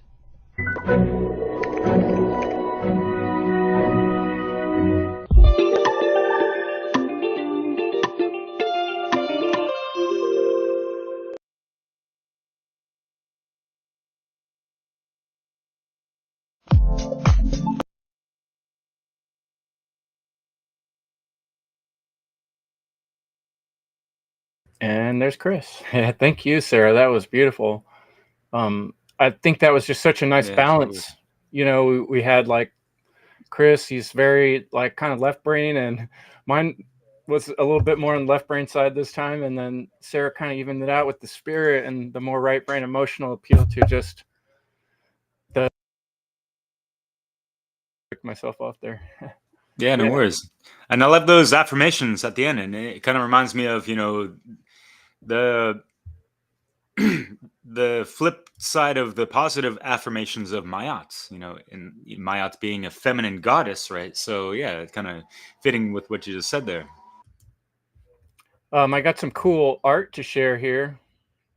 This is Sarah Cross art. And Sarah Cross does some beautiful sewing work too. And so I kind of want people to check out her work. If you look in the chat, I put her Substack. Sarah's a writer. And she's just been a really awesome content creator. She's been working real hard now doing a radio show on Revolution Radio, Crosstalk. And so she's been really putting in the hard work. So I'm glad to share some of her work with people. There's one image. Let me see if I can get the other one to share. Why isn't it toggling? There it is. Okay, here's the other one she gave me. She's very good with the symbolism, you know. It's kind of like the attitude, you know, that she's kind of talking about in the presentation there. The lack of care, you know. Yeah, and what to avoid or being conditioned towards, right? You know, they're trying to condition us towards this dark care, pulling at our heartstrings and playing it like a messed up violin or something, or a harp spelled with a double A-R-P, right? We got our Huggy Wuggies on, and they're spoon feeding us from the TV, right? With our dunce cap on. It's just like, so, you know, that's what we see, right? People are, because they're not inhabiting their own choices and taking on the passion of truth, then we wind up default getting programmed by all this BS around us. So yeah, that's a great work. I think we're going to do a quick song. I'm going to put on a song by Conrad Rogoz, and his song is Talking Image. I love his music. It's kind of my style, so I'll just let that play, and then we'll come back on, Derek, and we'll introduce the next speaker. Sound good? Thanks, folks in the chat. Keep up the fun work of keeping this thing exciting and keeping the communication going. Appreciate it. All right, let's get this music going. Con, K-O-N, if you want to look him up. This is called Talking Image. Oh, yeah.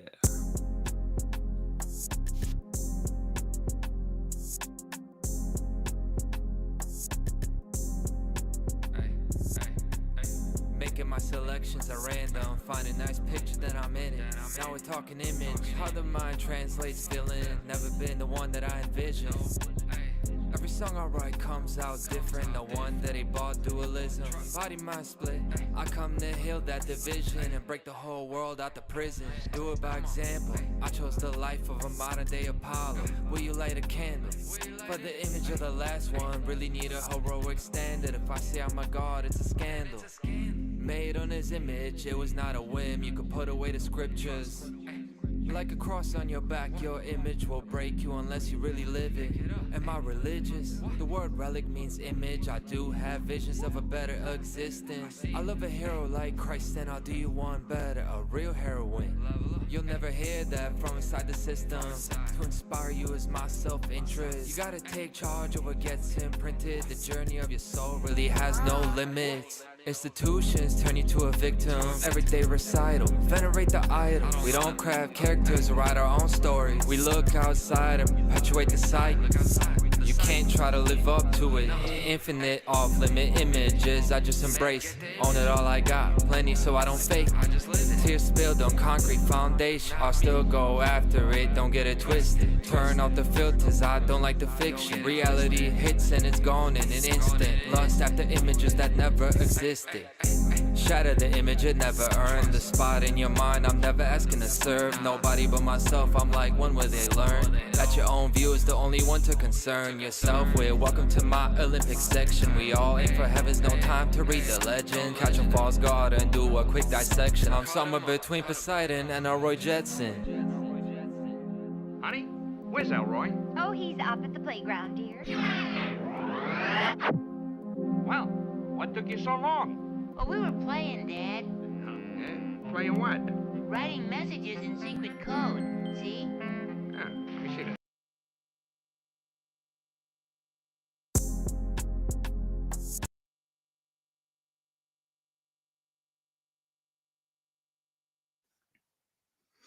Oh, yeah. Yeah, that was sweet. Hell yeah. Thanks Hey, so much man. for that, Conrad. Go ahead, Derek. Totally. And, you know, you cannot separate the mage from the image, right? Mage, Magi, nation type of thing. So, yeah, I appreciate that type of thought-provoking, imagination evoking type of lyricism and stuff. And it kind of reminds me of a little bit of a mixture of Derek Bros, which goes by the MC name 33, and also a friend of mine from back in the day. So yeah, it's pretty interesting. But yeah, just overall conscious lyrics, good vibe, and all that. So yeah, right on, Conrad. Yeah, and so next we get to hear Conrad's awesome presentation. I'm really looking forward to the Sonic Divorce. You want to introduce that for us, Derek? Yeah, sure. So yeah, Conrad, if you don't know, he's got, according to him, you know, the most hardcore news channel in the world via This Week in Tyranny on a weekly basis. You can check that out and confirm that for yourselves and whatever the hell. And he runs a website called truthandlaw.com. And he's specializing in quite a lot of things, and he's overcome quite a lot of adversities as well in regards to being kind of like a recovering addict and a street criminal, which he flipped the script and becoming more of a streetwise spiritual individual, right? So, and yeah, he had a life that was going to be a lot more lyrical, but kind of got sidetracked with the auto accident. He kind of mentioned that in recent episodes on his channel. But yeah, he is a freelance journalist, researcher, and teacher for love and healing and self-mastery for the freedom of each individual. So yeah, he specializes in symbolism, the occult, and just the daily social and worldly unravelings of, you know, the psyops and whatever else is going on in this world. So it's cool to have folks like him on the front lines, willing to, you know, go into some of this mundane first veil geopolitical bullshit and kind of have more of that esoteric perspective behind things. So yeah, looking forward to this. He is going to be speaking about music. Yeah, speaking about that good old speaking to the masculine, because he's done quite a few videos in the past regarding this, and actually had a cool conversation with him in regards to like American football and stuff, and like, hey, you know, guys, you know, too much, you know, bread and circus over there. What's going on? Y'all are hella strong. We could use you on the force. You know what I mean? Like rebel force, not this, you know, distractive stuff. But anyway, so his presentation is called The Sonic Divorce, Man's Estrangement from Music. And this is going to be really interesting, especially trailing off of a conversation I recently had with Sarah Cross on Crosstalk. A great presentation, Sarah, by the way. And in regards to like the beats and rhymes, you know, you have the beats, kind of like the feminine, and the rhymes, the lyrical, intellectual, the masculine. So how can we find that balance? And with men, especially, you know, throughout the generations, we've been kind of malignant to being able to feel into that sacred feminine more within ourselves, those, you know, archetypal aspects and all this stuff, right? So looking forward to this. Thank you so much, Conrad, for your great contribution musically and lyrically, spiritually, and all that good stuff. So thanks, and everyone out there Hello, watching. everyone. Welcome. I'm here to talk to you about the importance of sound in the quest for freedom. Nature has a musical aspect to it, and we have been separated from it. We've become separated, and so the key to experiencing a state of freedom or reconnecting with nature lies in the world of music, of sound, rhythm, harmony, and timing. My name is Conrad Rogoz, and my presentation today is called The Sonic Divorce. And it calls for a reunion. It calls for a musical, sacred marriage. There's an intimate connection between music and authentic free living. It's freedom, justice, and all the principles of nature. All of them are objective, but they are subjective as well, in the sense that there's a profound personal connection to this world that is unique to each individual. And leading up to today, I've actually been really conflicted, wondering if I've done it all the right way, and if I'll be understood in trying to convey what I'm trying to convey, since the message seems to really overlap with the messenger.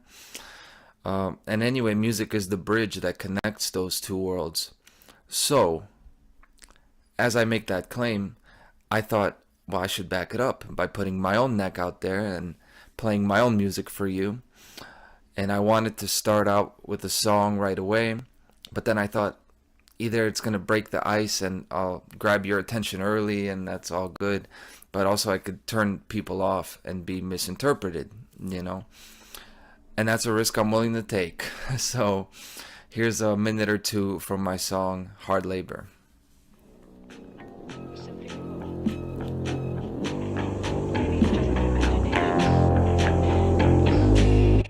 Gotta pay the cost, no tick, wick. This hard labor and I'm kicked. Never fit in with the crowd or got into politic. You can tell I'm built different. Trust me, it'll be a sequence of events if you touch me. Even when the women do it love. I've been eye to eye with great people, but you would be mistaken if you put another one above. Looking in the mirror, I don't recognize what happened. How I end up in the realm of the lost, so tragic.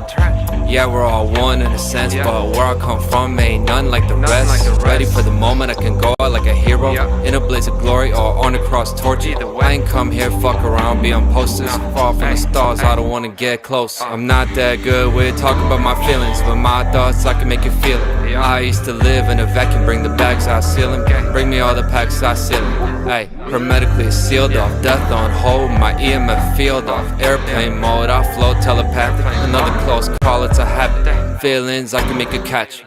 When you see me at nighttime, I could be connected to my environment. Hard to separate what's worth living and dying in. Any order that's man-made, I'm defying. Hard labor, I came here to modify the system. Take them down if they ain't listening. Straight demolition, from young, everything resisting. Good times, I don't really miss them.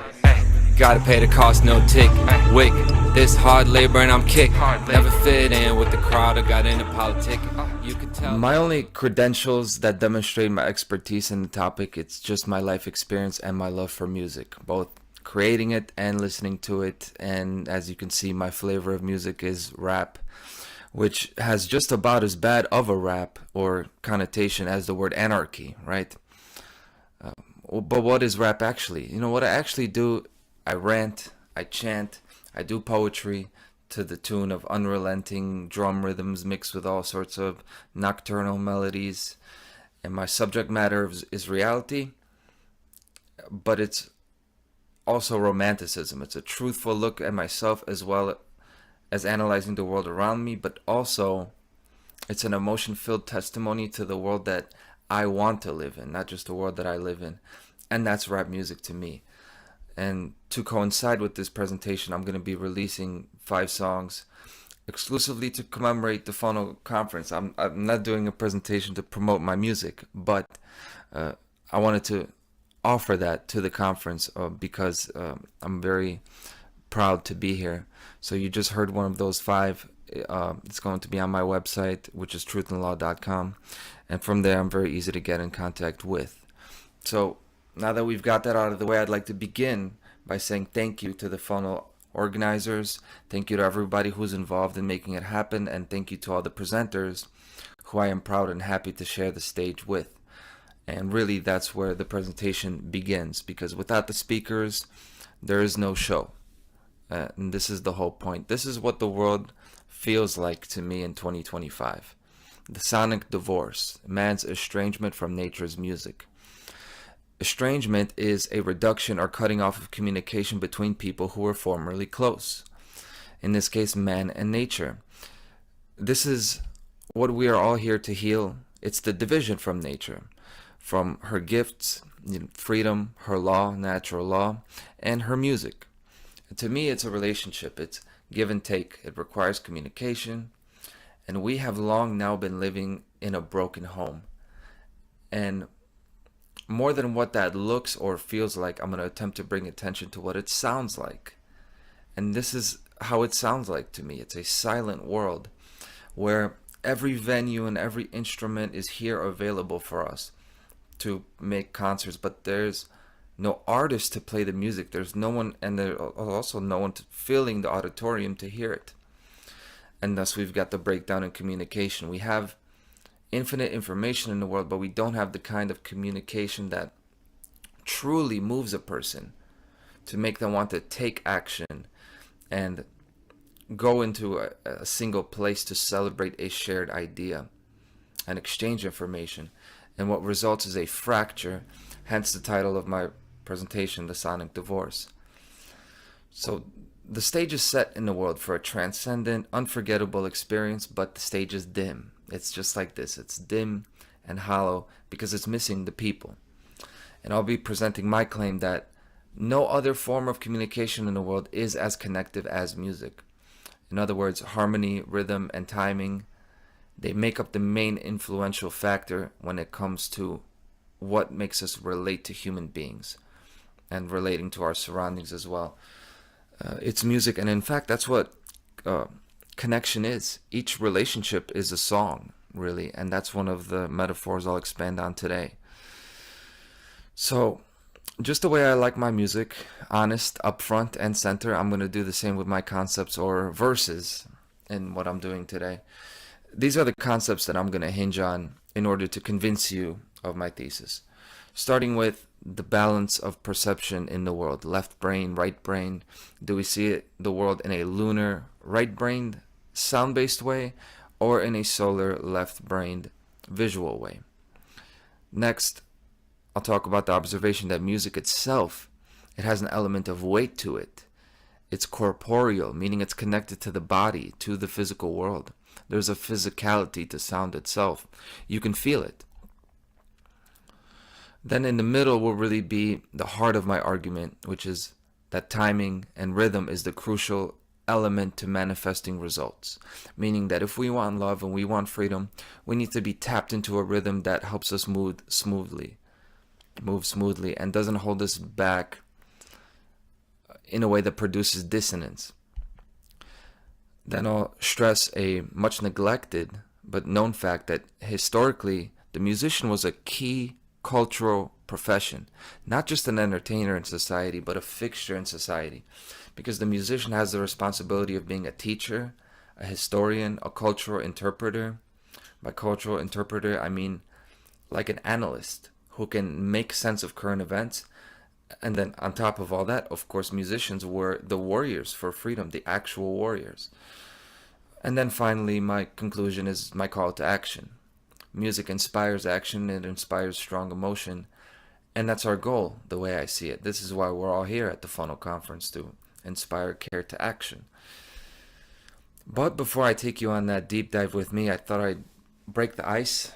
Not immigration, not ICE, but it's funny how symbolism, acronyms, green language, and all of that, all of those kinds of quirks in language, they seem to point us towards the truth about our governments and their systems of control, no matter how ICE, or DOGE, or Doji, or Daji they are.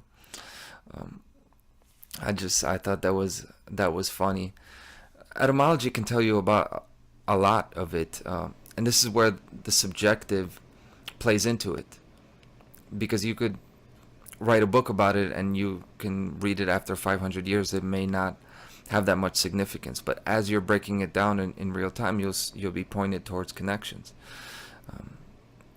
Now, one word that isn't on here with the etymology is the word music, the actual word music. Music comes from the Greek muses, and the word really does not go back any further than that. To me, that's an indication of something lost. It's interesting, but regardless of that, the muses were the ancient Greek inspirational goddesses of literature, science, and the arts.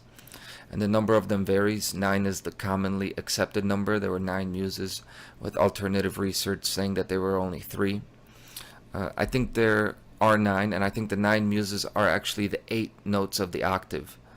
But the 8th note in an octave is also the first note of the second octave.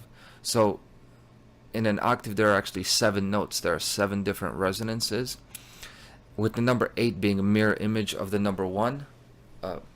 It's like an infinity sign. If you take a circle and replicate it, it is like taking a mirror image of one half of that infinity sign. So 8 is really a mirror image of the number 1, and the number 9 is really a mirror image of the digit 0.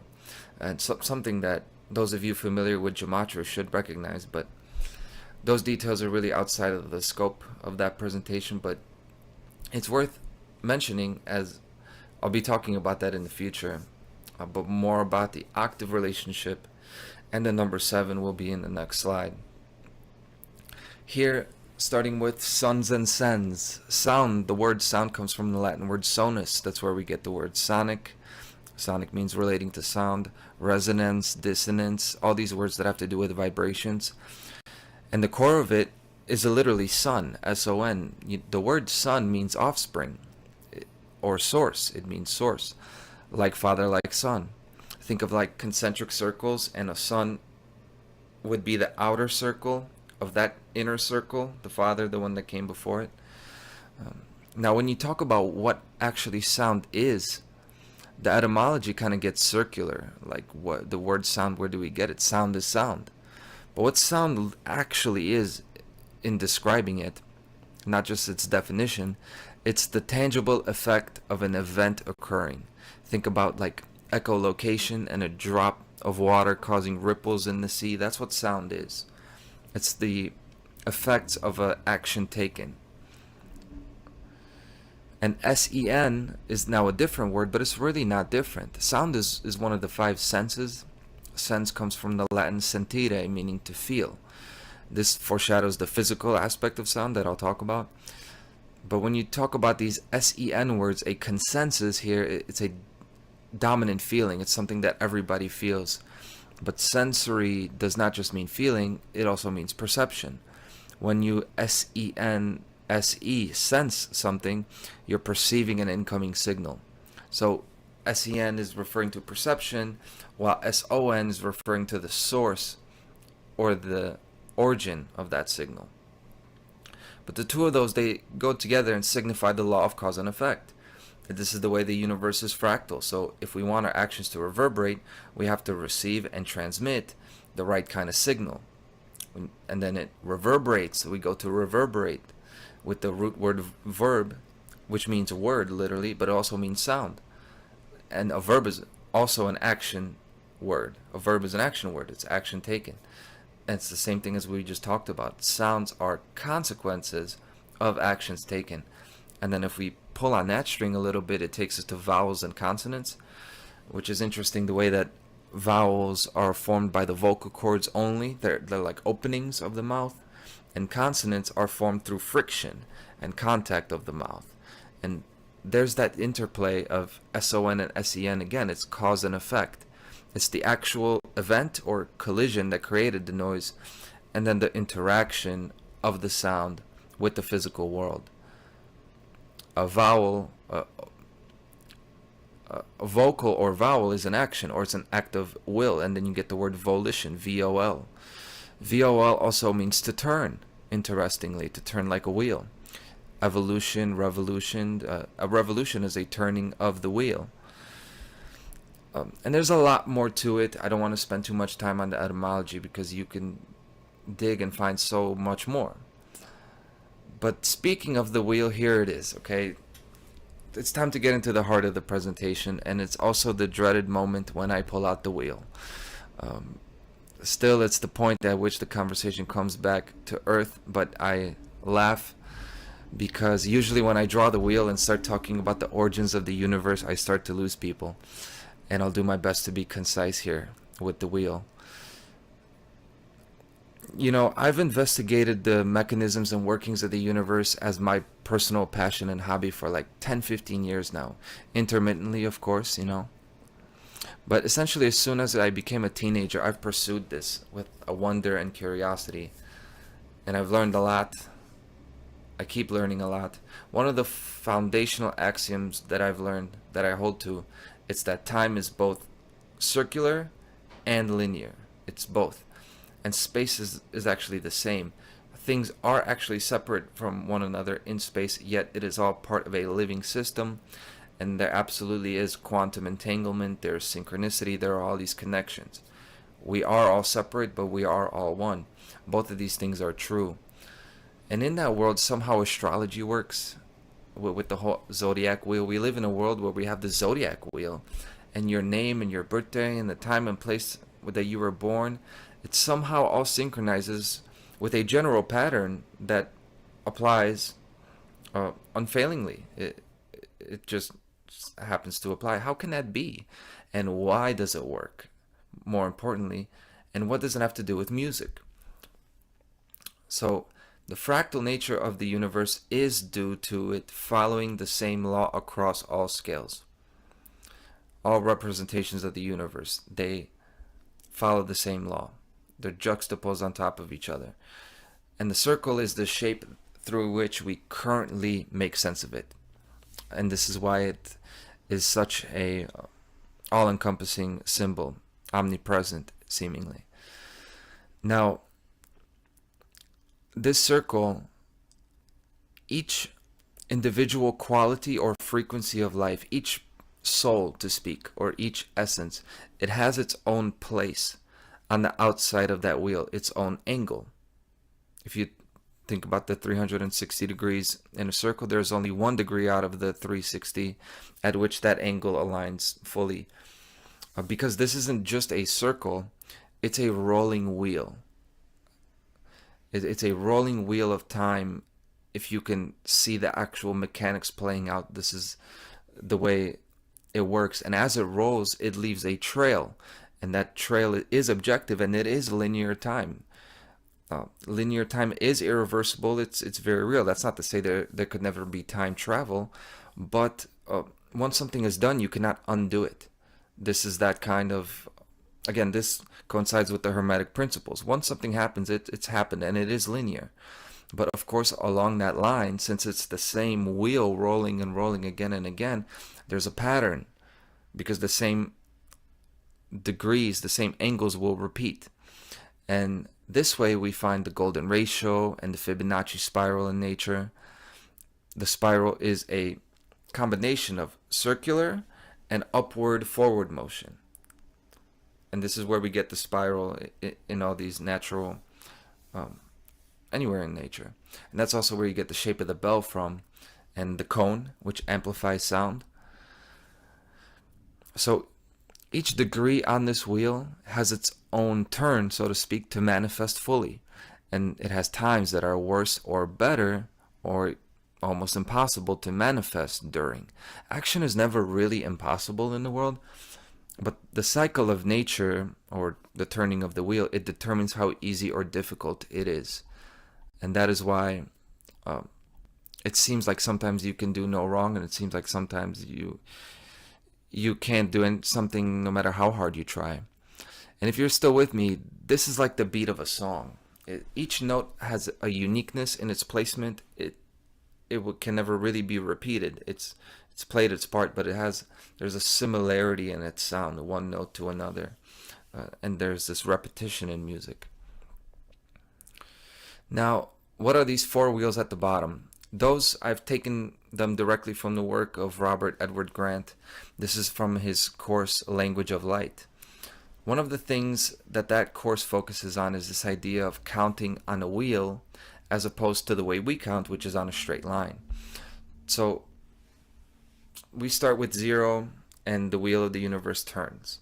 And you can picture this making a full 360-degree turn, and that is 1 turn. Okay, that is the number 1. But those angles I talked about, those frequencies, it's the actual decimal value that actually determines the frequency. So if you take a look at this like the year, like a zodiac wheel where you have the whole year on the calendar, it would be the same way if you're born like me, 2296, February 2nd, you're the same zodiac sign as somebody born February 2nd, 1999, even though it's 3 years later, but it's the same day. You may have noticed that this wheel has a heptagon inscribed within it, meaning it's split into 7. That's that shape on the inside. We talked about the number 7 on the last slide, and here it is now. This is the octave. And now, I know octave means 8, but it's actually 7 notes. And you see those notes here. These are the actual notes of the musical octave. We begin with C usually, C, D, E, F, G, back to A, then B, 7 letters. And then it goes back to C, and that is the beginning of the next octave. And the octave relationship has been called the basic miracle of music. And the miracle is in the ratios and the relationships between the notes and how they sound to us.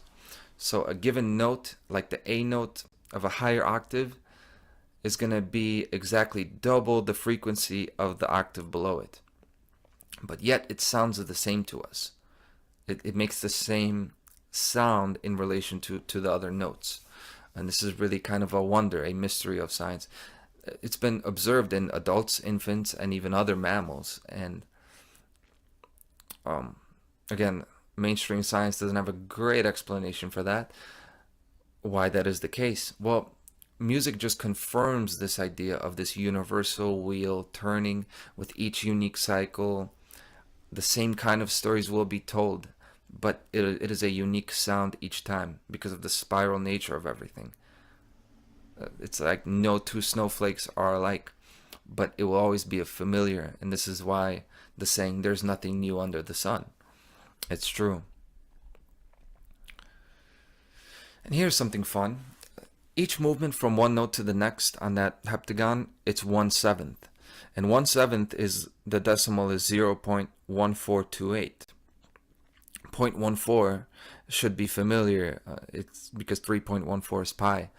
But 1/7 is actually 51.4 degrees. It's another addition to the mystique of the number 51, which I've talked about often. But that's a song for another presentation.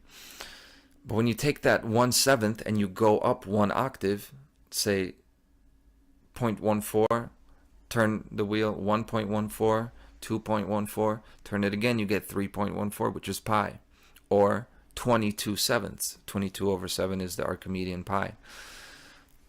Now, why focus on the decimal and not the whole number? Well, when we think about sound, the sound of a note, it just means its relative position on the wheel.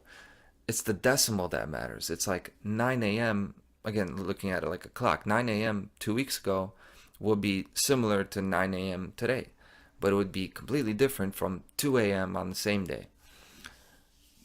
In mainstream mathematics, this would mean nothing.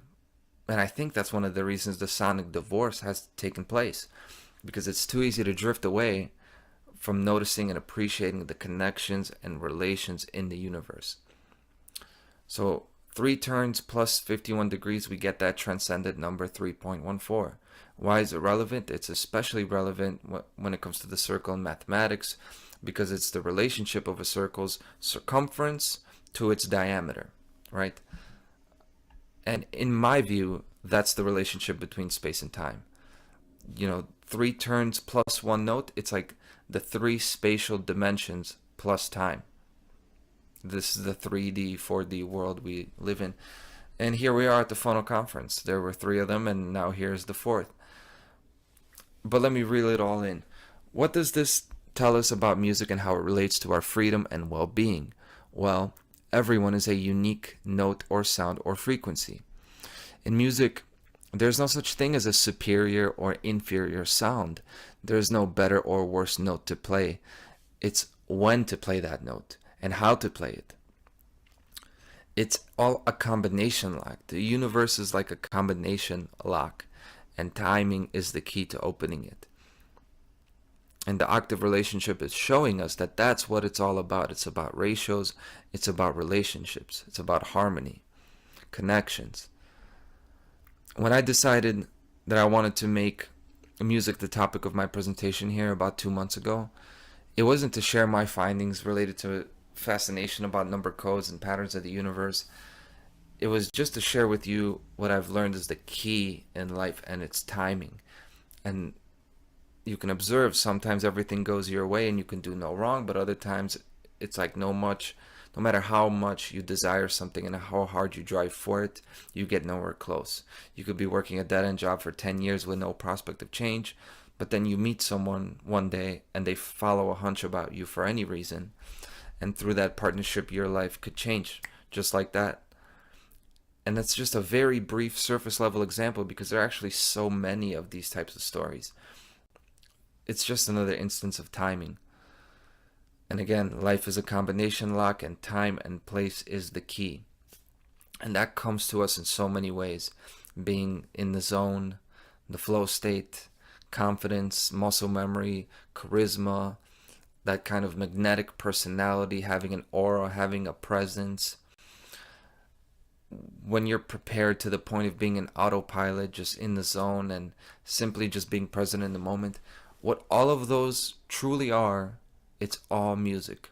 It's all being in connection with a certain rhythm, a certain cadence where you take a step and it just, you don't have to think about being in the right place. You know you're there. And it just seems so light-footed and effortless. We don't always hear it with our ears, but there's always a soundtrack in nature. There's a soundtrack to every step and breath you take on this earth. And whether we know it or not, favorable outcomes come to us when our steps harmonize with that universal wheel, in other words, with nature's music. And before I say another word about it all, I want you to hear what I mean. I'm going to play the title sequence from a 1960 movie called Beat Girl. And I happened to find this one day, and really this is the thing that inspired me to do this presentation.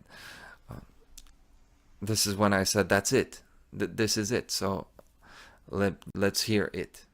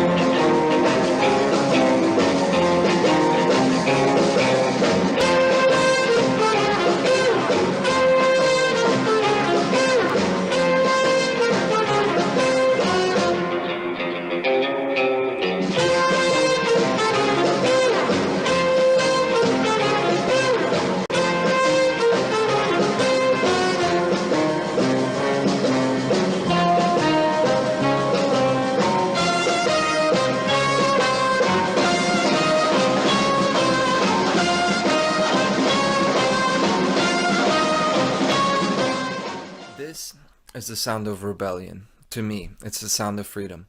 And maybe not to everyone, and it's not that we all should agree. There's no type that everyone finds attractive. There's no type of music that everyone likes. But for me, this is it. It has the X factor, that scene. The instruments, the dancing, the look in the eyes. It's like communication without a word. Yes, it's just a teenage party, right? It's hardly a natural law presentation. It's just a college teenage party, but it's a celebration of life in a way that makes it feel like a heroic mission.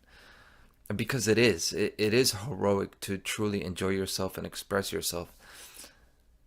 And see, it's not just the music, but that soundtrack provides the environment for such a timing where intense, free, and unapologetic enjoyment could take place. We've been divorced from this, the way I see it.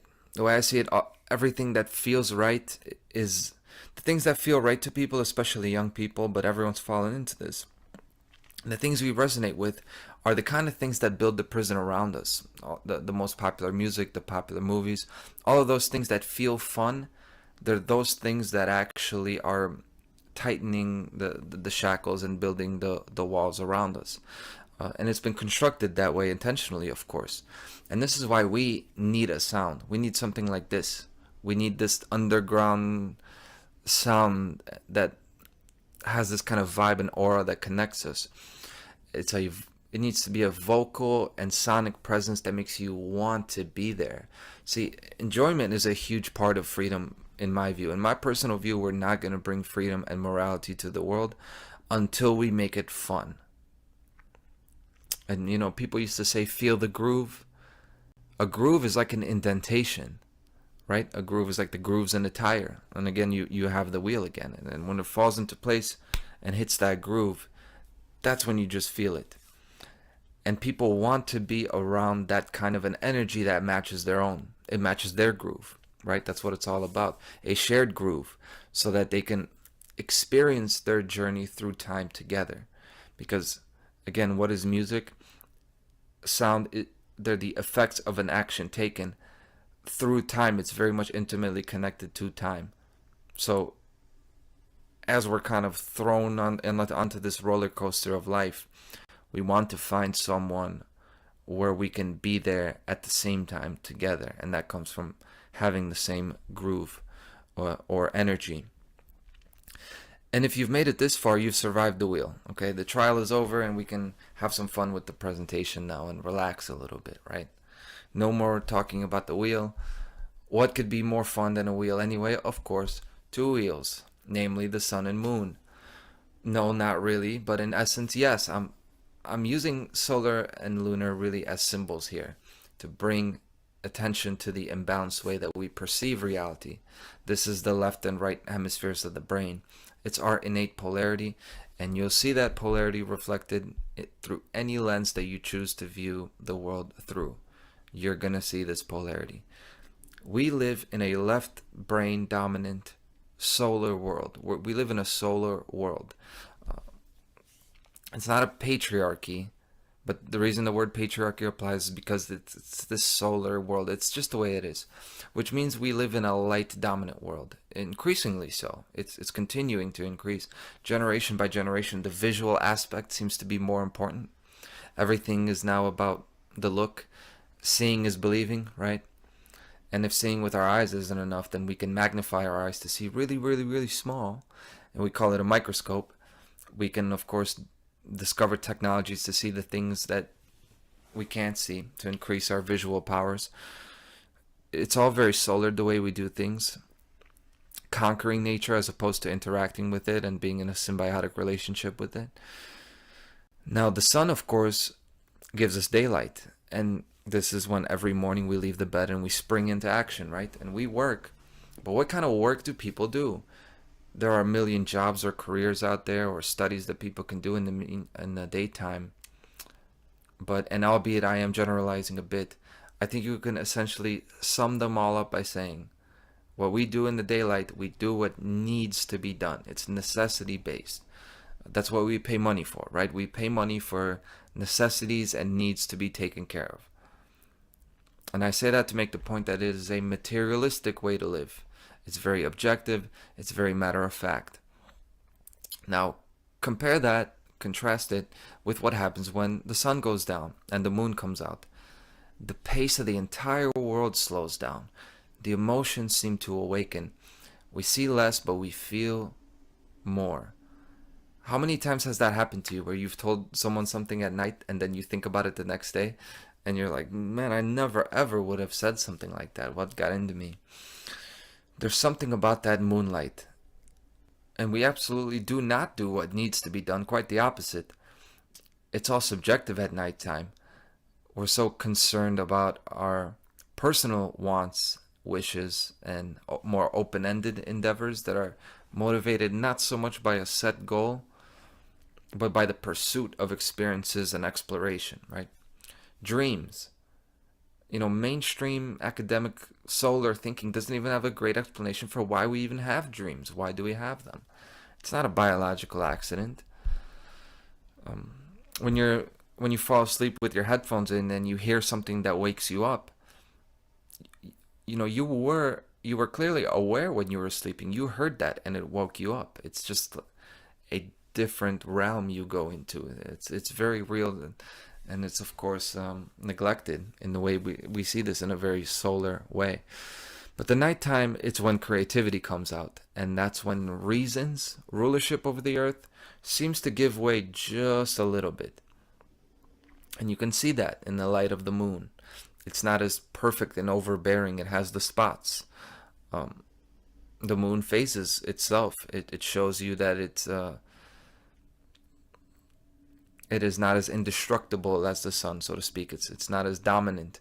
But there is a strength to the lunar aspect. It's just not the kind that is seen. It's the kind that is felt. And not only felt within us, but like felt on the face of the earth. The earth feels it. The moon is linked with the tides of the seas getting higher. Now, gravity is kind of a different conversation, whether or not that controls the tides and how the moon controls the tides. But the observation remains that the moon seems to control the tides. You know, I went to Florida last October, and it made quite the impression on me how much more dangerous the sea seemed to me at nighttime, where you couldn't really see anything. It was really something. It was really intense. I thought the waves became more intense at night. I found later that that was not actually the case. It was not the size of the waves that increased, but the sound of them. They actually get louder. The waves actually get louder at night. But it's not just because there's less surrounding noise, so you hear more of the water. It's not a relative louder volume. It has to do with temperature and sound waves refracting back towards the surface of the water because of the differences in temperature. And but here's where sound plays into it, because sound itself, it has qualities of weight and mass. There's a physicality to it, to music. Loud noise actually moves object. It breaks mirrors. Bass rattles the walls. You know, different frequencies of sound can actually make you feel sick. The police, these militarized police groups, they have these, they have these riot control systems like sonic nausea and LRAD, long-range acoustic devices, where they launch a sound cannon at you and make people just feel sick and feel terrible and nauseous. There's a physicality that could be imposed through sound waves. When we hear a song or we hear anything, we say it's moving, right? When it's emotional. It's not just a figure of speech to say that it makes you feel emotion. There is actual movement there. It is actually moving. When we do say things move us. When something is meaningful, we say it's deep. This is another water word, right? The depths of something. And this is the overlap here between the moon, sound, and water. Feelings and emotions, they're all liquids. There are 3 states of consciousness that match the 3 states of matter. So thought is gas, emotion is liquid, and then action is solid. And sound, therefore, being liquid, it's the bridge between thought and action. Emotions are that middle ground. Again, guys, it's inspiring care to action. What inspires care to action more than a speech, a battle cry, or the cry of a child, right? That's just about the most universally inspiring thing, moving thing to people, right? Or a song, right? A song does that. And don't get me wrong, I'm not saying that we should abandon or undercut the solar worldview. I'm not saying that emotions should rule the world and that objective thought should be second place in what motivates our actions. That would actually be good. Not that we have that anyway. We don't have objectivity being front and center. But we don't have true subjectivity either. And I'm just saying that the disappearance of inspiring music and sound, it coincides with why the world feels so detached. There's such a huge rift between what people say, what is written online, and then what is actually experienced in reality. And in my view, it is the divorce from sound that has done it. And a big part of that is just people simply can't detect a liar just by the way they sound. You know, being a charismatic speaker is one thing, but you can be charismatic and still sound insincere, which every politician does. The number one tool of evaluating the world should be actions. By their fruits you shall know them, right? Number one, actions. Appearances should be last. Looks should be the least concern. Now, ideas are the causal factors of behavior. We have no way to test, measure, or see what somebody's thinking, so we have to evaluate actions. Okay? But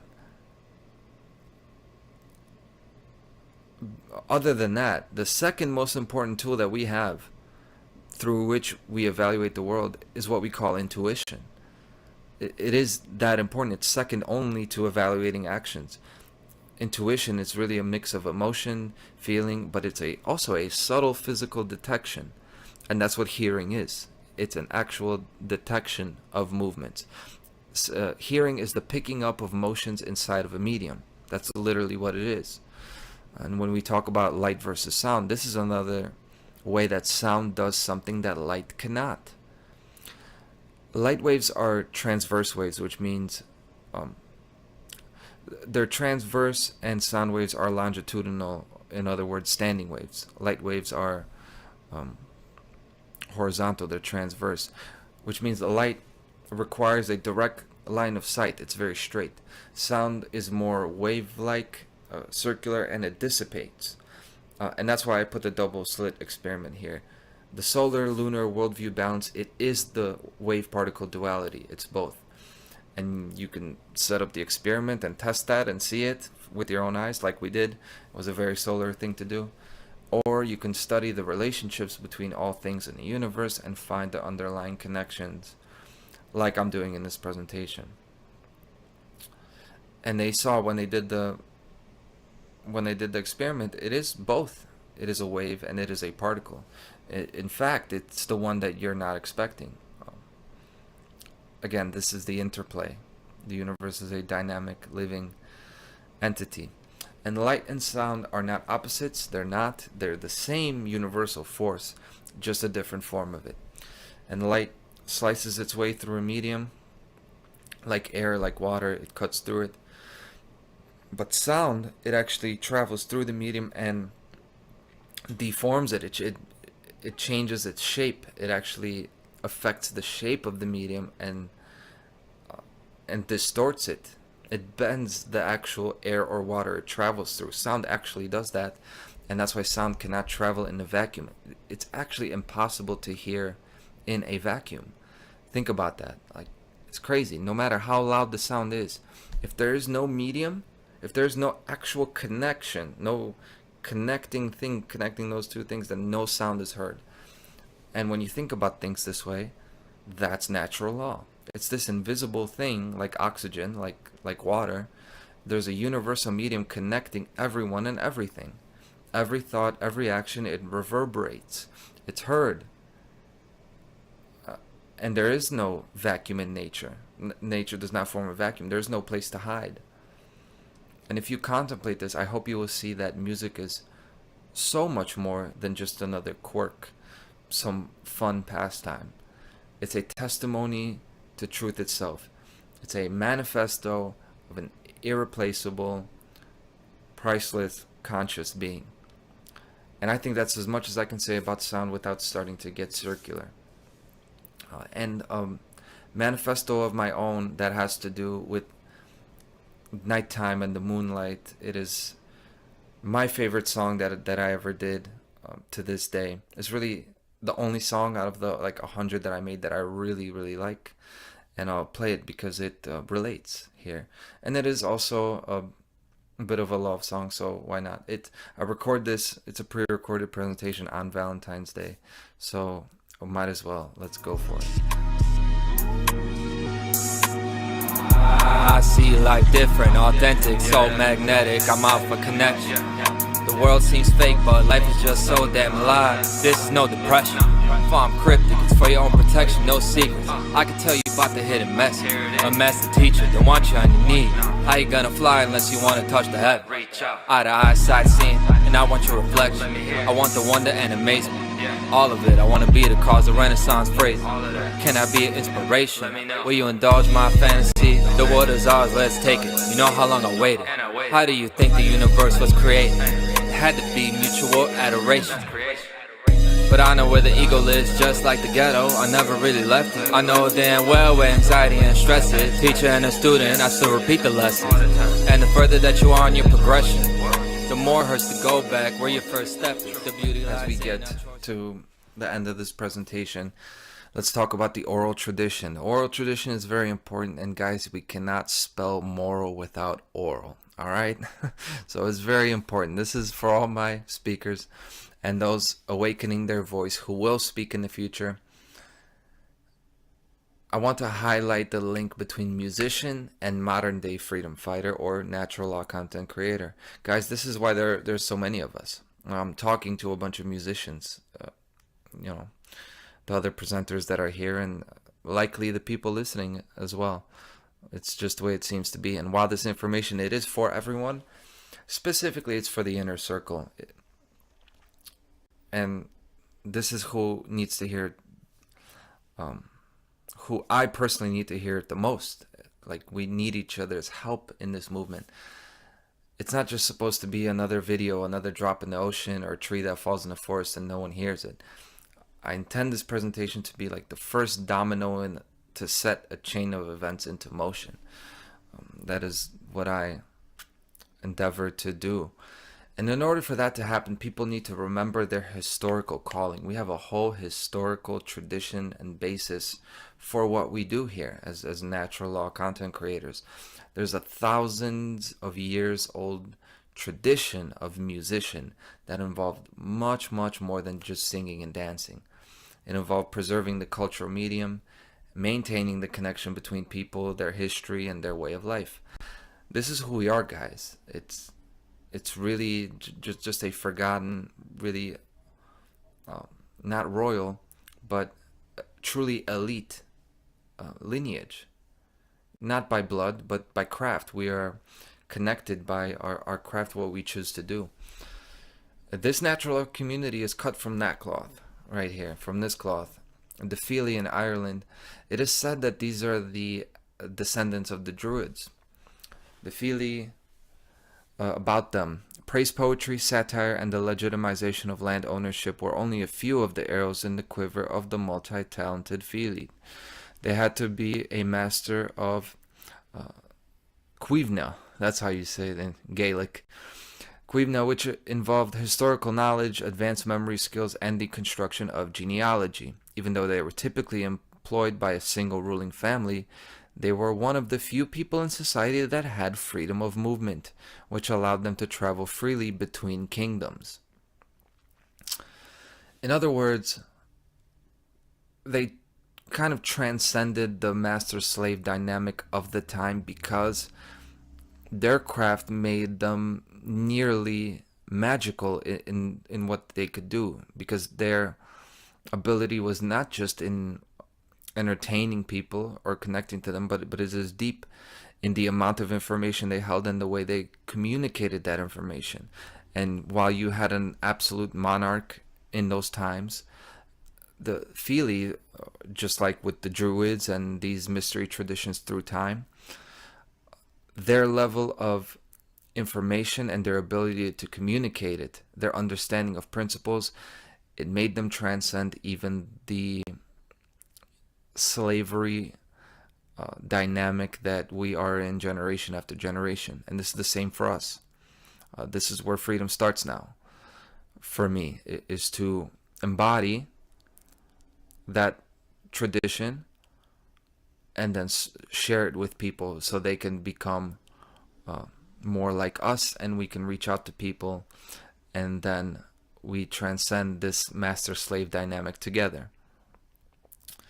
Now, West Africa, totally different culture, totally different tradition, but you had the same thing, the griots. The griot is a West African troubadour historian. The griot profession is hereditary and has long been a part of West African culture. The griot's role has been traditionally to preserve the genealogies, historical narratives, and oral traditions of their people. Praise songs are also part of the griot's repertoire. The fact that they were historians, that they sing and dance, but they're also historians, and they have a historical memory of that culture, it fascinates me. The musician was always a poet and history keeper, which only makes sense if you think about it, because if you were to teach children influencing the growth of impressionable minds with great potential, you should inspire them and teach them how they can choose to be who they want to be, but without limiting them, without limiting what is possible. And then at the same time, teach them where they come from also. Like, why are you here? Why are we here in the place that we are? What did your grandparents, what did your parents think and feel? Where do you come from? What happened 500 years ago that changed the way things are now? That's for children. It's very important to them. But then it's for adults too, for your contemporaries, both young and old. They need to know what is happening right now, to comment on current events, and then do that in an inspiring way that's going to resonate with people. The musician is needed, this true musician, okay, is needed on a daily basis. And then when they are needed, the musician sings the songs of rebellion. And that takes us to inspiring care to action. And I want to finish really my presentation with these two quotes from a book that I read while preparing for this. It's really my single main reference. It's a book that I read with this in mind, that I was going to talk about music and sound. And it's from a book called Noise by Jacques Attali. Music is prophecy. Its styles and economic organization are ahead of the rest of society because it explores much faster than the material reality can the entire range of possibilities in a given code. It makes audible the new world that will gradually become visible. In other words, it has often been thought that music and art is a reflection of life, right? Art imitates life, life imitates art. They are reflections of each other, the objective and subjective. But what Attali says here is that music is actually prophecy. Music is actually ahead of the times of what will happen. In other words, it inspires the changes, the mass movements, the societal actions to be taken, and the changes, the way that wheel is going to roll. Music foretells what is going to happen. I think that's a real profound thing to take home with us. And now, so not only music in these songs that I played, I think, in my view, the podcast is the new form of music. Like, spoken word has really replaced music, I think, in the modern day. And part of this is, of course, negative. There's a negative aspect to this, that music has become so repetitive that we resonate with people talking to us more so than even like singing and expressing themselves. But on the other hand, there's a positive aspect to that there's such a need to be spoken to directly, that 2 hours of just spoken word seemingly without rhyming, we put that on to go to sleep. We put that on as our soundtrack to do things throughout the day. The modern day podcast is the new form of music, and we should approach it that way. And we should speak that prophecy to others. I don't mean to invoke like woo-woo, prophetic, overly spiritual language, but we are talking about magic, inspiring action. It is all connected. It's the physical, it's the emotional, it's the mental, absolutely. It is the spiritual. He says musician, priest, and officiant were in fact a single function among ancient peoples. That's what we were just saying. Poet laureate of power, herald of freedom. The musician is at the same time within society, which protects, purchases, and finances him, and outside it when he threatens it with his visions. Really interesting the way that kind of sums it all up.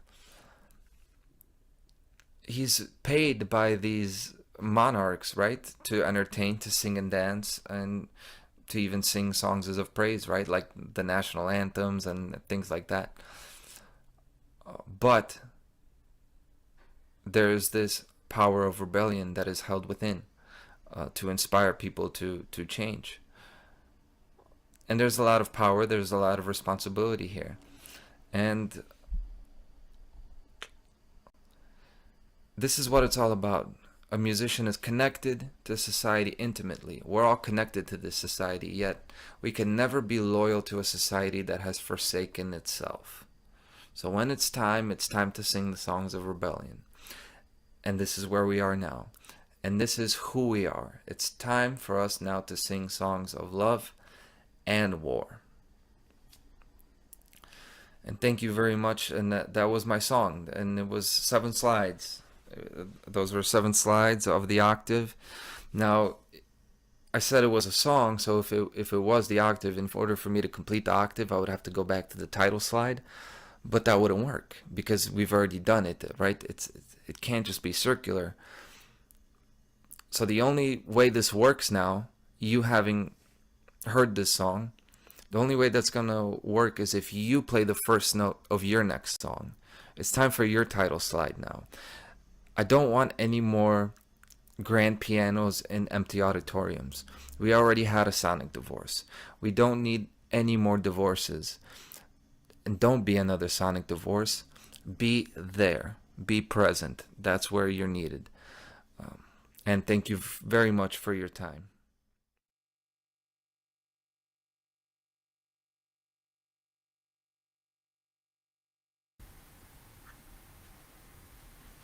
Wow. Conrad, fantastic presentation, brother. You had my attention the whole time. I was into that. I was present within your song and the message that you conveyed there. And I agree 100% with everything that you conveyed in there. I mean, you know, we talk about movements, freedom movements, truth movements, natural law movements. But in order to have a movement, you have to have the sound or the groove, the rhythm to move to. And I think this is what greatly is lacking. So I love your call to action at the end. Just fantastic. Fantastic, man. Well done. Yeah, great job pulling that full circle and, you know, highlighting so many important points. It's a great foundation. It's a great complement to my presentation tomorrow, which is also on the power of music. It, you know, just is so exciting, you know, to resonate, you know, with each other all day today with these presentations, and with yours, Conrad, really kind of recognizing how I, you know, I had a very similar idea, and they're very unique and different presentations, but there's this underlying truth between them. And we knew, Conrad and I had talked a little bit about that, and we're like, no worry, you know, our individual expressions will be unique, and that our work will complement each other. And it's, I can see it happening. It's very synchronistic and beautiful. So music is a force, you know, that creates, and we are holding like the choice right now about what music we're going to make, you know, what's our next move. It's great. Yeah, I'd rename it Music to My Ears, because his words were vibrating big time and rolling around in my head and linking up with everything else that was said. As Derek so beautifully likes to achieve, slipping out rhymes just coming out of his sleeve. They're popping off the walls and they're hitting us all. And it's a wonderful place to be with people that are so adept lyrically. So that was a little fresh performance, because we're about to hear from Derek Bartolacelli, the creator of Awaken Your Mind channel, which people don't know goes back more than 10 years. He's been putting out hip hop mixes infused with natural law, truth, and freedom messages all day long, all week long. Derek has been putting out just an immense amount of work in the last couple of years, especially streams running all the time. Every channel you look at, anyone that's talking about natural law, Derek's showing up.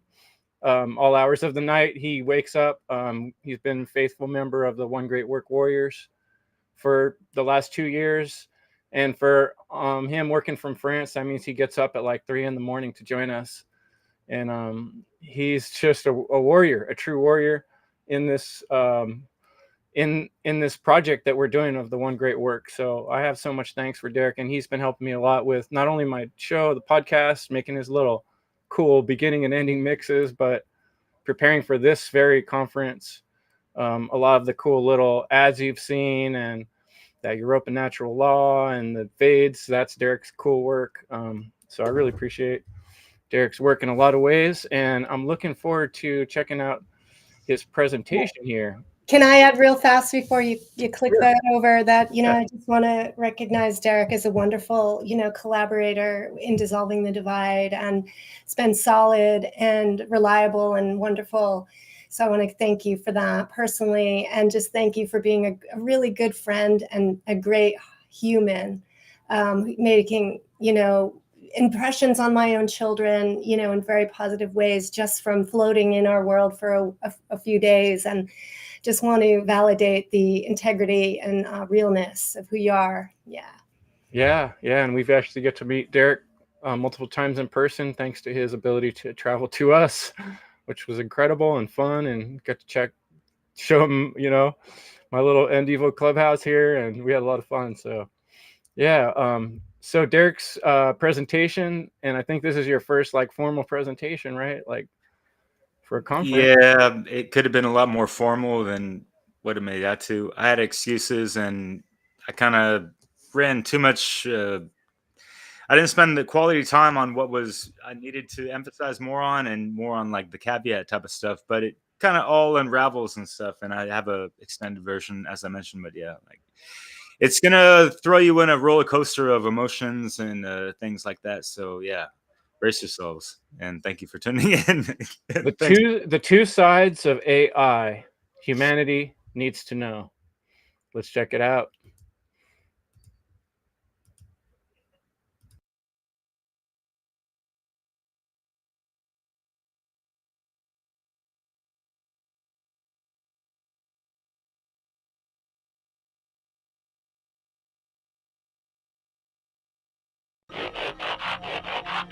Orbital audio architect abstract of normal anonymous obvious operative threat to the populace cyber metropolis got the prescription, but what was the cause of this outbreak?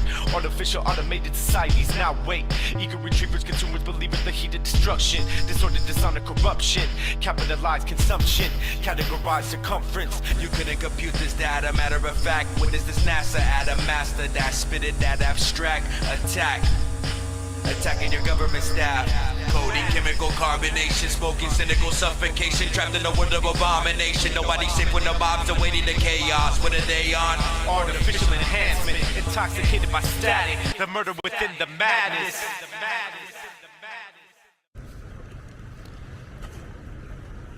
Greetings, bonjour. This is Derek Bartolacelli. I have several platforms I'm on that I've been doing work for about a dozen years. Under the moniker Awakening Mind, I've been doing truth-infused, conscious hip-hop and other music genre mixes. Kind of like soundtracks to awakenings and expanded consciousness and that kind of stuff. And overall, just good vibes and things that we need to be concerned about and looking for solutions towards and all that good shit. I also have a solution-oriented podcast called Dissolving the Divide with Leslie Powers, actually. And I am also affiliated with groups such as the One Great Work Warriors, hosted by Kris Nelson. Not hosted by, but he's at the helm, who created that. And I'm also part of groups such as Europa Natural Law, Le Francophone Connection, with Fred Gongra, the Libercast, and some other folks in the One Great Work Network. You can also find some of my works on there because I've collaborated with a couple dozen of the content creators there. And yeah, I also have a website called nattylaw.com. It showcases some of my music mixes, and I have a music section about artists and albums that are aligned to natural law. And we go into the Hermetica and other things that touch upon these sciences of life. I be a universal traveler, false truth unraveler.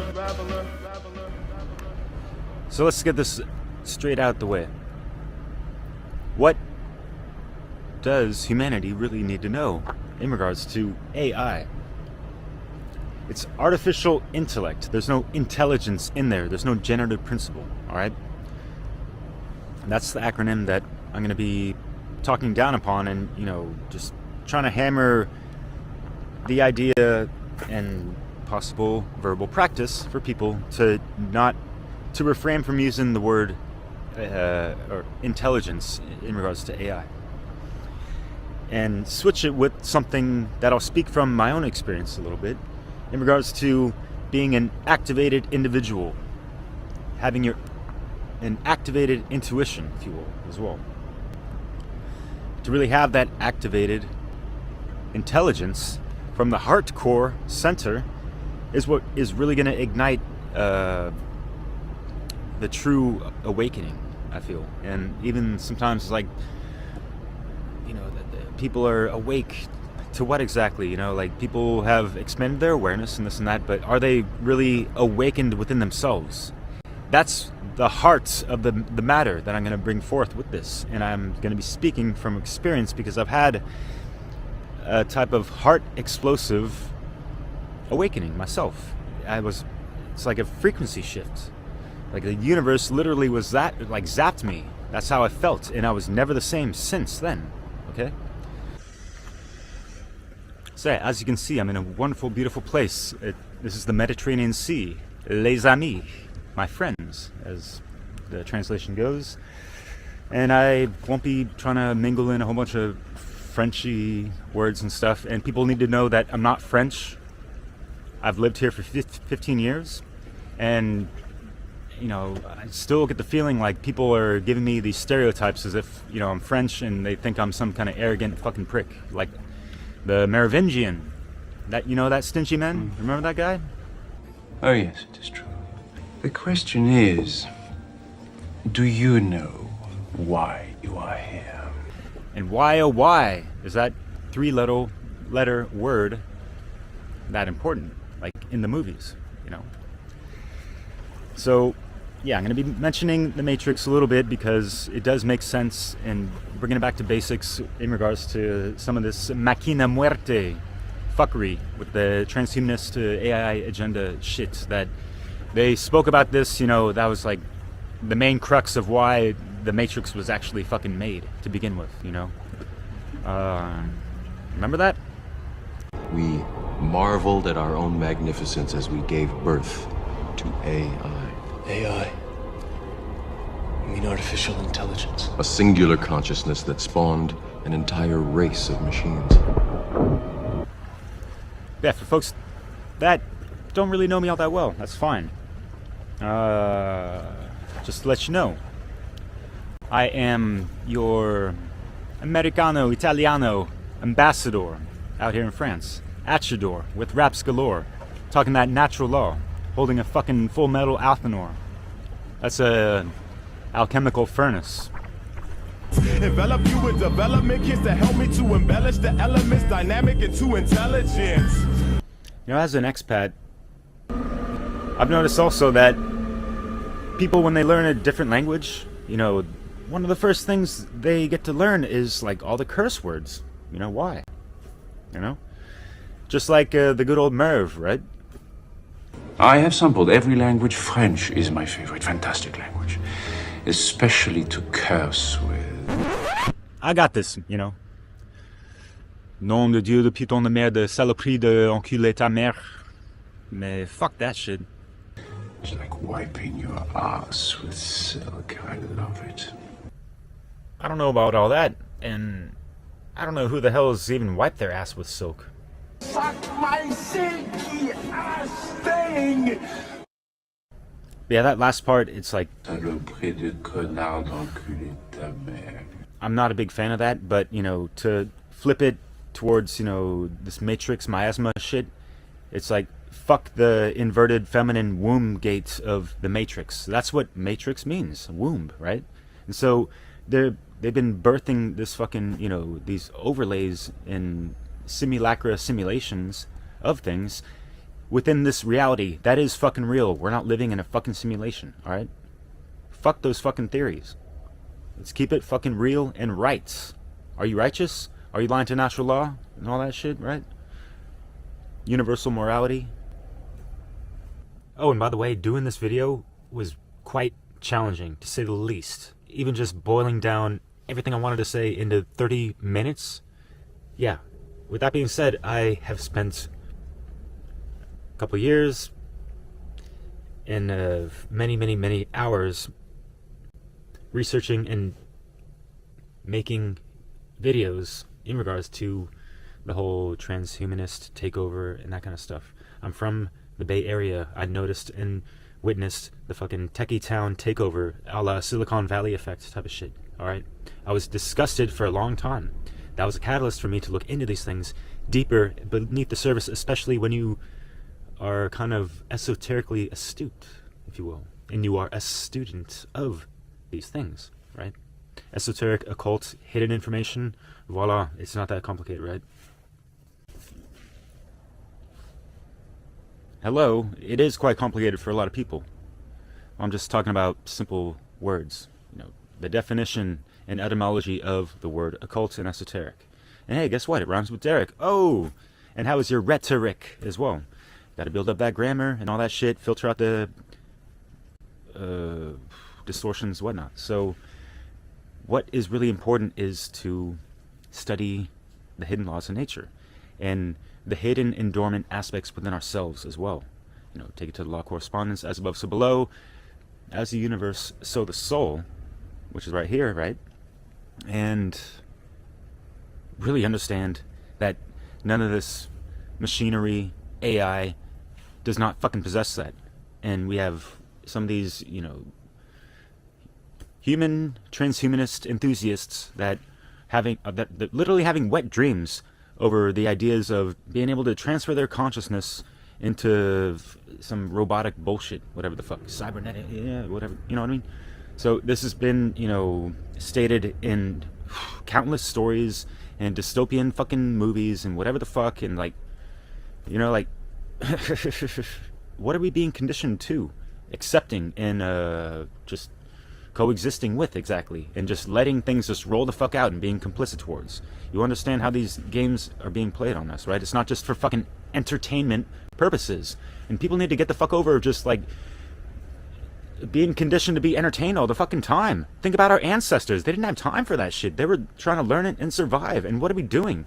You know, where are the fucking real men that, you know, are gonna stave off hard times? Because weak men create hard fucking times. And we have a fuck ton of weak ass fucking men that would rather have sex with a fucking robot than an actual fucking woman. And they can't even fucking define what a woman is these days? Fuck that motherfucking bullshit.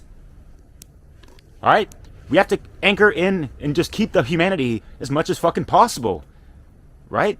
Like, what the fuck? It is not that complicated. We have simple genetics as far as, you know, like gender, masculine, feminine, and even understanding the basic 101 aspects and principles of Hermeticism.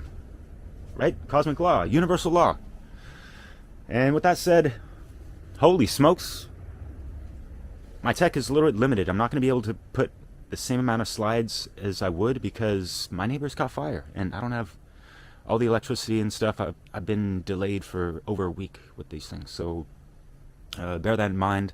I'm sorry this isn't your typical official presentation. I'm not even used to that, by the way, but I really wanted to challenge myself and do that, but here we are, and I just hope you just take these things into account and research them. Don't take my fucking word for it. They need to be confirmed elsewhere as well, right? So raise your hand if you want to see the Draco Decepticon technocratic or techno-monopolistic algorithmic transhumanist nano-cybernetic AI robot techie takeover with genetically modified humans. Anyone? You in the back, put your fucking hand the fuck down. The hell are you thinking? Cyber sludge, mechanized slaves, social engineering, weather modification, and high frequency waves. It's like cyber sludge, mechanized slaves, social engineering, weather modification, and high frequency waves. It's like. Oh, hey there. Let's get this word out of our vocabulary when it comes to artificial intelligence. When you break down the word, nothing artificial has proper intelligence. We're talking about the generative principle, the heart-based intelligence. You know, there needs to be a soul behind the intelligence for it, in order for it to have intelligence. So if there's any kind of inorganic entity or machinery or whatever the fuck that is void or absent of a soul, that generative principle, then guess what? It's not fucking intelligence. It's not like I'm going to be out on the streets arguing with people because, oh, you're saying artificial intelligence, don't you know, this and that. But it does bring up a good opportunity to use your art of persuasion to let them think about something in a different way and take it back to themselves and their heart's core intelligence that may be lacking within themselves, or it might not be fully fucking ignited or not at all type of shit, you know what I mean? So everyone is on different levels of wherever the fuck they're at. And I'm on a ton of levels in regards to wordplay and just, you know, it's my way of kind of breaking down this fucking notion of artificial intelligence, like, oh, like it's the best thing since sliced fucking bread or whatever the fuck, or you know what I mean? Or and we still don't have flying cars. Wow. But let's have a little word association with acronyms that start with AI, right? And it still applies to artificial intellect, you know. So follow me on this one. You know what rhymes with AI? Great lie. Artificial intellect. Amalgamated intel, arcane ignorance, algorithmic indecency, android incest, advanced imitations, amplified idiocracy, androgyny increased, announcing Ishvet, contrary to Mayat, archons inside, aggravated iconoclasts, aggressive inclusivity, assimilated insanity, automated inventions, audacious immorality, animosity insufferable, agent infliction, alien invasion, assumptive iterations, ambiguous inertia. And the 2045 project and all this stuff. Like, why are people obsessed with the fucking transhumanist bullshit, you know? It comes from a place of fucking fear. And this ties into the more controversial things in regards to off-world AI and kind of like where it originates from, and some of the technology that they've unleashed into our realm that's had it on lockdown, and it's distorted the harmonics, the mathematics, you know, like codes of creation, and it, you know, ties into the Metatronic reversals. You know, it's quote-unquote sacred geometry, even the Fibonacci, or fib of no chi. And you can take it to the clip-off, or the, you know, circumcised Kabbalistic tree, which is not symmetrical, and it's like base 10 mathematics. And yeah, I was wondering why, you know, before my awakening, you know, like really, like, it hurt my soul, dwelling on this, of why humans on average, whatever, you know, you hear this growing up of, we're only, you know, using like 10% of our brain, or optimally whatever the fuck, and you know, only have 2-strand DNA, and there's all this dormant stuff when we could be 12-strand. So those are like, that's another 10%. So what is up with this base 10 mathematics that's, you know, limiting our lifespan and overall kinetic energy and connection to source and our own life force energy, right? We have to take it back to like Hyperboreans, where we were all breatharian and that kind of stuff. And I've heard people say things that, you know, like, it's indicative being in a fallen time matrix when there are people consuming other life forms just to sustain their own life force energy. You know, we're supposed to have that eternal flower life lotus, you know, that self-perpetuating life force energy oscillating within us, you know, and that's like activating the heart more and more and more, right? Or like Maria West likes to say, you know, open it up wider and wider and wider still, like, for fucking real. So going back to the AI stuff, it's just becoming more prevalent in very insidious ways, and it's not what people think it is in regards to just like chat GPT and you know image generator, video generated shit, and I know it's still in the early stages and it still kind of sucks, right? Depending on what program people are fucking using, right? There's like the cheap stuff and the high grade stuff. And have you guys even asked yourselves why there's plenty of companies investing millions or billions of dollars into this tech, and they're offering certain things for free? You know what I mean? So think about that, and always keep in mind the parasitic modus operandi and how they function of them siphoning our life force energy, and they're using the simulation tactics and just kind of harvesting our ideas and stuff, and maybe twisting them or using them and this and that. You could take to Hollywood, and they have stacks of stories that they could pull from, that they took from these aspiring writers that wanted to have their writings and screenplays become a movie, and they didn't get to see the light of day yet. Those ideas are still there. Check out the interviews of Tom Althouse. I had him on with Zeralath Immortal and Mario West, actually.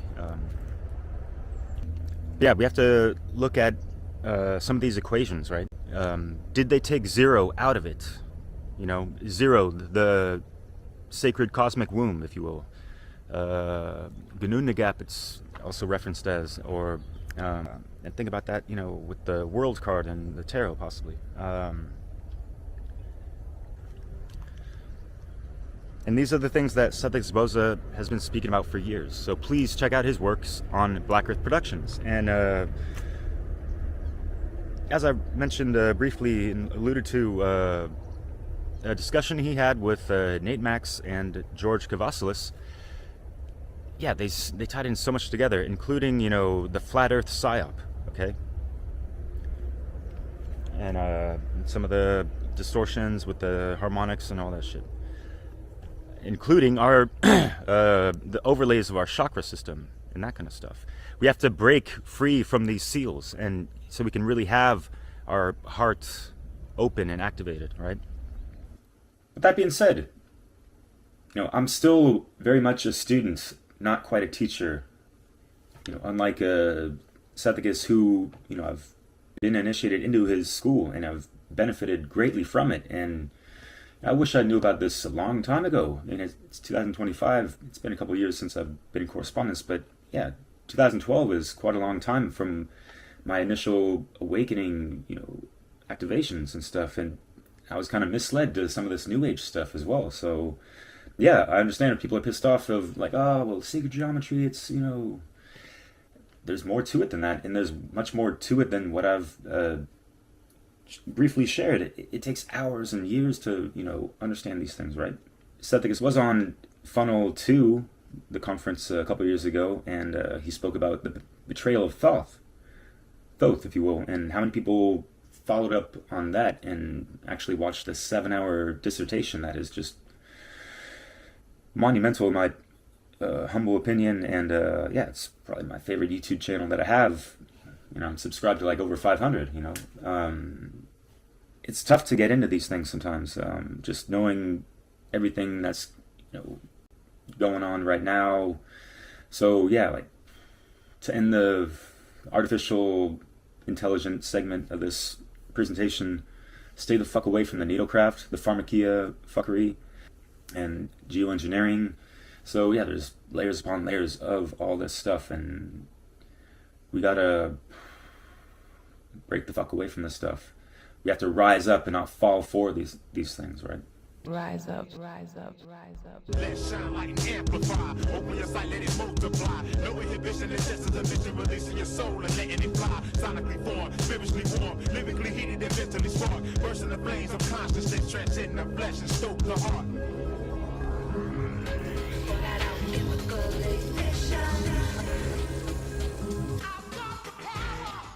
Rise up, rise up, rise up, rise up.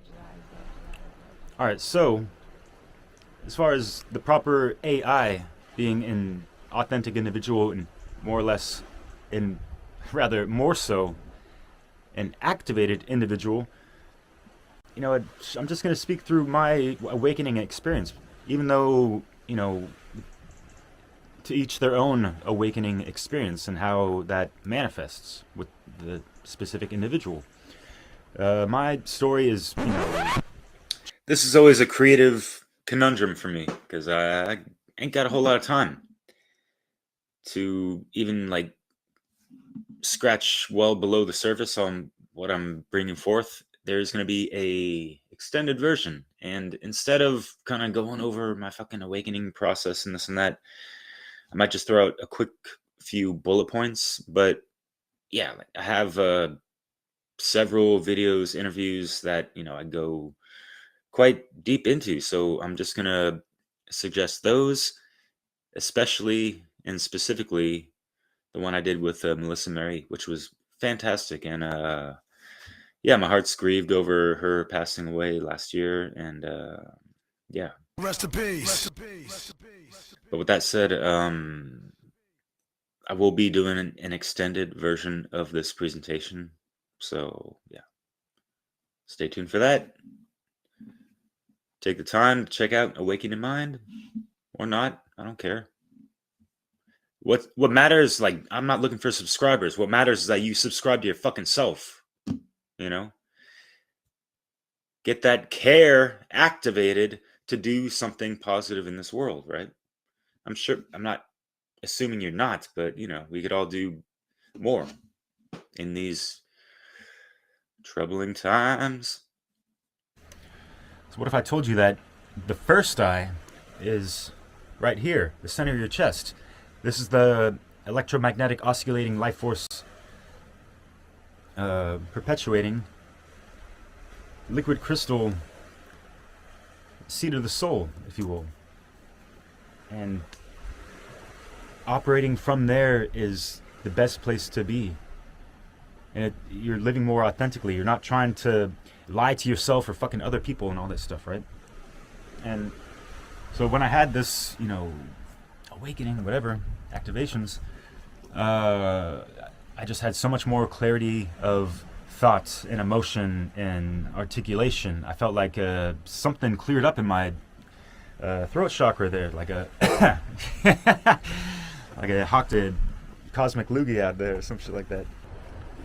All right, I got to give a little piece to the musical aspects of just life, sound, frequency, vibration, sonic resonance. And I'm thinking about Conrad in regards to sonic, because I think that might be in the title of one of his presentation for this. And Leslie Powers, she'll be talking about music as well, and music ties into the quadrivium.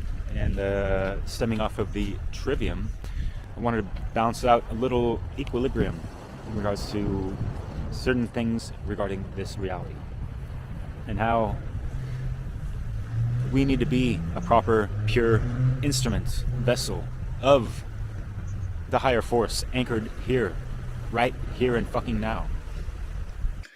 All right, so I'm going to need everyone's attentive imagination to follow me on this one, because I got to rifle through real quick. I don't have a whole lot of time, unfortunately. So when we think about objective truth, objective morality, universal law, natural law, cosmic law, all these things, think of that as this, the primordial womb, sound frequency, that vibration. That is what we want to be aligned with, as well as our DNA. And the more we activate our DNA, the more aligned we are to that. And unfortunately, there's been this discord, and I wanted to go into the whole history that makes so much sense in regards to the lore of J.R.R. Tolkien, where he talks about the whole creation of his universe in the Silmarillion and other books outside of the Lord of the Rings and Hobbit. But the main thing is that there was a character that was created by the creator that was supposed to be in alignment with singing the songs of creation, but he had a discord with that. He wanted to play God himself. How many stories and instances and even real life can we see that playing out? You know, people just trying to play fucking God, whatever the fuck, you know, fuck that. So they need to get realigned. And we're all supposed to be fine-tuning our own instruments as this bodily vessel, right? And it's kind of like the same as, you know, we're going to be fine-tuning our instruments so they play harmoniously and all these things, yeah? And you could take it to the integrated aspects and essences of divine feminine and masculine, with the masculine being the arrow, the feminine being the bow, and the bow string being that sound song frequency, natural law, truth. So when the arrow is, you know, pulled back along the bow, hitting that bowstring, it's all in alignment. Masculine being the intellect, feminine being the intuition, and boom, unity consciousness aligned to natural law. All right, just like a fetus to a child to a mature adult, it's a process, just like awakening and expanded awareness and activations and all these things. I mentioned some things that I've gone through my life, but it's never a fucking one-off, and I've had multiple experiences. So there's a lot to consider, and just to go down the list of ways we can actualize and activate more of our true authentic self. Yeah, y'all can do your DMTs and entheogens and shroomadelic experiences and whatever the fuck, ayahuasca, whatever. But you know, you're going somewhere else and you're coming back. What are you taking with you, and what are you going to be, you know, implementing within yourself and sharing with others that are going to be beneficial, right? And those are more of like a one-off things, but yet you can learn and have that as like a life-changing experience. But you have to take it further than that. It's not just about that. You have to tap into here. It's always going back to fucking here. I don't know how much I need to like reiterate that and emphasize it, but this is where the fuck it starts, at the heart. How is your art? Is it official or is it artificial, right? Your art of life, your art of communication, your art of listening, your art of persuasion, all these things, right? And, you know, you can't spell hearts without the arts, nor without the ear. Do you have the inner ear open to properly hear?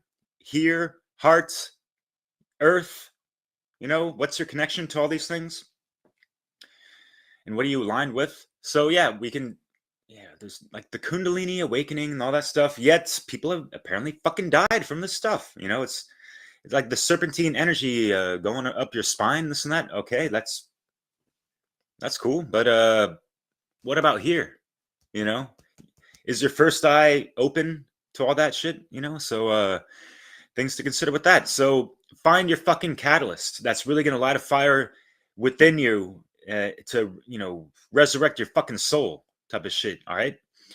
And yeah, there's like these chakra activations and things you can do to, you know, kind of manifest that, whether, you know, like just like deep meditation, contemplation, doing your breath work, whatever. But it really goes back to the first cosmic law principle of your state of mind, and what do you, and also connected to the heart-based intelligence, the generative principle. These two need to be in alignment. Yeah, it's kind of like the Matrix when the Oracle says, Neo, being the one is kind of like being in love. It is that sound frequency, agape, cosmic love that just emanates from here, and it just keeps you going, right? It's, yeah, you could say neocortex and all that, but it needs to be aligned to this. The generative principle, what the fuck you care about, you know? Are you able to inspire yourself? Whether it be from the good stuff or the bad stuff going on in the world, right? So, in conclusion, stay human. Rise up, rise up, rise up. Which world am I in? I had a vision of a future life. Activated chakra now, tell me how you're feeling like. A line of murder, got an energy that's infinite. Literate, I manifest source with my intuition. Inner Chris, see me on a subatomic. Space sacred, I can see the love inside it. Yeah, I said see it's visible to upper logic. Wish I could tell you how I got it, but I stumbled on it. I wonder. Mechanics of the mind, every life form connect the planets in the sky. Enlighten what I'm writing like a phantom when it fly. Watch an apparition vanish and a stand and go by. Man of old time, ancient and Akashic. Knowledge in my head go against the Metatronic. And I won't stop until the federal demolish. That's progress, never gonna stop it. What I rock, I make a fallen angelic change logic. Life comes together when the heart and the brain working together at the same time. One mind. Going deep inside, I'm gonna tell him what I find. I better tell him how to unify the heavenly design. Set him in the drive, forever be divine. I mean, I always will be, see forever in my eyes.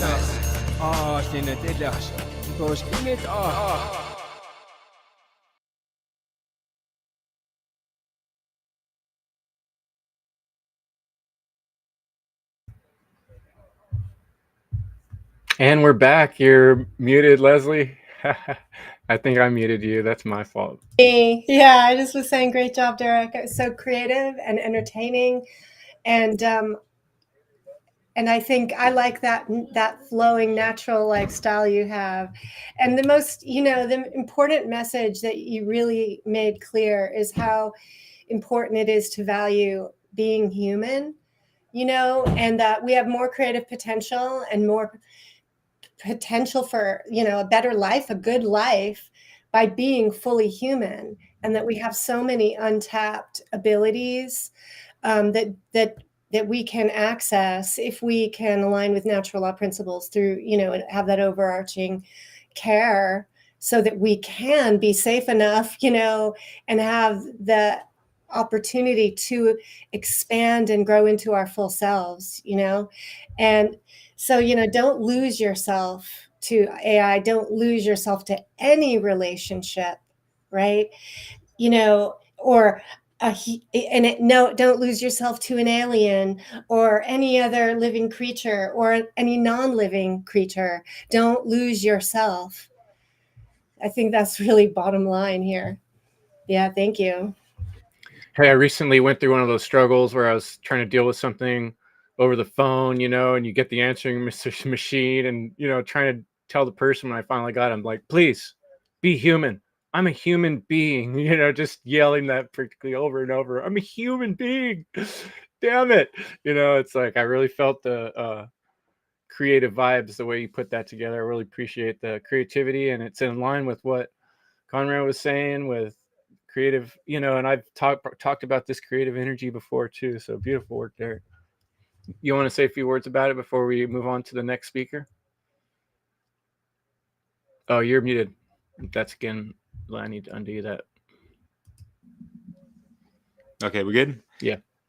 Cool. Yeah. And I hear what you and Conrad were saying with some of the spiritual mathematics and the octaves and this and that, and I feel like there's things that there's a more underpinning laying a geometrical pattern, or even just like think about just like the whole inception of creation. Like, what came first, like the creation or numbers, or like simultaneously type of thing? So yeah, there's things to consider. And I feel like thinking about Conrad's thing with the malignant masculine type of thing, it's like the masculine is seeking to control, and so with this feminine free flow energy, what kinds of containers is this patriarchal, and I say archal with the archonic aspects in mind on a multidimensional level type of thing. So yeah, there's like, when you look into these things, there's so many things to tie in and all.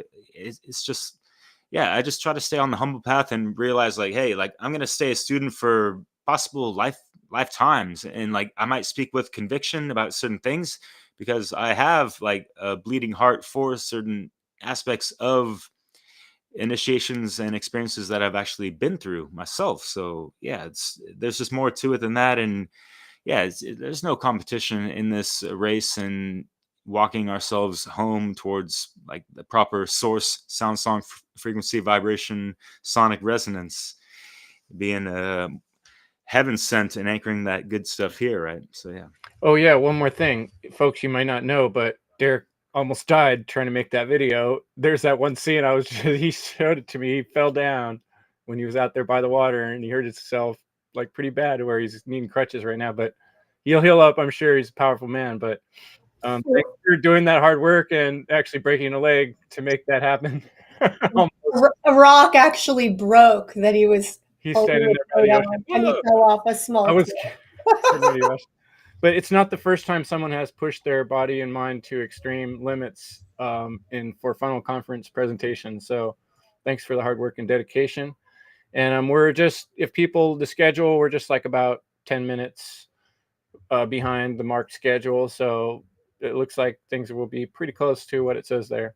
So I'll let Derek introduce the next speaker, and grab your comfy place to rest and enjoy your beverage or food, and appreciate the knowledge and the love that went into all this.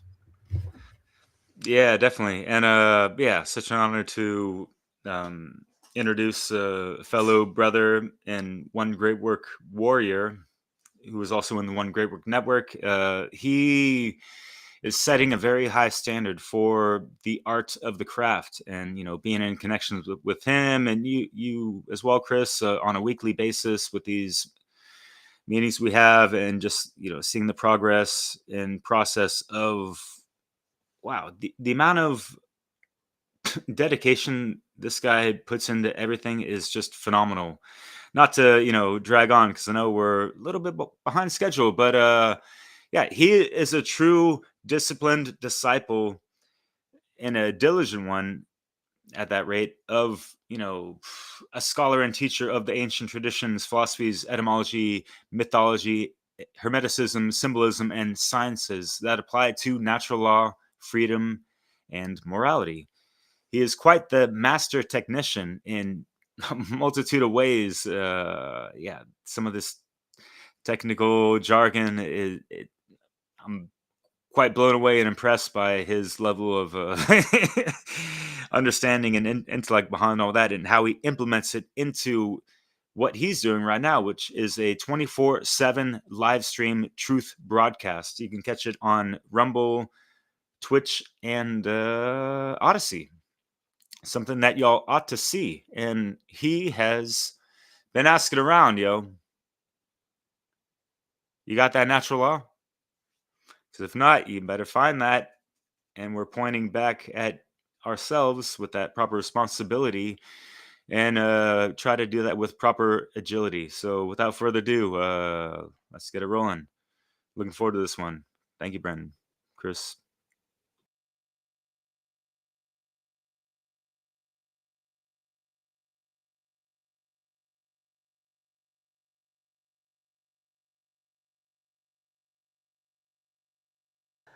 The demoralization process in the United States is basically completed already. Now reaches such areas where previously not even Comrade Andropov and all his experts would even dream of such a tremendous success, thanks to lack of moral standards. As I mentioned before, exposure to true information does not matter anymore. A person who was demoralized is unable to assess true information. The facts tell nothing to him. Even if I shower him with information, with authentic proof, with documents, with pictures, even if I take him by force to the Soviet Union and show him concentration camp, he will refuse to believe it. A person who was demoralized is unable to assess true information.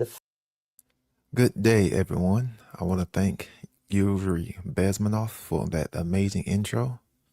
And I want to thank you for joining me for this presentation. I want to thank the individuals in the Freedom Under Natural Law Conference, the organizers, all of the presenters, all of the watchers, anyone that donated, anyone that helped spread this, help knowledge, this conference. I want to thank you for doing what you did. My name is Brandon Spencer, and I'm going to present Devoid of Consciousness, Lacking Consciousness. Now, before we jump in, I just want to make it clear that it's extremely hard to try to present and pack a lot of knowledge into an hour-long presentation. So I'm not going to be able to cover everything. I may be moving kind of fast, but just know that it's extremely hard to try to pack in so much knowledge into just one presentation that only lasts an hour. So I always want to be clear. All right, so let's dive into it. as always, before we begin, these presentations may not be for everybody. I make that clear, and I told I understand that a lot of us are different. So you may not like my style, you may not like this particular flavor. That's totally fine. I get that. My presentations are just aiming to get to the root cause of the human condition and why it's still the way that it is. Why it's still slavery. So if you don't particularly like those words, that's totally fine. That's upon you to deal with. So also too, if you're not familiar with some of my previous work, Lex Naturalis and why natural law is not a religion, then I would highly encourage you to check out those presentations. After you are done watching this amazing conference, but it will just kind of open up, to what I am talking about when I'm talking about, these terms, so people can get, good definitive understanding on how I'm coming from when I'm sharing, my views on these truths. And then also too, like, there is nothing new, that needs to be said or presented here. I'm not going to be presenting anything new. Nothing new even needs to be done. Humanity just needs to, look at the tools that are needed to get, itself out of this slavery condition. The solution has always been present, and it will continue to be the same. Care for truth, seek the truth, embody the truth, and teach the truth, as Kris Nelson has always explained about in his work. And as the great Manly P. Hall said, the quest for truth is a lifelong journey, and the search for meaning is what gives life purpose. I'm going to say that again. The quest for truth is a lifelong journey. The search for meaning is what gives life purpose.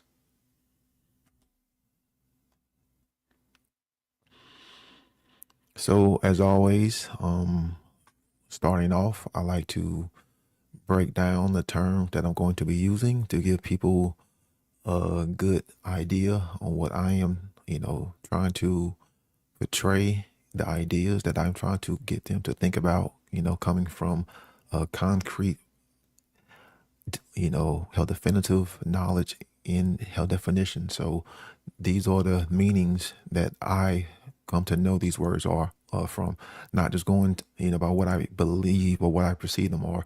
These are the definitions of these words.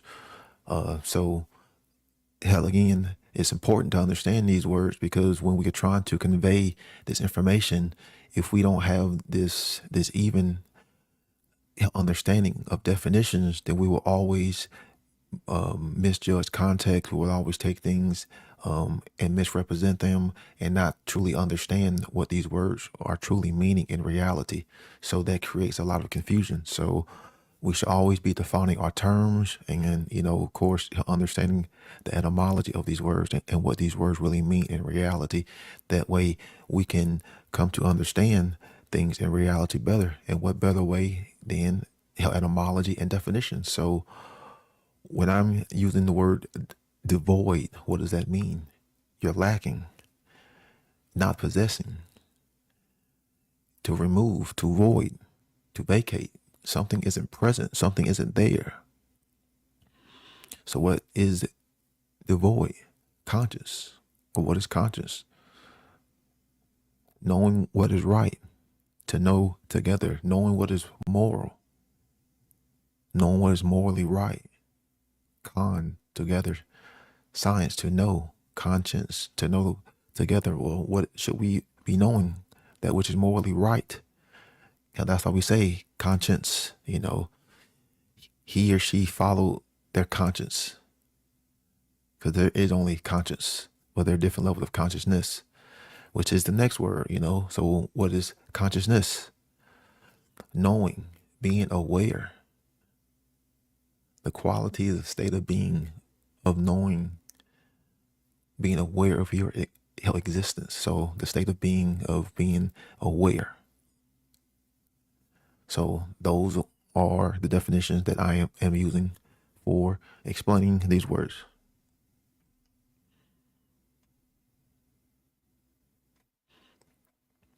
The beginning of all wisdom is the definition of terms. Socrates, the beginning of all wisdom is the definition of terms. Why is it that humanity refuses to dig itself out of the condition known as slavery? Why is it? Again, trying to get to the root, right? Why do we still see so much man-made suffering worldwide?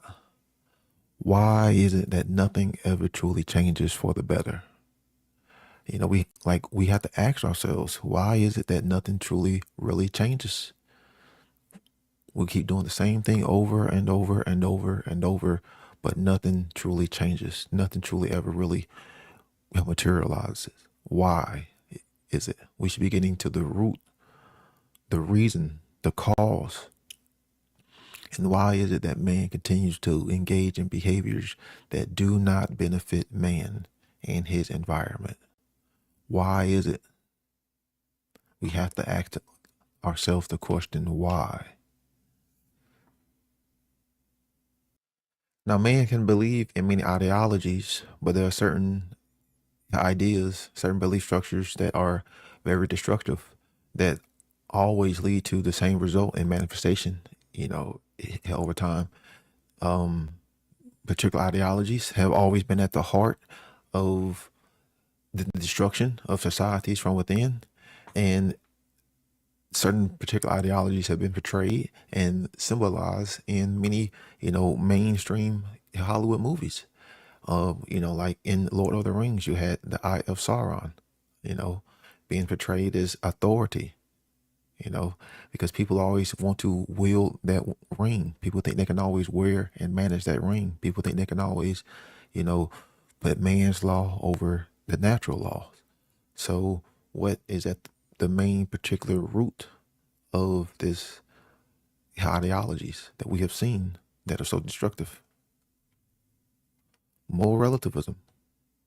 Moral relativism is that ideology, along with solipsism, of course, but moral relativism has always been at the heart and destruction from societies from within.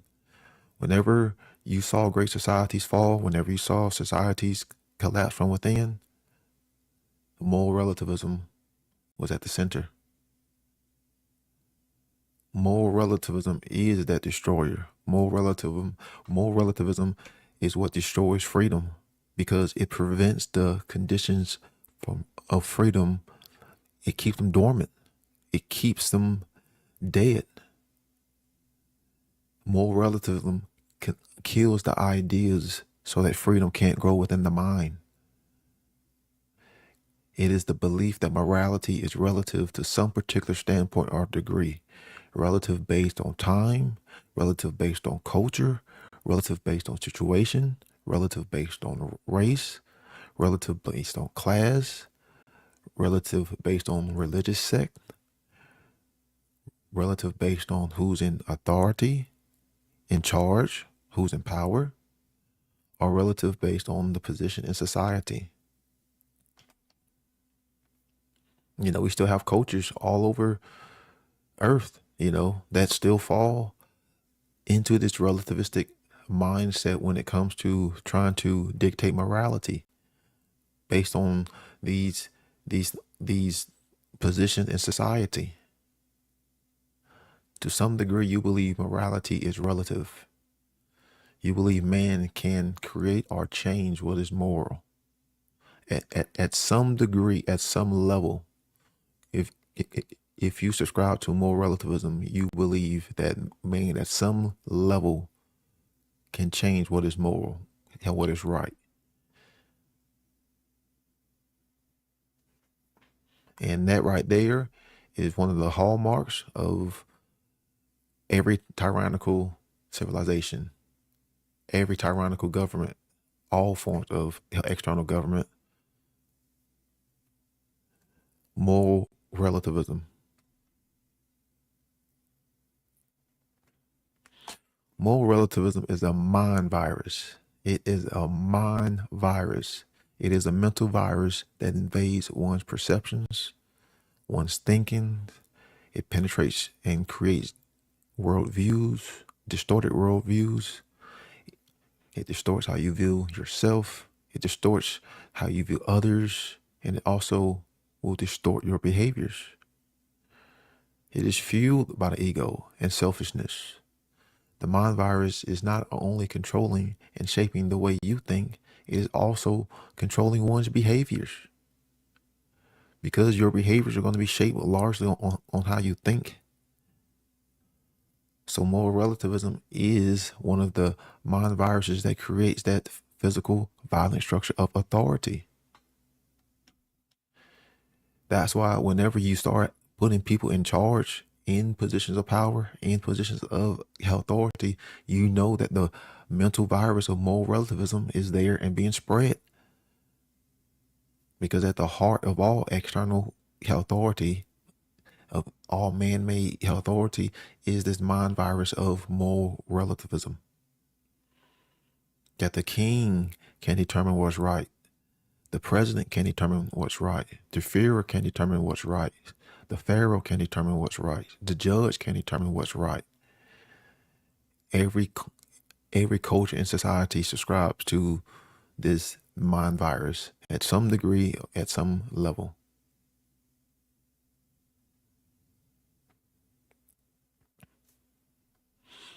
A believer with this virus will try to justify wrong behaviors because, hell, again, at some degree, at some level, they find morality to be relative. So then, therefore, they will always try to justify their quote-unquote relative morality, which can't be done. This infested mind will lie, cheat, use duress, coerce, steal, and even murder to uphold and protect the structure of authority. That's why it's like a virus, because it will protect itself.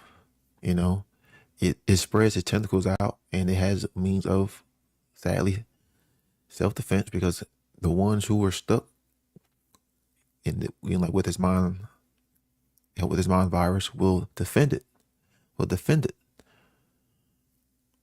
They'll defend it physically till death. I mean, because that's what we've always seen with cults, with this mind virus of moral relativism. They will defend it and even use violence and transgress against you when you haven't done anything wrong. Because we're dealing with a mental virus that poisons the soul, that poisons the heart. They will try to uphold and protect this structure of authority that's being violent against them. This authority is their God. This is why they will go to war against anyone who doesn't share their infected ideology, just as a cult mindset would. Now, you want to talk about, real infection? You are willing to defend your own enslavers, the ones who are enslaving you. You're willing to defend them and sacrifice your body for them. That's what we see. That's why this virus is so dangerous, because it just mutates and spreads and spreads and spreads into the collectivist mindset. Because that's really what we're just talking about here is the collectivist mindset. It's been called many things. It's been called the satanic mindset. You can call it like the narcissistic mindset. You can call it the egoic mindset. It's all just moral relativism, if we're not bullshitting. It's just individuals who try to justify and think that they can change what's moral. That's, that would benefit them.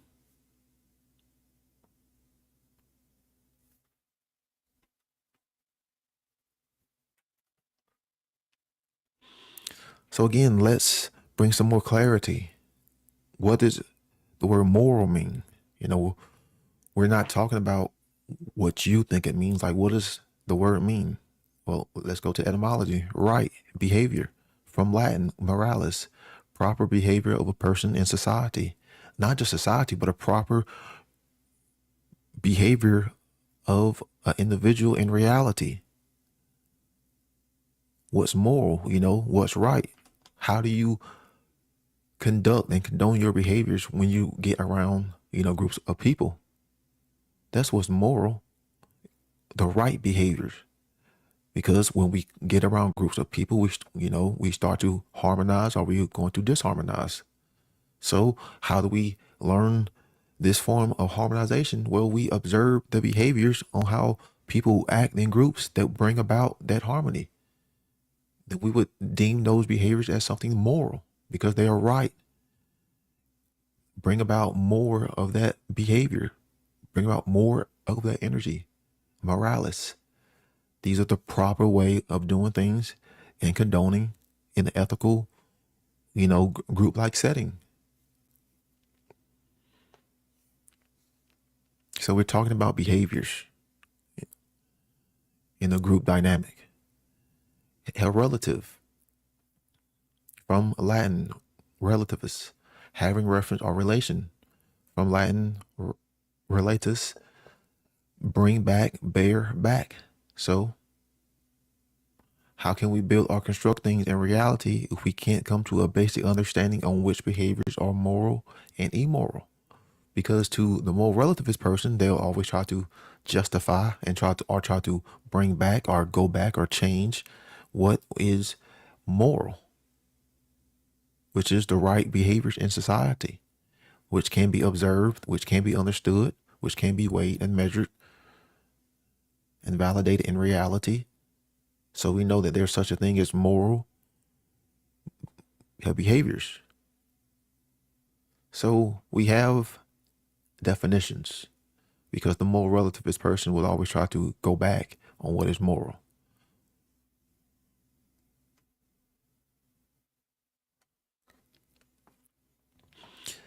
And then, like I stated earlier, moral relativism has been described in so many different ways. It's been symbolized in so many different forms. It's been talked about by pretty much like every ancient culture. The Native Americans described something that was similar, an aspect of the mind virus called Wetiko. And this was like a psychic, spiritual pathogen that contaminated the soil. Of course, the soil, being the inner, how the inner kingdom, the inner garden. And then that pathogen will spread throughout, like the subconscious going unseen, forcing people to act against one's conscience. So what are we talking about here? To go against one's conscience, to disobey conscience. You're talking about doing immoral things. We're talking about behaviors in reality, behaviors in groups, behaviors in a group dynamic. So we're talking about moral and immoral. So to go against your conscience means you're probably going to do something that is immoral. So Wetiko was a aspect or similar to moral relativism. You can call it an occult or hidden mind virus, because they always talked about it would be hidden, consuming more and more minds as it spreads throughout all aspects of society. Moral relativism is similar to that virus of Wetiko. How can I exploit others for my gain? How can I get more? More ego, more greed, more consumption, more control, more. And they also talked about how there was like no description of Wetiko. It was no being. It was just like the spiritual vampire or like the spiritual energy that would possess the individual.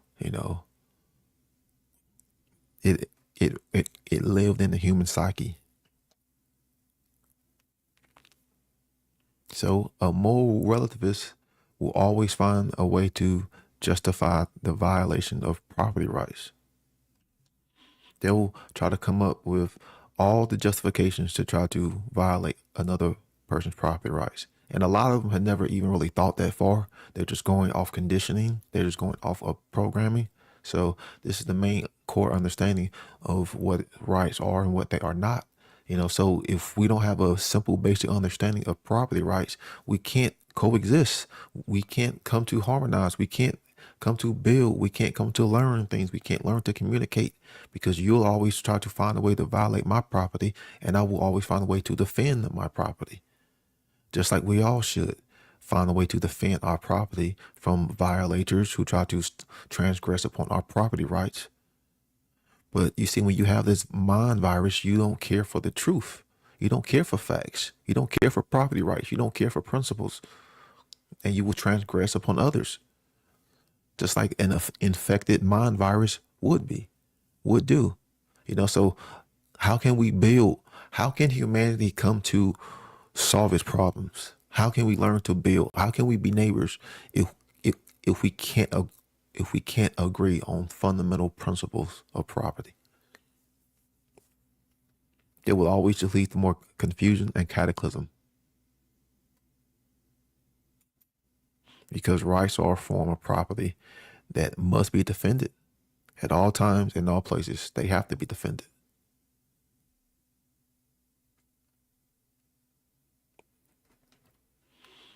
So, what is slavery? What is slavery?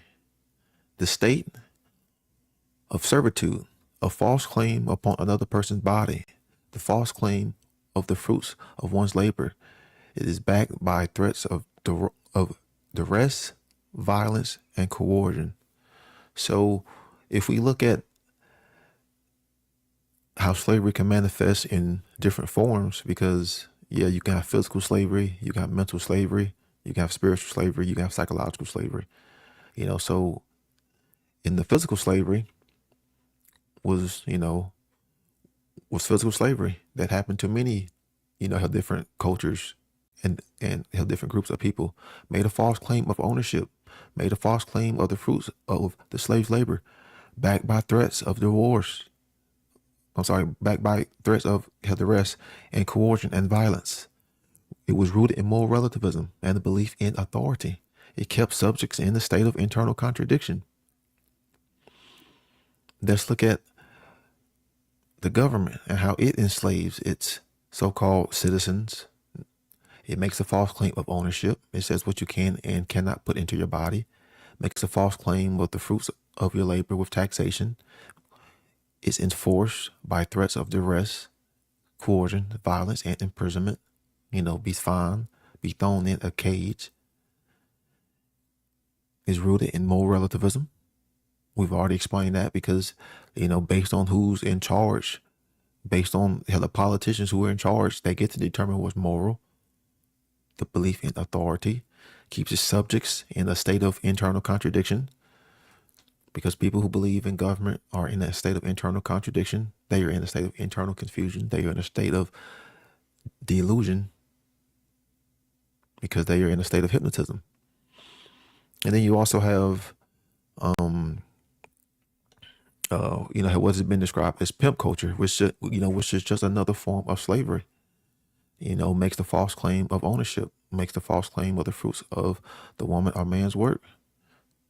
Backed by threats of divorce, of duress, coercion, violence, and fear, rooted in moral relativism and the belief in authority, because they believe that the pimp has more power.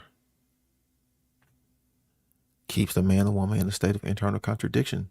So it's still like the same mechanisms when it comes to slavery. Doesn't matter if it's physical, doesn't matter if it's mental, which you can't have physical slavery without the mental slavery, or if it's just emotional. It's the same tactics. It's the same principles that are at play here. The same principles. No matter how you look at it, slavery is a false claim of ownership. Use fear, use tactic of manipulation, use coercion, use threats. Keep them in a state of fear. Keep them in a state of ignorance. So this part is called the demoralization process in action. And I call this slide the cremation of care. And when I'm describing it, I'm not just talking about a particular ritual at the Bohemian Grove or, like at the Bohemian Club. I'm talking about the collective involvement that the individuals partaking when it comes to these massive, group rituals. Rather it could be certain ceremonies that come on television or be at music festivals or like at large gatherings.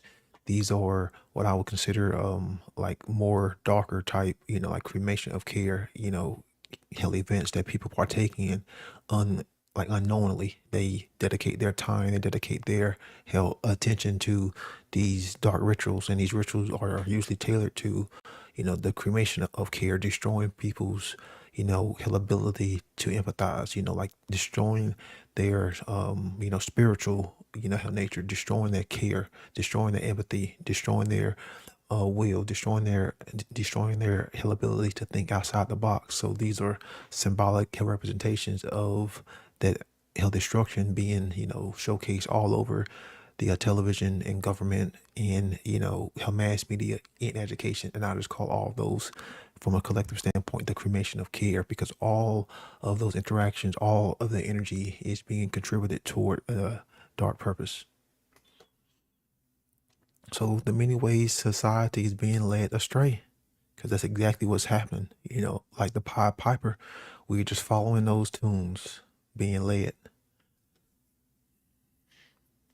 Of course, religion is one of the many ways, possibly one of the biggest way, that more relativistic, dogmatic ideology has been, brought about into man's consciousness.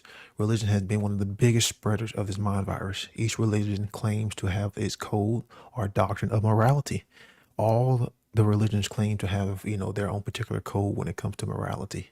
So which is correct? Which are you supposed to choose from? Which are you supposed to know, which is the correct code? If each particular sect has their own, specific code that you're supposed to adhere to. This code of doctrine usually comes from a book, text, or a prophet. These individuals do not hold their insiders to that specific code, so they're hypocrites. It's always, do as I say, not as I do. So religion wants you to believe in this code and not discover what true morality is. They want you to believe in this, religious doctrine, but don't hold their own individuals held accountable. A lot of these religious contradict themselves in their so-called code, so, hell again, you are contradicting yourself in what you say by what you are doing. So there is some form of disconnect. There is some form of duality going on here. You're not harmonized. Each sect may and will have different variations of this code or doctrine lacking consistency. We see this in, like Christianity, y'all have like different, codes and, like have different subjective interpretation when it comes to certain things. So which are you supposed to follow? Does that not create more confusion? Because it does. These codes may not involve the theft of another's property rights, therefore distorting rights as wrongs. So these codes may not necessarily involve the taking of property, the actual taking of rights. And hell again, this is putting off a very distorted version of what's truly right, because in order for something to be a wrong, there has to be a loss in property rights. So a lot of religions will distort this by not getting at the true heart and the meaning of property rights when it comes to, whatever so-called wrongs according to their doctrine. Will make the claim some external deity or entity made them engage in immoral behavior, trying to negate or shift personal responsibility. And we see this all the time in certain religious sects. Oh well, this deity, got within me and caused me and made me act a certain way. Again, giving up personal responsibility. Don't want to take any form of accountability based on the distorted or limited information, which leads to a distortion of logic. And this is the main key thing here, is the distortion of information, limited information. What happens when you give someone limited information and you try to give them the information for them to base reality, like off of? This is what religion has been notorious for, is giving someone limited or distorted or inaccurate, information, and then they go try to build and they go try to construct, and try to co-create in reality.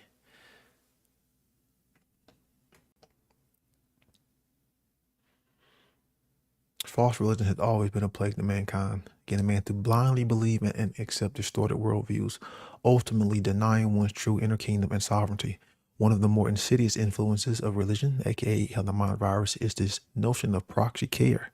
Like this whole fake care that a lot of so-called, religious or, caring individuals seem to put off. They claim to be there out the kindness of their heart. They claim to be doing good. They claim to be doing God's work. They claim to be the mediators between you and the divine, between you and nature, between you and God. But by thy fruits you shall know them. Always look at the fruits. Then you can really truly know, like where their hands have been and where their hands are going. So her religion is one of the biggest components of or one of the biggest institutions that is spreading moral relativism. And the quote by J. Krishnamurti, when you call yourself an Indian or a Muslim or a Christian or a European or anything else, you are being violent. Do you see why it is violent? Because you are separating yourself from the rest of mankind. When you separate yourself by belief, by nationality, by tradition, it breeds violence. So a man who is seeking to understand violence does not belong to any country, to any religion, to any political system. He is concerned with the total understanding of mankind. And I've read that quote many times in my presentations, but it's such a wonderful quote because, again, you don't need to use all these labels to identify with. You should just be trying to understand the truth. And that's really the only label that, that you should care about, is seeking the truth and trying to understand it. And when you do, you try to educate and inspire others to try to understand that great truth, like you have come, like so many others have come. And how can we leave out the government, the left wing and the right wing? This institution known as the government or external authority, who has a hallmark of moral relativistic ideology. That's like the main prime ideology when it comes to external authority. I mentioned this earlier, is how all external authority is based on moral relativistic ideology, because at some point or some level, you think that man can determine what's moral, can determine what's right and wrong. And this is how the government claims to do that, is by getting everyone to focus on legality and not morality. You see, you very rarely ever hear the word morality talked about when it comes to government. They're always talking about, is it legal? Is it legal? No, it's the question we should be asking ourselves, is it moral? Is it right? Is it just? Not is it legal? Legality? No. Is it moral? And then legality is backed by threats of coercion and violence, putting man as the supreme ruler sitting on the throne, because he gets to determine what's moral according to legality. Then therefore anybody who doesn't align to his code, to his strict rules, then therefore they get the violence and the coercion. So again, it's putting man on this pedestal, putting man on this throne, putting man's law above the natural law of what true good is, what true right is, what true wrongs are. That's what government has always done. That's what government will continue to do. The cold government and its followers believe morality is based on who is in power. These people in so-called power change over time. Therefore, what is right changes. What is considered right also changes by crossing over an imaginary line. So yeah, you can, live in one piece of the area, and then you cross over this imaginary line, and it's somehow illegal. It's still moral, but it's still illegal, all because of an imaginary line. One thing can be right in one place, and you can go a mile to the next area, and it could be considered wrong. Yeah, that makes a lot of sense. You want to talk about how the confusion and contradiction that's being, put forth here. So let's look at what the word demoralize means. To corrupt, to undermine, to undermine the morals, to remove the morals. So where does this usually take place? If you wanted to demoralize, if you wanted to corrupt, if you wanted to undermine, particular societies, her morals, where would you start? where would you start? Wouldn't you start with the youth? So where does this corruption start? It starts very young. It starts in the schooling system. And I know many individuals have spoken about the dangers of the government schooling system, but what it does is it breaks the child's will. The schooling system breaks you down. It gets you to conform. It breaks your will. So when you come out of it, you are a broken individual. So what does the word broken means? It means separated by force, not whole, not integral. So what is the child? What is the individual being separated from? True thought, true creativity, true willpower, the true human essence, the true human experience, consciousness, being able to think outside the box, being able to see the bigger picture, holistic intelligence, true intelligence. And the schooling system is very demoralizing. It is very dehumanizing because it puts you through all of these animalistic trials and rituals and means of obedience to conform by way of repetition, by using positive reinforcements and negative reinforcements, and the whole operant conditioning, which was perfected by B.F. Skinner and the whole behaviorists and, like their whole theories on the environment shaping, how we think and behave. All that was tailored toward the control of the environment, to tap into our animalistic qualities as a means to manipulate. And that's what we see in the school system. And that's why it is so dehumanizing and demoralizing, and it breaks you down. It makes you feel like you are lesser than a human being, and it treats you as though you are an animal.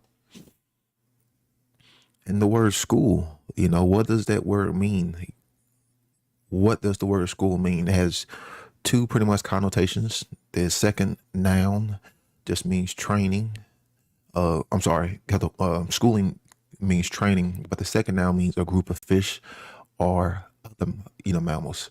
The Proto-Indo-European prefix skill, skel, to cut, to split, to turn, which is very interesting. That one of the connotations of the etymology means to cut, to split, to turn. Yeah, to break. To cut something means to break it. To split it means to break it, to separate it.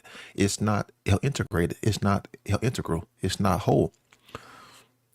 So then you have the noun one form, which would be the training. The Proto-Indo-European prefix segh means to hold, to possess, to make. Hell, again, you're talking about another definition that's not associated with anything that's typically good.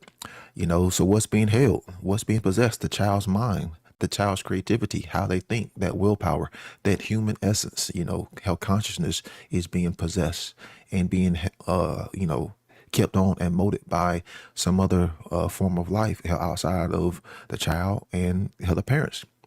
So here you are treated less than, you're forced to line up, you're forced to obey, you're forced to react to a bell, just like the pigeons in Skinner's box, you're forced to conform.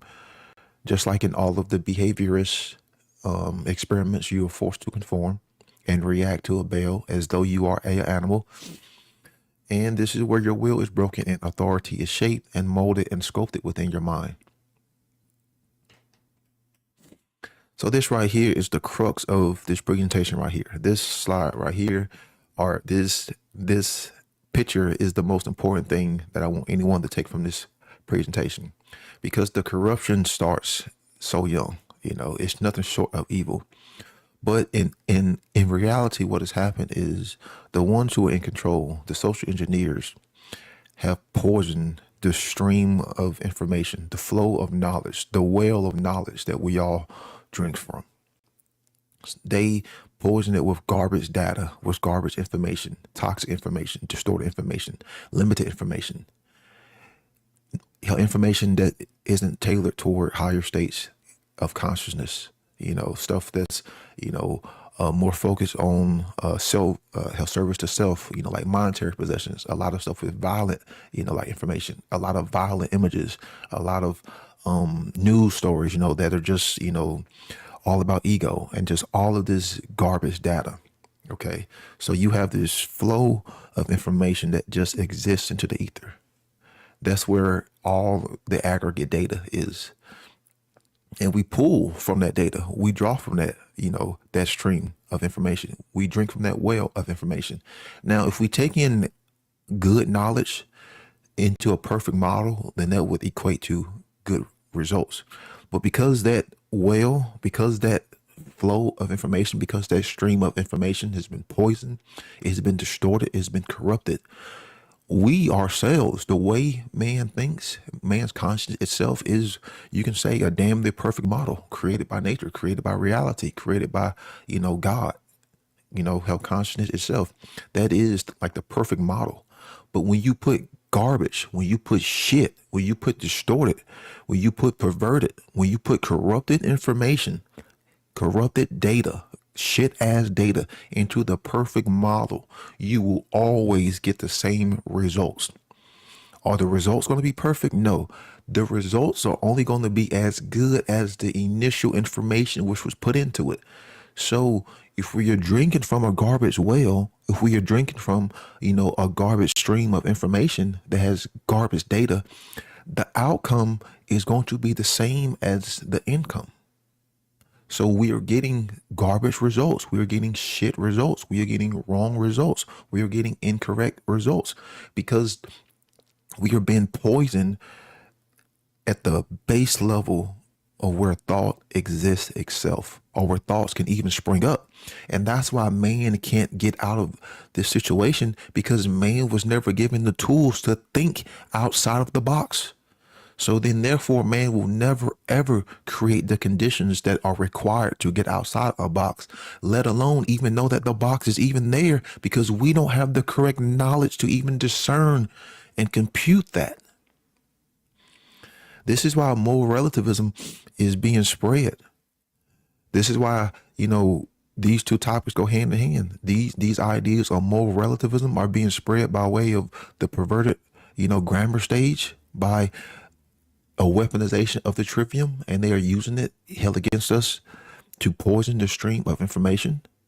And therefore we drink from that poison stream, and then we never really get the true logic. We never really get the true understanding. We never really even get the true gnosis. And therefore the output, the rhetoric stage, is going to be corrupted, because it was corrupted from the initial start. And that's why we see moral relativism in everything, because they are poisoning the initial base level of thought.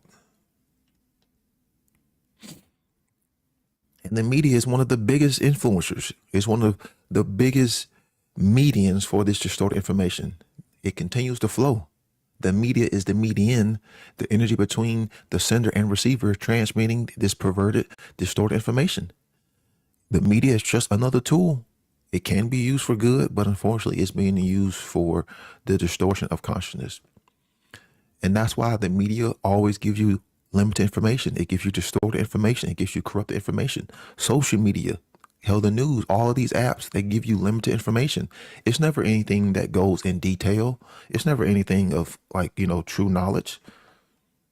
It's all limited information to get you to have just a little bit of information, and therefore you start to build and construct your beliefs and your thoughts off of. But if it's not correct, if it's not detailed, if it's not factual information, then you can't get to that next step of logical, filtration. So again, you keep this shit flowing, this poison stream. And because we are in this constant poison shit stream, then we are putting out shit, immoral behaviors in reality. So again, another diagram. The spread of this corrupted and limited information has always been one of the greatest weapons in this battle. You keep the continuous flow of shit information constantly being flushed into people's brains. So you have reality. Of course, how the sender exists in reality. And then you have the media. If you're sending out limited information, the receiver is the individual. So you have point A being the sender. You have point B being the receiver, the individual.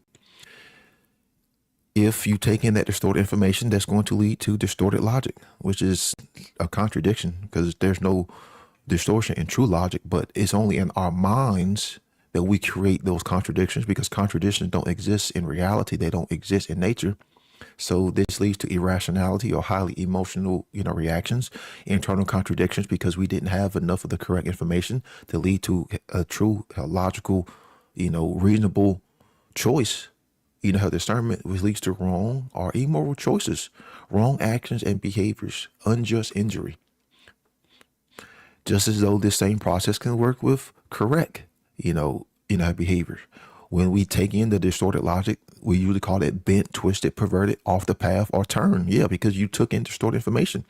But just as though we can take in correct information, you have reality, you have events that happen into reality, you have that, information being pushed out. We take in the correct knowledge as the receiver, as the individual, taking in, knowledge through our senses, through our perceptions. If it's correctly and we go through the proper system, then that should lead to true logic once that data has been gathered and filtered. Then that will lead to right action, true education, the love and the sharing of truth, because you are aligned. You see how this bottom part is a straight line compared to the upper one is bent, is turned, is off the path, is twisted. Because the information that we take in is crucial when it comes to our development and consciousness. It is crucial. It is one of the main components. That the information that we take in is one of the main components when it comes to the evolution and advancement of consciousness. And lastly, you have the entertainment, who keeps the shit, who keeps the shit flowing, who keeps the shit show flowing, who keeps all this shit plastered, like everywhere, like all over the media. You got people just looking down at the shit, constantly reprogramming themselves with positive reinforcements, with the shit, with the limited information, with the distorted information, with the corrupted and perverted information, which I'm using all those terms, synonymously. But what does the word limited mean? It means fixed. It means to restrict, to bound. Limited information is the data and information that is tailored to the restriction of thought, creation, and will. So pretty much limited information, distorted information, perverted information, corrupted information is data and information which is used to suppress human consciousness, to stop the flow of consciousness, to stop the advancement and evolution of consciousness. That's what I am talking about when it comes to limited, distorted, corrupted, and perverted health information that is being used to keep man in this animalistic, moral, relativistic mindset. You have to control man at the level of information. Therefore, anything that comes out of that information thought is going to be control itself. So a demoralized individual doesn't care for the truth. Just like Yuri Bezmenov said at the beginning, they are not concerned with principles. They only care to serve their purpose and goal. They have abandoned consciousness because the mind is being broken off from the truth. They have abandoned consciousness because they was never connected to consciousness to begin with. That information was never given to them. It was never present. So they are pretty much stopping us from becoming human beings. Because what is a man? What is man? You have different connotations, because you got like man in the collective, man as, the sex man, then you have man as the individual. So you have human being, you have the adult male, then the Proto-Indo-European man, the prefix man, M-E-N, was thinking, to stand out, to tower over. Because our thinking is what gets man to stand out when it comes to other individuals in nature, with other animals. Our thinking is what gets us to stand out. It's not even close. If you was to look at all of the individuals underneath a microscope and just observe them, man's behavior and creation would stand out compared to all the other, life forms in the animal kingdom. We would tower over. It wouldn't even be close. All of the creations that we can do, all of the things we can cognize, all of the things we can philosophize, and everything that can be sculpted and molded and created with our hands, the power of the mind and mentation and the capacity and the will to think, we tower over all of the other creatures. So how do we break free?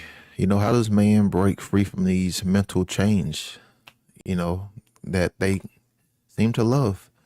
Nothing is different. The solutions have always been the same. The solutions have always been present. Man has to discover and develop conscience. We have to discover and develop conscience. The only way to get to that discovery is with some form of initial spark. There has to be something internally that is developed within man. We can put all the information, all the correct information in front of individuals.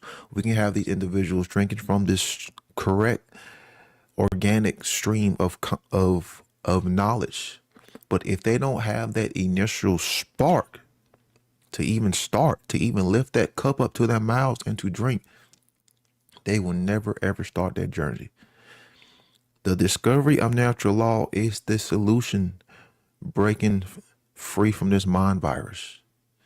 That is the only solution. Is man has to discover and have the definitive knowledge of what is right in behavior and what is wrong in behaviors, and the consequences that follow, no matter if he chooses to align with the right or if man chooses to align with the wrong. There's going to be consequences invariably for both. So man has to have this knowledge in order for true creativity to even start. Because how can man come to create with other men if there is no baseline understanding of actions and behaviors in the ethical capacity when it comes to building? You have to understand this dynamic. We have to learn to create with each other.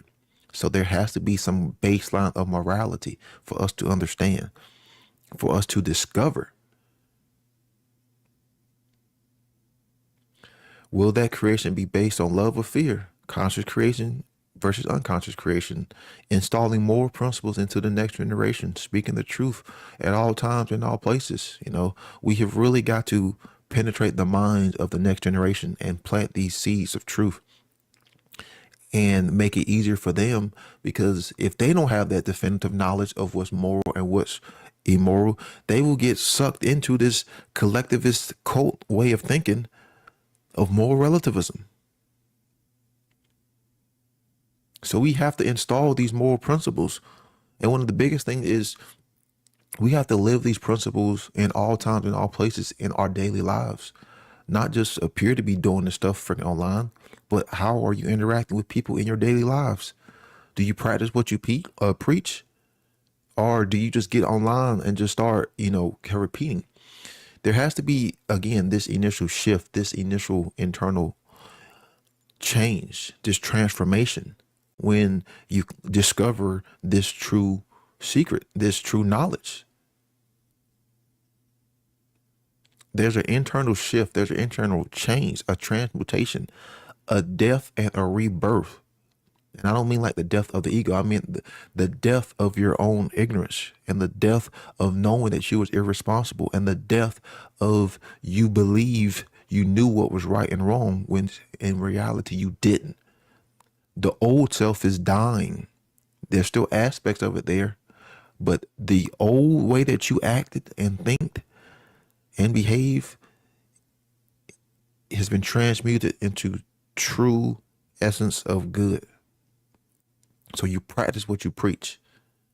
You live these principles all day, every day, and not just talk about it online. That's one of the best ways to try to inspire others, is to live these principles every day. In all relationships, doesn't matter if it's a work environment, doesn't matter if it's, in your home, doesn't matter if you're in public, it doesn't matter where you go, you live these principles. They are a part of you. You have embodied them. You have been possessed by them. You have taken them in. That's the best way that we break free from these chains, and to lead by example. I mean, outside of that, I don't know what to tell people. I wish it was that, simple to say, hey, come on here and, here's how we break free from these chains. But again, until there is enough pressure put on the individual to force them to change themselves, then sadly, the individual will never change themselves. There has to be enough pressure put on the individual that's going to force them to change. And that's exactly what the dark occultists, the social engineers are doing, is they're putting enough pressure on the individual that change is going to come, whether it comes consciously or unconsciously. So thank you for tuning in to this presentation. I know it was a lot of information. I tried to boil it down into 1 hour, which is extremely hard. This presentation was going to be like 5 hours long, and I had to cut a lot of it back, and I had to amalgamate it all into, what it is now. Extremely hard, and maybe later on I'll, have released the full presentation. But hell, again, I want to thank you. I want to thank all of the presenters. I want to thank all of the organizers. I want to thank all of the ones who would help support it and donate it and spread this knowledge when it comes to, this amazing, conference. So thank you all for tuning in. And remember, we have to truly care for truth and choose the free will conscious choice of choosing the right action over the wrong action. And I'm going to give the closing words to Manly P. Hall. Peace out.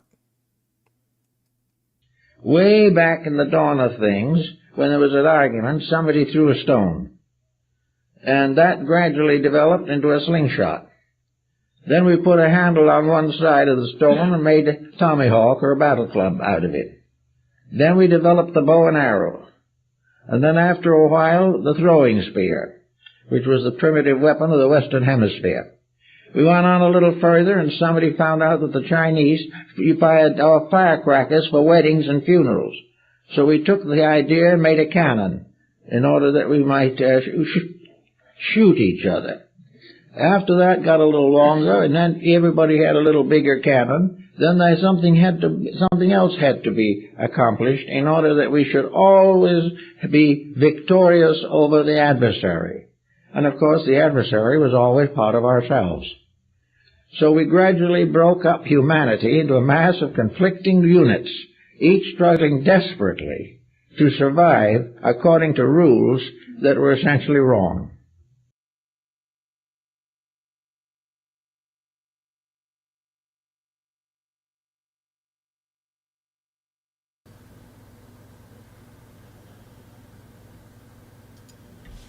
Welcome back, guys. Fantastic presentation. As always, Brandon brings the fire. Oh, yeah, he's so consistent. I remember when Brandon first went public, you can tell it was clear. He's like, I'm doing this. He got better and better with the quickness. I mean, all the way up to where he's at now. These phenomenal presentations, 24-hour live stream of just Gnosis playing every day, all day. That presentation, the message was profound. I'm highly interested in the extended version. The aesthetics were great. The slides, the quotes, he delivered it perfectly. So well done, Brandon. Another phenomenal presentation. Yeah, for sure. Brandon Martin said it well, that Brandon Spencer is like the calm fire. And it was so fire, and it's like passionate inside, but his presentation's calm, steady, delivered, right on point, succinct. Like, I was so impressed with how much he got in and so clearly stated. I think this presentation should be shared with everyone. I think it's one presentation that could make a big difference for a lot of people. He's the element of lava. Yeah. That's lava. Yeah. Yeah, I said Aries Embers.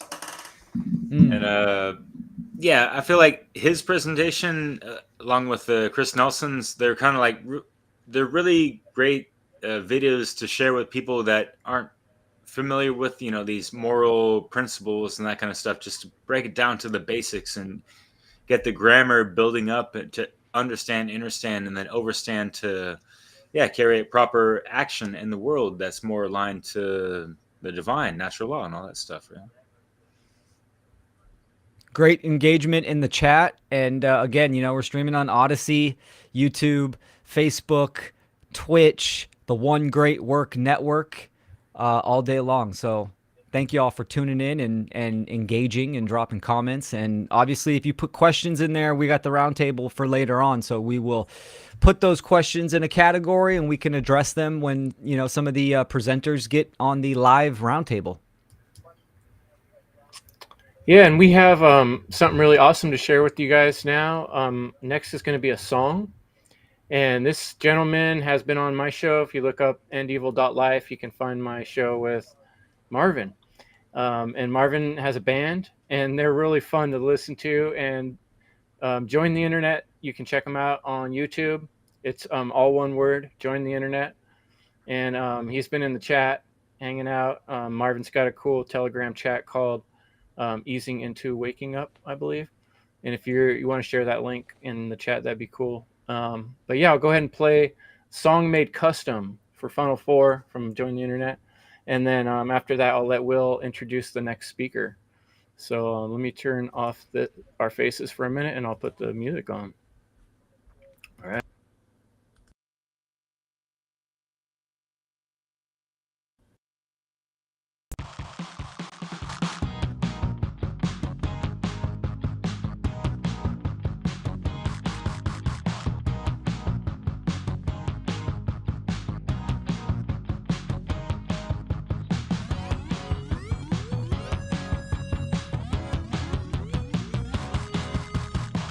When somebody tells you lies, it's okay to call it out. Even when the fear is high, it's okay to try, because freedom is at stake.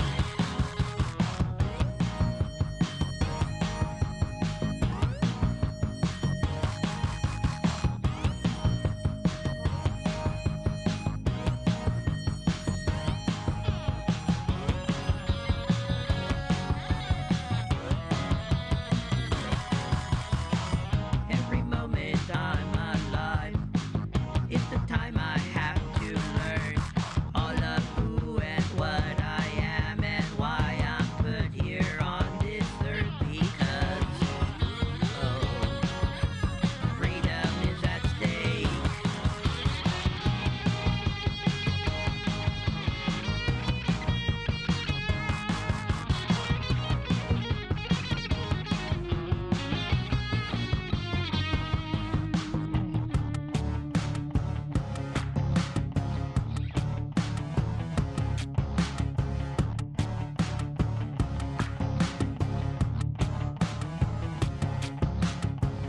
My soul is mine, my rights are mine, my freedom's mine, my body's mine, my soul is mine, my rights are mine, my freedom's mine, my mind is mine.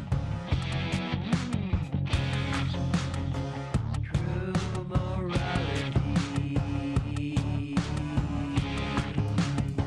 spirituality, true morality, all I wanna teach.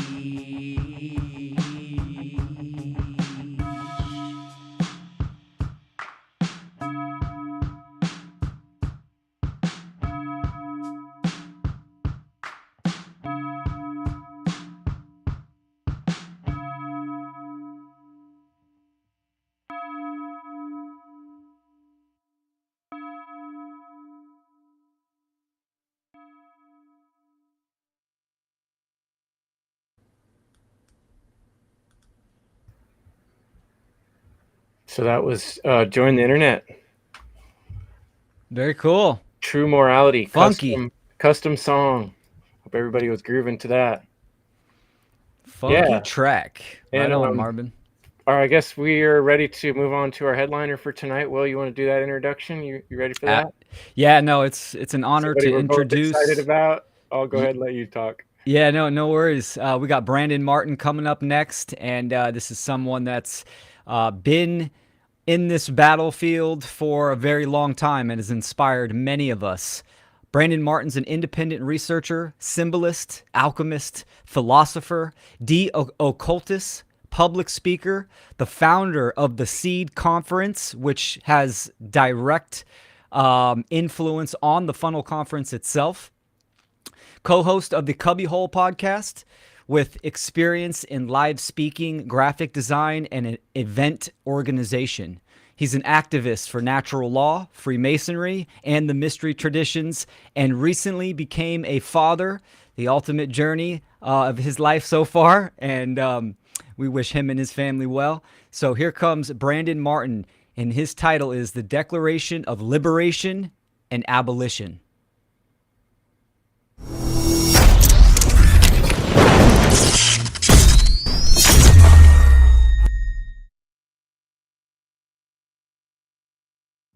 Hello and welcome, one and all. My name is Brandon Martin, and I will be presenting to you today a short but concise declaration of liberation and abolition by free and sovereign beings. We gather here today not as subjects of any system, not as vassals of any throne, but as free and sovereign individuals bound only by the immutable laws of nature and the sacred principles of liberty. This is no mere meeting of minds, but a convocation of awakened, those who would not kneel, who would not yield, and those who will never barter their birthrights for the empty promises of tyrants. For too long, the chains of coercion have bound the hearts of men. For too long, corrupt systems, political, financial, and ideological, have sought to enslave the human spirit under the weight of deception and domination. But today we proclaim what has always been true, what no government, no despot, no self-proclaimed authority can erase. We stand upon the foundation of natural law, upon the eternal self-evident truth that no man has rightful dominion over another, that no institution, no empire, no apparatus of power may trespass upon the sovereignty of the individual. And so let it be declared here and now, this declaration of liberation and abolition. When in the course of human events it becomes evident that any people or person of the universe have fallaciously advocated, condoned, and created systems of governance which are by their very nature reliant upon coercion and violence, which are inherently unjust, it is the responsibility of free and sovereign individuals to reject such systems and assert their inherent rights under natural law. A decent respect for the immutable truths of existence compels us to declare the principles that guide this rejection of tyranny and the establishment of true liberty under natural law. The sovereign and autonomous individual recognizes only the legitimacy of the inherent rights of individuals, aka moral agents, and the moral law of nature as the foundation of a free and just society. I, as an autonomous and sovereign individual, also known as moral agent, hold these truths to be self-evident, that all human beings are created equal in rights, that they are endowed by the very nature and virtue of their existence with immutable, inherent, and innate rights. Among these, but not exclusive to, are moral life, liberty, rightful property, and the pursuit for moral happiness. These rights are inalienable, thus cannot be granted or taken away by any individual, collective, or institution. Any attempt to deny or infringe upon these rights is a violation of the sovereign's autonomy and natural law principles, and is therefore null and void and can be met with the necessary use of rightful force or self-defense. No individual has the right to rule or be master of another, nor can any institution claim such a right. All authority in proper context of the master-slave relationship, which is rooted in coercion, is a violation of this immutable truth and must be rejected entirely. What is natural law? Natural law is a set of universal, inherent, objective, non-man-made, eternal, and immutable conditions which govern the consequences of behaviors of beings with the capacity for the understanding of the difference between violence and non-violent behavior. The understanding of natural law is centered upon bringing our conscience into alignment with objective morality.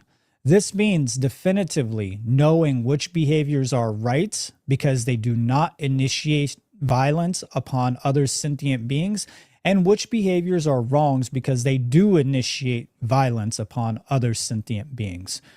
When human beings live in the aggregate, in harmony with natural law principles, and therefore are moral, they become and remain free.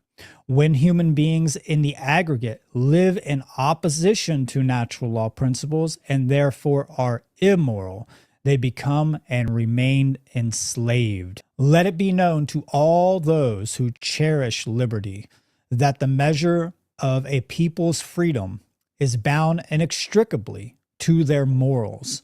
As righteousness flourishes among men, so does their liberty expand, unrestrained by the yoke of tyranny. But when vice and corruption take root in the hearts of the people, the ground beneath them erodes, and the despot's chains are fastened upon their limbs. No nation was ever enslaved by foreign conquerors before it had first decayed from within. It is not by the strength of kings nor the arms of oppressors that the people lose their freedom. It is by their own abandonment of moral principles, by their submission to fear, and by their willingness to exchange duty for indulgence. When the spirit of virtue wanes, the tyrant finds no resistance, for the people, having forsaken their own discipline, soon beg for the lashes of a master to order their affairs. Let this, then, be the unalterable truth upon which all free men must stand. As the morality of the people rise, so too does their liberty. But as it declines, so follows their enslavement. If we seek to be free, let us first be righteous and courageous. If we desire to cast off the chains of oppression, let us first cast out the vices that make us weak. For no man-made law, no constitution, no decree shall ever preserve the freedom of a nation that has abandoned the laws of nature. Would we remain free men? Then let virtue be our shield, courage be our armor, and truth our sword. What is a right? A right is a freedom within the boundaries of natural law to act as one wills it to be without the infringement or violation of another moral agent's rights. Coercion at all time and on all levels is the violation of someone else's rights and therefore cannot be justified as an exercise of a right. There can be no rights that exist beyond objective moral boundaries. No individual, group, or institution has the moral right to initiate wrongful use of force or to violate the rights of another. And no individual has the right to delegate wrongs, which are in fact a power to act in immoral ways. And this does not absolve a person from moral responsibility if they falsely act upon such erroneous delegations. If an action is wrong, the individual who carries it out, regardless of their role or position, is accountable and culpable for the negative consequences of such actions of violence. Since no individual has the right to steal, murder, trespass, assault, coerce, rape, or enslave, they cannot delegate those rights to another individual, collective, government, or institution. A group of people cannot magically gain rights that no individual within the group possesses. The conversion of inherent inalienable rights into privileges contingent upon permission, compliance, or payment is a violation and attempts to make rights unequal. Thus, it is not to be accepted as legitimate by any logical or reasonable sentient being. And in fact, it doesn't matter if you're logical or reasonable or intelligent, because it's still not legitimate. No matter what consciousness level you're at. If you're a moral agent and you're in a coma, those rights do not magically disappear because you happen to be in a coma and you can't use reason or logic. Therefore, all governments, by their very nature, derive their power not from moral consent, but from the belief in the erroneous dogmatic authority and the use of coercion, violence, and the threat thereof. Such institutions, irrespective of their form or justification, exist only to coerce individual moral agents into obedience and submission, subverting their authentic consent, sovereignty, and natural rights. Governments, therefore, are inherently illegitimate and objectively immoral. It is the right and duty of all free beings to reject and abolish them, living instead in harmony with objective truth, natural law, and objective morality, which can be the only foundation for a truly free and just society.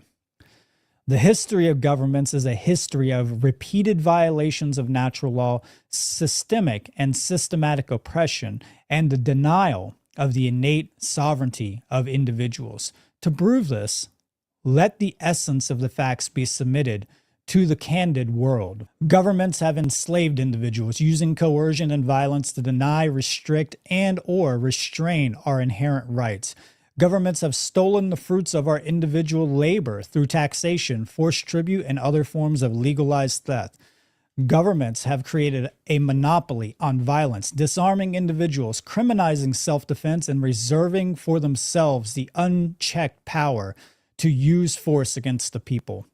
Governments have restricted free markets, interfering with voluntary exchange through licensings, tariffs, regulations, and corporate favoritism, stifling innovation and prosperity.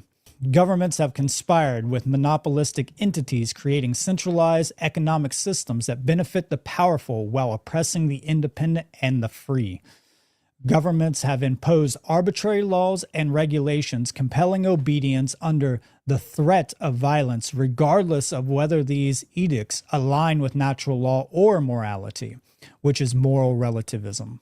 Governments have waged wars, spilling innocent blood to expand power, control resources, and enforce domination over others, while profiting from the enslavement, death, and destruction that has taken place from their expansion.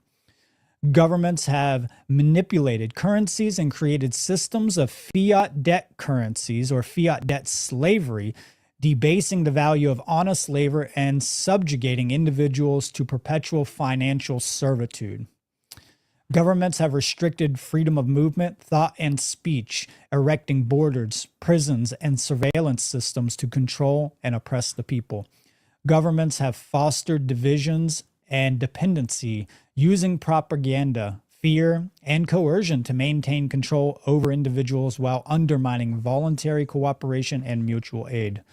Governments have perpetuated a monopoly on justice, denying individuals the ability to seek fair resolution and restitution of disputes outside of the purview of the state-controlled courts, which often serve the interests of the slave masters, those in power, rather than truth and morality. Governments, in collaboration with central banks, have created a monopoly on the medium of exchange, which is fiat currency, and money itself, through the manipulation and centralization of currency and the limiting of competition in the markets. They have stolen the power of free individuals to control their own economic destinies. I affirm that all individuals, institutions, and entities that collaborate with governments or any form of authority that is perpetuating coercion, violence, and the subjugation of free beings are morally culpable of the violations committed by those governments. This includes, but is not limited to, politicians, lawmakers, and most importantly, law enforcement officers who create, uphold, and implement unjust laws and regulations. Corporations, banks, and other financial institutions that conspire with governments or the state to manipulate the economy, monopolize resources, and perpetuate systems of debt and financial enslavement. Media organizations that serve as mouthpieces for propaganda, actively distorting truth, lying, and misleading the people to maintain the status quo of government control. Any individual who directly or indirectly participates in the enforcement of unjust laws or actions, whether through compliance, collaboration, or silence. Let me repeat that part. Any individual who directly or indirectly participates in the enforcement of unjust laws or actions, whether through compliance, collaboration, or silence. I do not claim the seat of final judgment upon humankind, for to do so would be to fall into the very despotism I oppose. Yet in the face of tyranny, I assert my innate right to defend myself by whatever means are necessary against those who would trample, usurp, and or erode liberty. The aggressors, whether through willful malice or blind submission to unjust authority, bear responsibility for the role in perpetuating coercion and must be held to account in proportion to their culpability and complicity. But the acknowledgement of our shared fallibility and culpability in such systems that have permeated the whole of the world must be recognized. We all have played our part in creating the conditions that we are experiencing. Thus, I do not presume to be the ultimate judge of humankind, nor can any individual or group in reality claim to be such. Justice, to be true, must never serve as a new engine of oppression. Then so it must be stated that accountability must be correctly guided by the objective principles rooted in natural law, which safeguards us against the corruption into mere retribution and vengeance. Lest we replace one master with another. If we seek a world without rulers, let us be ruled by nothing but truth under the properties and faculties of holistic intelligence, reason, and conscience. And let the justice be that of the free, not the decree of new tyrants in the guise of avengers. Mob rule shall not be tolerated as a form of justice, for it falls prey to the very same issues of moral relativism and social Darwinism that are the axioms of slave systems. These collaborators who knowingly and unknowingly or unknowingly participate in systems of justice will be held accountable for their role in perpetuating coercion, violence, and a denial of sovereignty equal to the level of culpability. The culpability will be gauged under correct and non-biased due process to ensure that through these measures we affirm that the process of accountability shall not be wielded as a tool for further oppression, but as a temporary and necessary step in the restoration of freedom towards a free and stateless society based upon objective truth and morals. Let it be known that I, the sovereign and autonomous individual of the universe or reality, invokes under natural law and defined in this Declaration of Liberation and Abolition that no individual will be bound by any act, man-made law, or regulation imposed by those who claim the right to govern the sovereign individual through whatever arbitrary means, if those conditions are not in alignment with natural law. The sovereign and autonomous moral agent or individual renounces any claim to legitimacy made by the individual, collective, organization, institution, authority, and state or government. For we recognize that no social contract can be valid if it is not objectively moral or freely entered into and directly consented upon by the sovereign and autonomous individual. Governments and all such claims have never obtained a legitimate consent to rule and master any individual, thus they have no power to dictate the life and liberty of such individual. The cornerstone of any valid contract is direct, voluntary, informed consent by any and all parties involved. Any and all contracts signed under duress or coercion are invalid in any and all moral or legal frameworks. All social contracts have always been voided. No one explicitly consents to the social contract when they are born into a society. Instead, they are automatically subject to its laws, taxes, and governance without their voluntary agreement. True contracts allow parties to withdraw if they disagree. Under the social contract, individuals cannot meaningfully opt out without severe consequences, such as imprisonment, fines, exile, or up to death. The idea that using public roads, paying taxes, or staying in a country implies consent is absurd. Practical participation in a system for survival does not equal agreement. Thus, a tacit consent fallacy will not apply to such claims, for governments claim the exclusive right to use force to ensure compliance, making the social contract a tool of coercion, not voluntary agreement. If you refuse to comply with this contract or laws, taxation, or regulations, you face fines, imprisonment, or violence up to death from the state.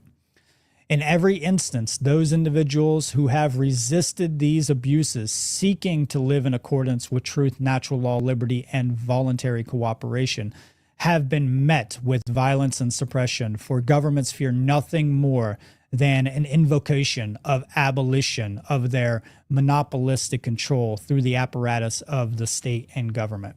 I, the sovereign and autonomous individual, therefore, as a moral agent under natural law, do solemnly declare that I reject all forms of governance other than self-governance as inherently coercive, immoral, and illegitimate. I affirm that true liberty can only exist in the absence of rulers and masters, where individuals voluntarily cooperate and resolve their differences in alignment with natural law. I pledge to live in harmony with natural law, to defend the rights of all individuals, and to reject all systems of domination and control. Let it be stated with unwavering clarity: any and all attempts to undermine, subvert, or destroy this Declaration of Liberation and Abolition shall be regarded as a direct attack on the sanctity of liberty itself. The Declaration itself does not grant any power or rights. It is a document to be invoked for the knowledge and defense to all those who wish to use it. To tolerate the reemergence of such tyranny would be to condone the enslavement of future generations and the violation of natural law. I affirm the inherent right to self-defense which exists in all individuals by virtue of their moral agency. This right is not granted by governments, documents, or decrees. It is innate and inalienable, which is necessary to secure liberty. The right of self-defense and to bear arms shall not be infringed.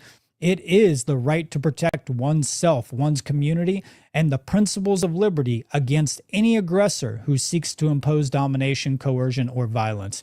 Any tool of self-defense, whether they be firearms, blades, or other instruments or implements, are necessary to effectively exercise the right to resist aggression. To deny any individual the ability of self-defense and to bear arms is to render them defenseless against violence, whether perpetrated by individuals, groups, or the state or government itself. Doesn't matter. Institutions, entities, groups, it doesn't matter what it is. Governments, nobody has the right to take that away from us. Since it is true that a militia of the people, which is a decentralized distributed force of armed individuals comprised of the body of the people who maintain working weaponry and tactics commensurate to a military force, is necessary for and essential to the preservation of a free way of life. The inherent natural rights of people everywhere to own and carry defensive weaponry of any kind shall never be encroached upon, so as to limit or undermine those rights. Should any individual, institution, or collective attempt to reestablish any system of control, coercion, or oppression that violate natural rights of the sovereign being, it is both the moral obligation and the right of sovereign individuals to respond with the necessary force to prevent such evil from taking root. Just as we do not tolerate murder, theft, or assault, or rape, or trespassing, or anything like this on an individual level, we will not tolerate the organized and institutionalized violation of liberty by governments or any other entities.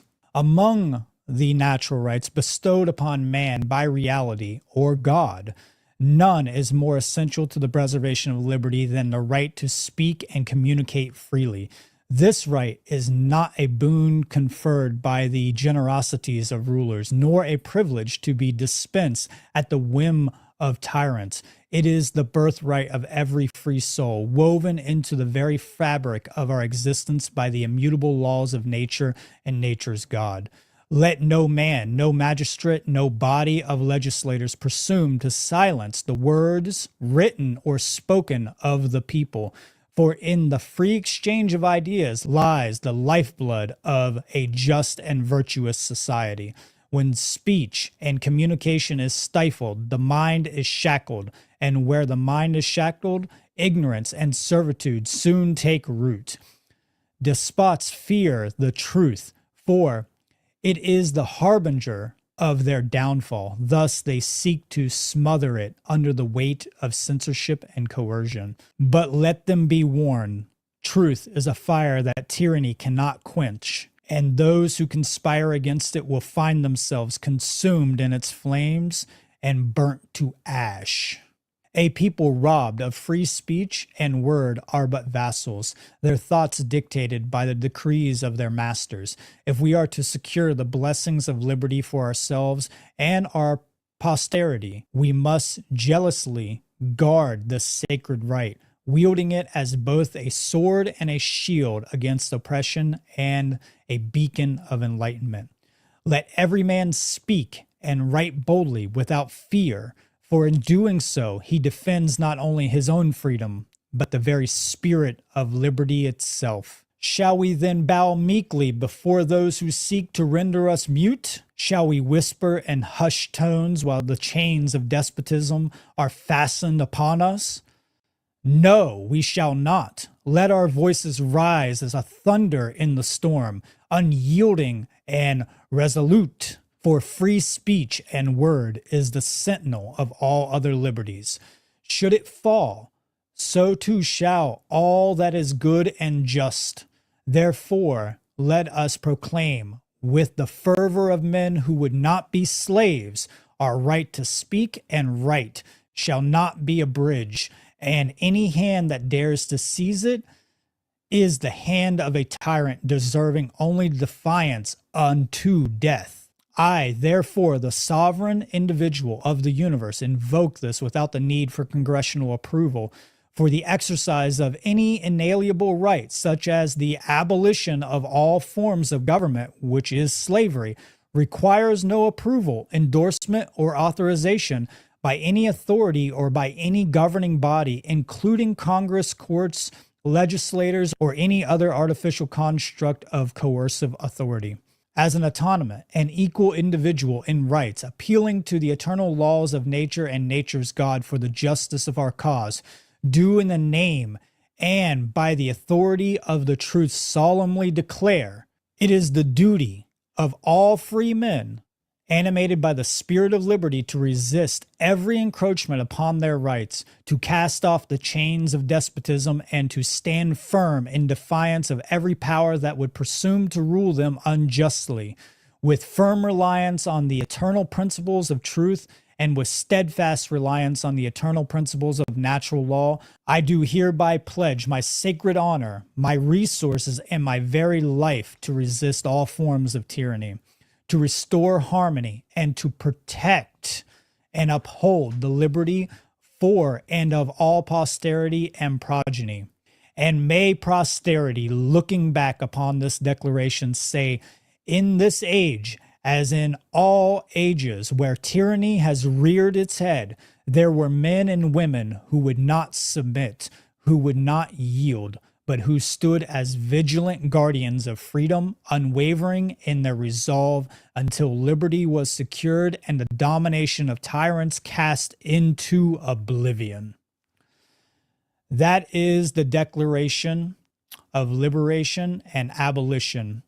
This declaration will be free and open source for any individual to use. It will be available on my website. I will be adding downloadable links for this, and I hope everybody enjoyed this. Normally, I would put together a very lengthy presentation, but I didn't have time for that this year. I hope that all of those who came here today very much enjoyed and learned from this declaration, and it is nothing but an honor to stand beside all of these amazing speakers at the Funnel Conference yet again, who are standing for liberty. This declaration goes out to them. I dedicate this to all beings, all holistic, intelligent beings who have ever stood in the face of tyranny and did not bow down. And that's it, folks. Thank you very much, and I hope everybody enjoys the rest of the Funnel Conference.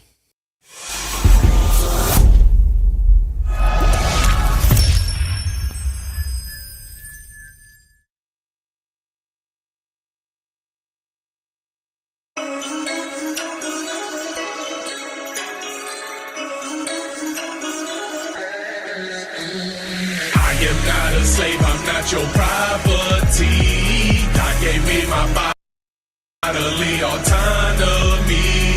I will not take part in mass compliancy. Under natural law, I know that I am free. I am free. Oh, I am free. I am free. Oh, I am free. I am me, I am D, ISL, yes, I am free. No Neuralink or RFID, no microchips getting put inside me. No vaccine either, so F what you thought. Trust the experts, them experts is bought. Every mainstream scientist is in the science biz, so they lying to the kids about what science is. First they think it's a subject, then they grow up thinking that they love it, till they find out it's a business with a budget. But it's too late cause they need it to be funded. If they want to do their research, so they compromise a little bit of integrity for the greater good and the sake of humanity. But when you go to bed, what you wake up is the enemy. Big pharma, take away the P from the front and the A from the end. All of the science they claim and defend is not absolute, so I say it's pretend. It's just pretend. Doctors act as false prophets. Malpractice to them just means progress. More sickness, more patients, more profits. All they care about is the stacks in their pockets. But it's not just them. Every major industry has been corrupted. Almost everybody's mind and soul has been abducted by this evil system the elitists have constructed, just to oppress us with various methods they wish to explore. Don't get it twisted though, it's not just physical. This is a mental and spiritual war. I am not a slave, I'm not your property. God gave me my bodily autonomy. I will not take part in mass compliancy. Under natural law, I know that I am free. I am free. Oh, I am free. I am free. Oh, I am free.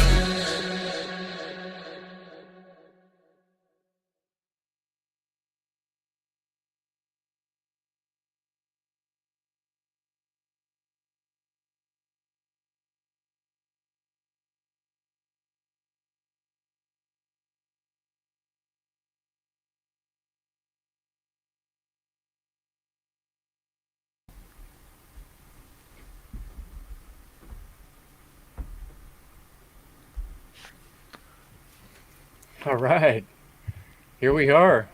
I can't believe it. It's amazing. We got some awesome people here, and the culmination of all that, the progression, the way it all fit together. There's so much to talk about. Will, you started off. Well, first I want to say, Brandon Martin, that was probably the most powerful speeches that I've ever heard. That was fucking incredible. It gave me chills. Goosebumps. Oh man, yeah, that was fantastic. I hope everyone takes Brandon's request, take that, use that, speak that into a camera, put it out there in the etherwebs, and fully, first and foremost, comprehend it, what the words that he is saying, and absolutely use that and put that out there. That was fantastic. You didn't need slides or anything with that, bro. It was, you looked good, you spoke clear, and the words were just incredible, man. So thanks for that, man. That was fantastic. Oop, I'm muted. Thank you so much. It was such an honor to be able to put that together. My whole intention behind that was to kind of put myself into the idea of the founders and coming from my current knowledge base, you know, and I was like, okay, what can I say here to prevent the landslide that we went into, that the founders kind of slipped up on? And I wanted to invoke the spirit of liberty as it should be stated today. Well done. And Diesel Automatic came through with, I think that's a fresh track he did, and that was great. I love the kind of the AI animations over the face. That was fantastic. So in my closing words, everyone here on day one, Funnel 4 did a phenomenal job. Very impressive with the content, the structure, the messages. So extremely honored and grateful for day one. Yeah, that Cecil song, I was just going to put it in the chat. It's called I Am Free. That was a good, really good icing on the cake too. Man, I felt like, you know, you ever see one of these movies when they're trying to talk to everybody, they're about to go into a war or something, like Brandon just gave us a speech like that. And I've been feeling like, off what you said, Conrad, about sound and vibration being like, that's what reality is. Like we're speaking these words out really powerful right now, and it feels good, you know, like this is what we need to be doing. This is what everybody needs to be doing. Yeah, hey guys, are you hearing me well? I'm trying a bit of a different setup. I just want to make sure I'm not feeding back. Okay, great. Yeah, I loved it, and I knew I was gonna like it when I saw the title. I'm gonna love that declaration, and then I leave with it after that song too, thinking I gotta thank you guys not just for organizing it and bringing me here, but I thought the sequencing was like perfect. It was beautiful. Like the song made sense. I know that was intentional. I saw it from early on how you're trying to build it. So it's been beautiful to be a part of that. Yeah, it was both, you know, it was an intuitive process and intuitively intentional, but also deeply synchronistic because we didn't watch anything in full. Yeah. Oh, wow. I find that to be like really amazing. It makes me feel like there's magic, you know, kind of happening here that amplifies the messages. And it really just today was so powerful and wonderful, inspiring. And I want to thank all you guys who presented. It's just really kick-ass. So good. That's a treat for us too, right? I mean, we're organizers putting this event on. We're also, you know, viewers and students of all these presentations. So sure, we check them out, make sure audio, video is all good. There's going to be no issues. But then we're watching this whole conference, you know, with all of you guys as well. So we appreciate all the engagement, the questions and the comments and the chat and people that showed up. So Kris, go for it. I like this question a lot because, you know, after creating some presentations, it's like, I wonder if people realize how much time these presenters put into the work they do to get this final result. And how many people in the world out there in today's world have the spiritual armor and willpower to sit there for hours and hours on end editing. And, you know, here Brandon's got a infant, you know, brand new baby and a new relationship. You know, look, Kris is managing his children, you know, Leslie's got 3 kids, you know, like I got a chicken. You got a chicken. And a daughter and a cat, and I don't know what other menagerie. Yeah. And, you know, Brandon Spencer, the amount of work that he puts in and the hours, I've seen it myself. You know, he's dedicated, very dedicated man who inspires me every week. So, but yeah, we'll send it to Brandon Martin since the question is for you. How long of a time period did you spend on this document from concept to finish, from Youngblood Elixir? I would say that it was accumulation of my life's work. So it's not something I could quantify into just a short period of time. I have rigorously driven this knowledge into the soul of me. And it was pretty easy to get it going, but I had to reread the document, obviously, the original Declaration of Independence, and kind of dissect it. And so it took, I don't know, it took probably a few weeks to get together in full. And I wanted to do more with it. And most people know who know my work know that I put a lot of time into doing slides like what Kris is talking about. I mean, sometimes it takes thousands upon thousands of hours, depending on the type of work that you're doing, whether it's a podcast or a presentation. You're doing graphic design, you're doing audio and video editing. You're also trying to make sure everything is concise. It takes a lot of work, but once you get it down and you get in the flow, it's actually really fun. So it didn't take too long. I am going to add a few more changes to it before I upload it, but I plan on having it up on my website and freely available for anybody who wants to print it. And I mean, even some people say they want to put their John Hancock on it. I don't really care about that. You do whatever you want with it. That's up to you. And I will have a couple different stylized versions of that freely available on the Seed Truth website.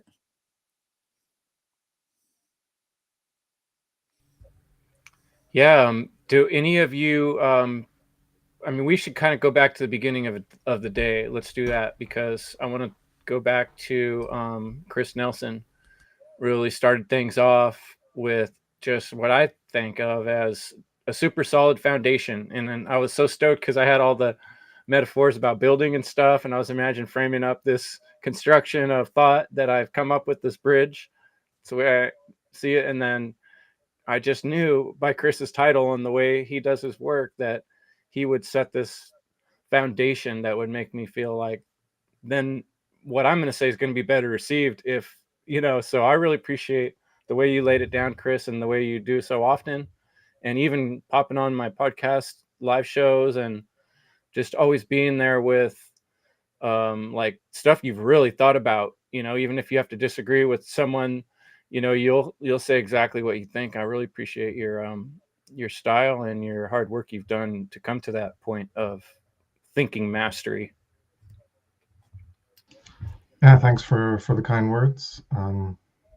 Yeah, from the presentation, I think it was obvious that I took the second title that you guys came up with, Inspiring Care to Action. That's what I really based, like, my idea of how I wanted to be inspired by inspiring care to action to formulate a presentation. That's what I based it around. I also put part of the humanity rising, like one of the slides was Rise Humanity Rise, but I realized that after I sent in my video, I forgot to put the actual title as the title, and I used the subtitle as the title as my opening slide. I had FUNL 4, and then I put Inspiring Care to Action instead of Humanity Rising, and I realized that after, and I was like, oh crap, I didn't use the actual title. But that's because, well, what I really used for like creating the whole presentation was the Inspiring Care to Action. That's why the first two slides were, you know, based on the etymology of inspire, and what I also associate with is when you're inspired by something, you can aspire to that as well and live it in your life. Yeah, and that you know, on that topic, I should say real quick, I want to hear what other people have to say about Kris's presentation too. But like, we really, Leslie and myself and Will, met every week for quite a while, tossing around ideas, and same with the Trivium and Funnel 2. Like, we really intentionally thought about, like, okay, what are we trying to say with this conference? Like, what is the progression? You know, and like the Trivium, we had the convergence, you know, trying to bring people together. And then the Trivium's like, okay, we got them together. Now, how do we get their attention and get them on the right page? Well, that's when we bring in the tool, the Trivium. And then now where do we go with that? And we're like, well, now we need to inspire people to actually care enough to do what we're trying to, you know, the message, you know?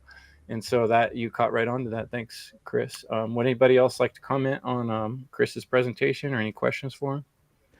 I'll jump in real quick because I know a big factor with us when we were talking about the theme of Funnel 4 was we wanted all the presenters to kind of already be teaching natural law and have that be their main message in their work. Because in order for humanity to rise, that is the cause. Understanding that and aligning that is the core right there.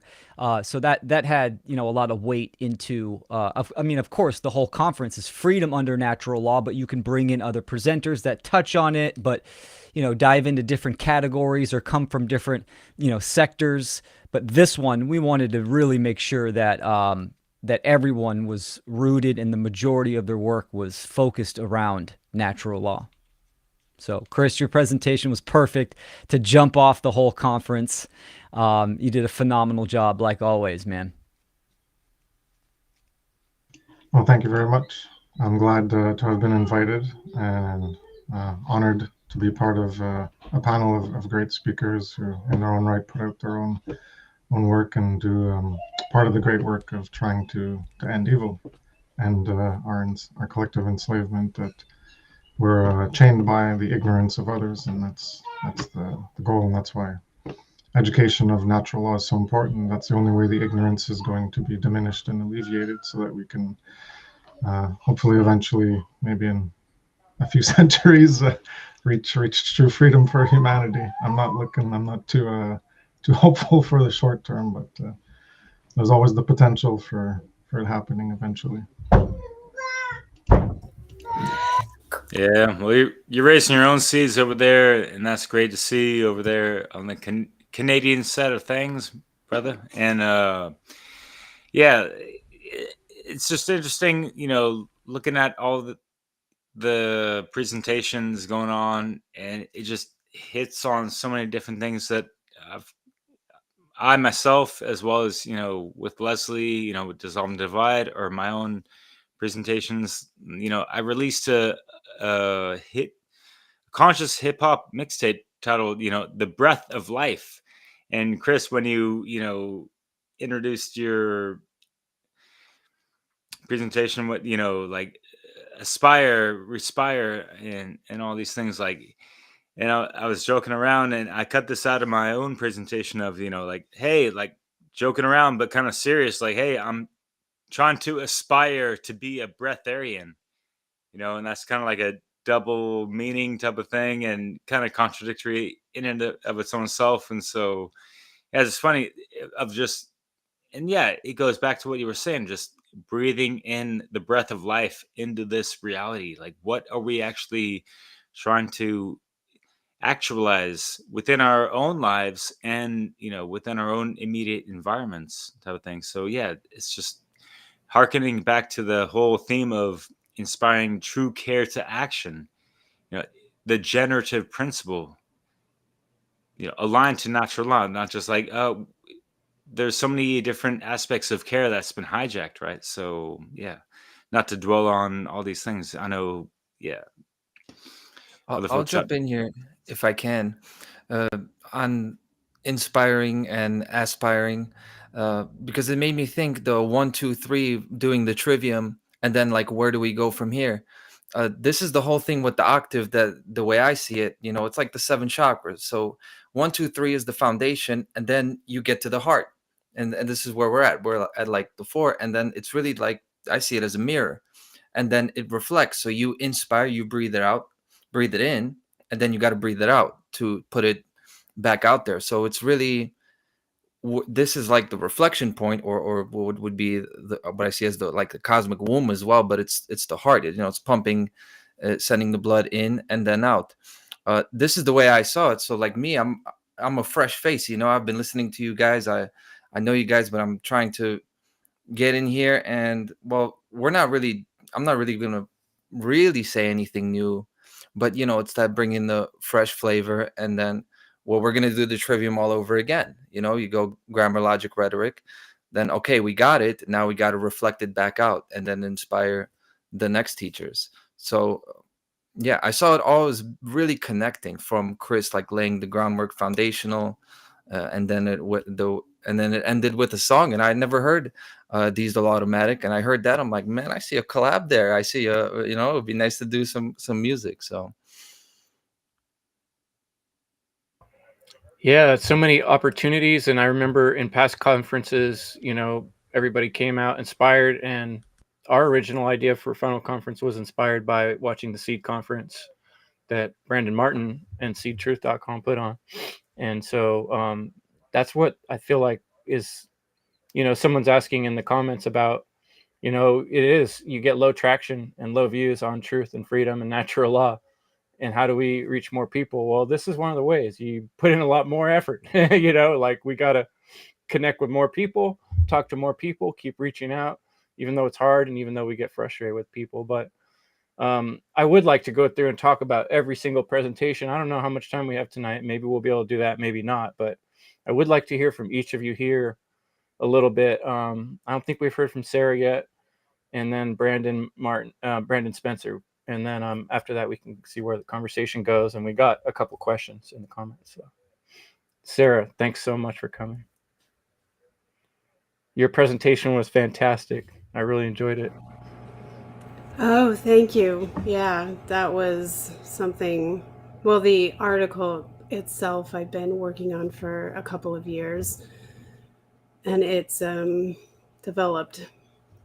And sometimes it's like that. And I guess the accumulation is today's presentation. How was the process of constructing a presentation like this, Sarah? Well, first I had to really, I would have preferred to draw out all of my images, but there wasn't enough time for that for this particular conference. So I would have preferred to do that, but I used an AI program. I actually to create the actual images. So I cheated in that respect, but I had to get a little bit firm with the AI program that was doing it to give me my images that I wanted. So I actually used in between the Instagram one and the Copilot one. So eventually, after a few weeks, I was able to actually get all the pictures that I put together. I had an article that I had already been working on, and then I worked on that a little bit more as well to try to just make the details very, exact the way that they should be and clear as much as I could get them. And then I went through the process of finding the imagery that I wanted. So it took me a few weeks to do that. But the article itself is something I've worked on for a couple of years. I mean, like Brandon was saying, like, sometimes the stuff is just an accumulation of what you're putting together through your life experiences and pulling from your own past. So there's a lot of things I never even really figured out until now. But I realized they're things I understood without knowing them from my past. So it's kind of like that. It's weird. Someone's presentation really, I can't remember whose it was that really put that in my head, that it was Brandon Spencer. The journey is the learning. When you make one of these presentations, it's our own soul journey. Every time I've made one, I'm going through this process. Like, how do I say this? What is it I'm trying to say? And when you push yourself through that process, you learn something from it, So Brandon Spencer, you lit the place up. It's still hot, and where I'm at, like, I'm sweating in my shirt, and then Brandon Martin coming after you didn't help. It's just like, bam. The heat was on. Hey, something about the name Brandon, huh? Yeah, something. And your visuals were off the hook too, as usual. But yeah, how'd you feel about this one? First off, thank you to all of the presenters. Thank you to all of the individuals who watched this. This presentation was actually quite hard for me because I had never really taken a kind of larger presentation and kind of boiled it down into 1 hour, which is extremely hard. And I remember Brandon Martin kind of talking about this, I want to say with the C presentation.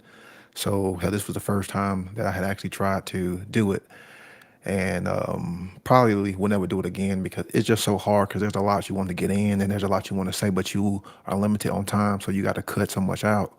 And it was a lot of slides that just couldn't get put in. And then I got toward the end and I'm like, how do I, wrap this all and like put it all together to like get this point across that yes, it is important that the information, it is important where we get our information from, and it has to be filtered. It has to be like done correctly, but also too, that's not like the end game goal. Is what do we do with the information as far as like once we take it in?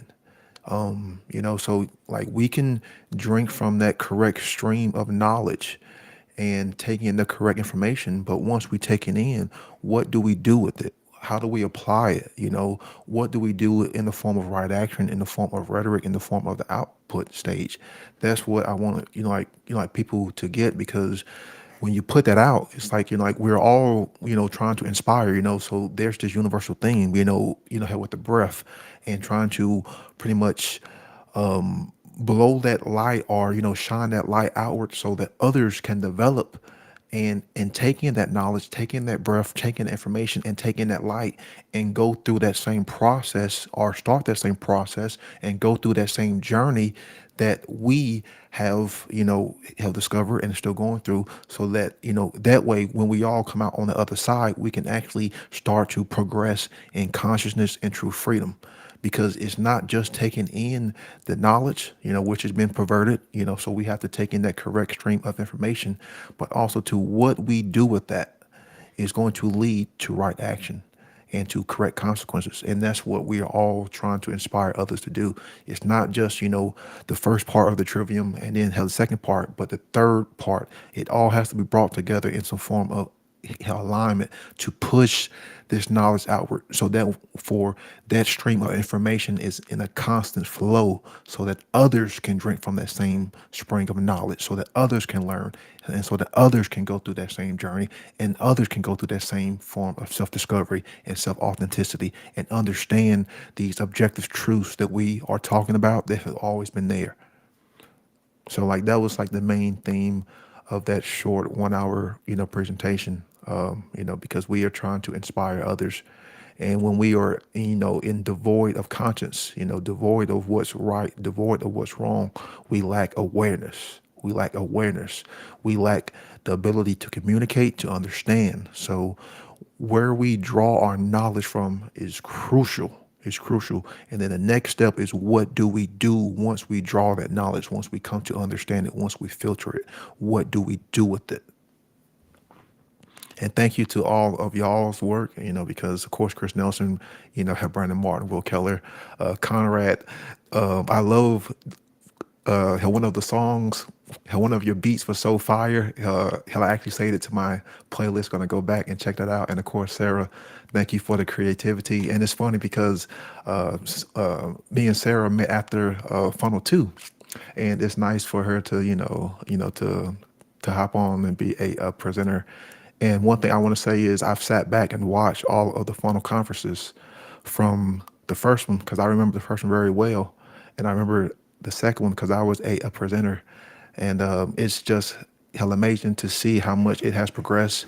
And I want to thank Will and Kris and all of y'all, because like y'all have gotten through all of those technical issues, and that's something that takes perseverance and of course willpower and care and the knowledge as far as like how to maintain and run these kind of hell events. So it's nice to see the progression and how it's gotten better. And it's getting bigger and better, and I like the investment and I like the improvement, because I've actually sat and watched it behind the scenes, because I remember Funnel 1, 2, and 3. I remember them all because I've always kind of sit back and watch things behind the scenes. So much appreciate and much love and much respect.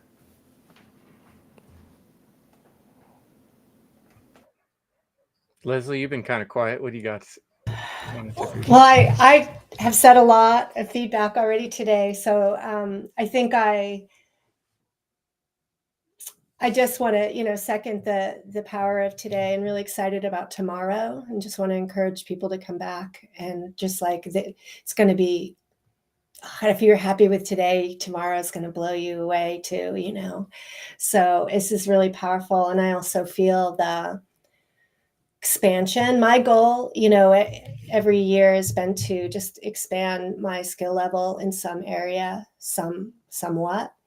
And so I'm pretty happy this year because some things that seemed really hard before kind of came through for me. So I'm just happy to have a presentation tomorrow that'll show that growth. And I think it's fun. But I'll bring a question up. We can maybe come back to it. But this was from Nick, and he's asking, can we, or how can we start better meeting people where they are at in order to appeal to the masses? And I think this theme of music that both Conrad and I came up with, or were inspired to talk about, I think, and this creative approaches that we're taking with art and music and varieties of people speaking from their own voices, all of that, I think, is how we start to appeal more to the masses. And I think we all are going to pick our own target, like audience. And some of us will be in this kind of everyday kind of street level, different and or more. It's that'll be their place, and others will be teaching teachers. So I think that's why we just want to have more and more people who are being compelled to do that level of work, that you're inspired to do and that comes to you.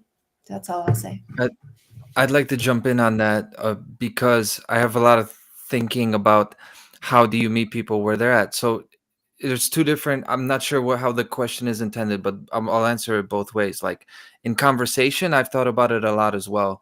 I found that it's good to not lecture people, right? Because you won't even get there. Like first, they need to relate to you. You need to make yourself relatable. It's really the answer for both ways.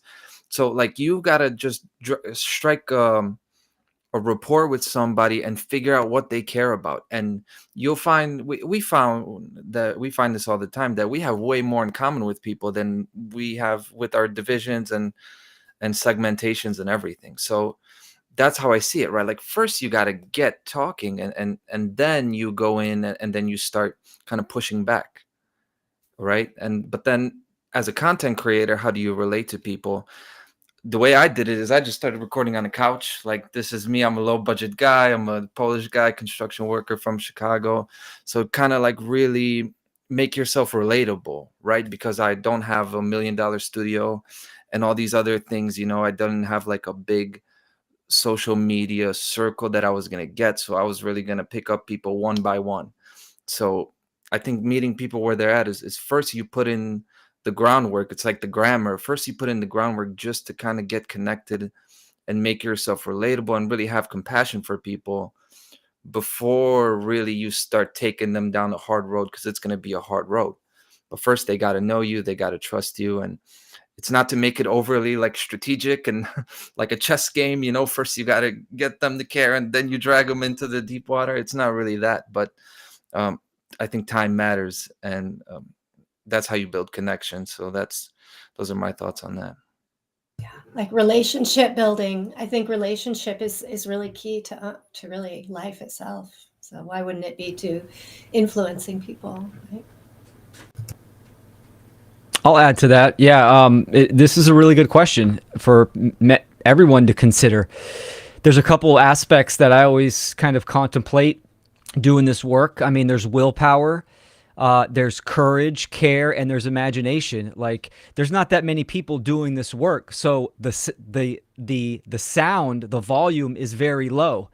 And how do we reach people? That's where the creative aspect comes in. When I look at my work, what other ways can I present natural law or objective morality or the state of the world? Like Kris using kind of the carpenter analogy, bringing the tools in and what do they represent, the symbolism. that's where the creative aspect comes in. So I always say, like, we are artists in this endeavor. Why we still have that opportunity to use these tools in a public platform before we hit the next level of tyranny and enslavement where we can't, and then it's really picking up the self-defense principle and acting on that. So although the courage, obviously putting yourself out there, like, I know there is 100-fold the amount of people that actually understand this information that have not activated. I know that. Right? So the courage of putting yourself out there, the care as well, right? What do you care about? It's easy to get discouraged and say, fuck it, no one's going to change anyways, or I'm not being heard, and then throw the towel in. You got to have that care for truth and for freedom.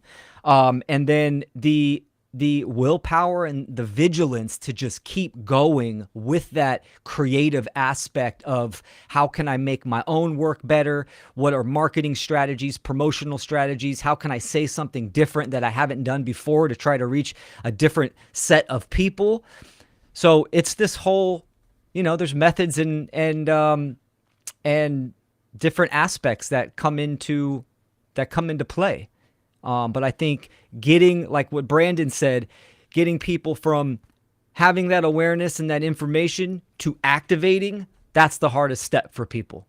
And this is where something like the Funnel Conference comes into play, where we see people that have, been viewers of this conference and now they're presenters. We've seen people, the majority of the people in the conference have been in How to Become the True Media, including myself. And then bam, they're putting these skills to work. My first formal online presentation was at the Seed 4 conference. And then now, the organizers are throwing a conference. So there's that evolution and the fractalization that just keeps going, and you keep compounding the small moves that make the big jumps and the big leaps. I'd like to jump in with more of a contrarian, I don't know, as opposed to take apart the question, because part of the problem is that meeting people where they're at. Well, you could have 2% of the world's population at a certain level, 5% at another level, 10% at another level. Everyone's going to be at different places, and what we call the journey. So they're on their journey in life, and some of them might get some things, and some of them might not get other things. And so you can target. You could try talking about natural law, and then they don't get it, or they make excuses for why that doesn't exist. So then instead of they don't like the term, so instead of talking about natural law, you just talk about right and wrong. And then then when you bring up examples, well, they might engage in logical fallacies to try excuse things. So then you got to switch it up to like, okay, well, then you gotta actually, what you need to be doing is teaching them how to think, because that's the big problem under all of this is, why do people not understand right and wrong, and why do they make excuses for the wrongs? And underlying it all is how come you can't discern right from wrong? Well, because you don't have a properly developed capacity to think through things. So we've all been through there, and that's ultimately what it comes down to, because you got to be able to discern truth from falsehood. And if you can't do that, well, then you're just going to be led by information, and you're going to just believe in it. So there's all these aspects, and the trivium is a good foundation for that, and learning logical fallacies and cognitive biases that keep you trapped. And like you bring in things as excuses and non sequiturs that have nothing to do with the point being made. And so people need to learn how they're in their own way as being their own opposition to the advancement in their learning, by understanding all these biases and these fallacies that they engage in, that keep them holding themselves back, because they don't even have the foundation of knowing themselves. Know thyself. Well, that's part, being able to reason properly, that's an important part of that. So that's how I would say that, it's good to try to meet people where they're at, but then you have to get to know the person. And as you're conversing with them, then you can see all these barriers that they have to the acceptance and the realization of the truth. And then you got to always shift and move things around. So there's no like one size fits all to meet people where they're at.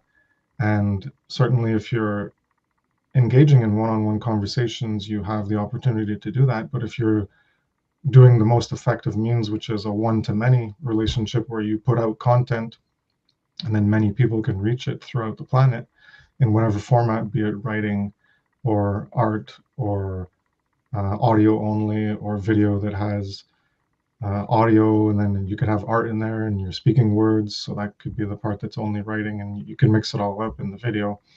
So this mechanism of creating content is the most efficient because it's a one-to-many relationship, and in that capacity you're not engaging in like an interpersonal development of a relationship between a specific individual, so you can't really tailor it to that specific individual. So you just put out the content, and whoever comes across it has the opportunity to learn from it and develop themselves at their own pace.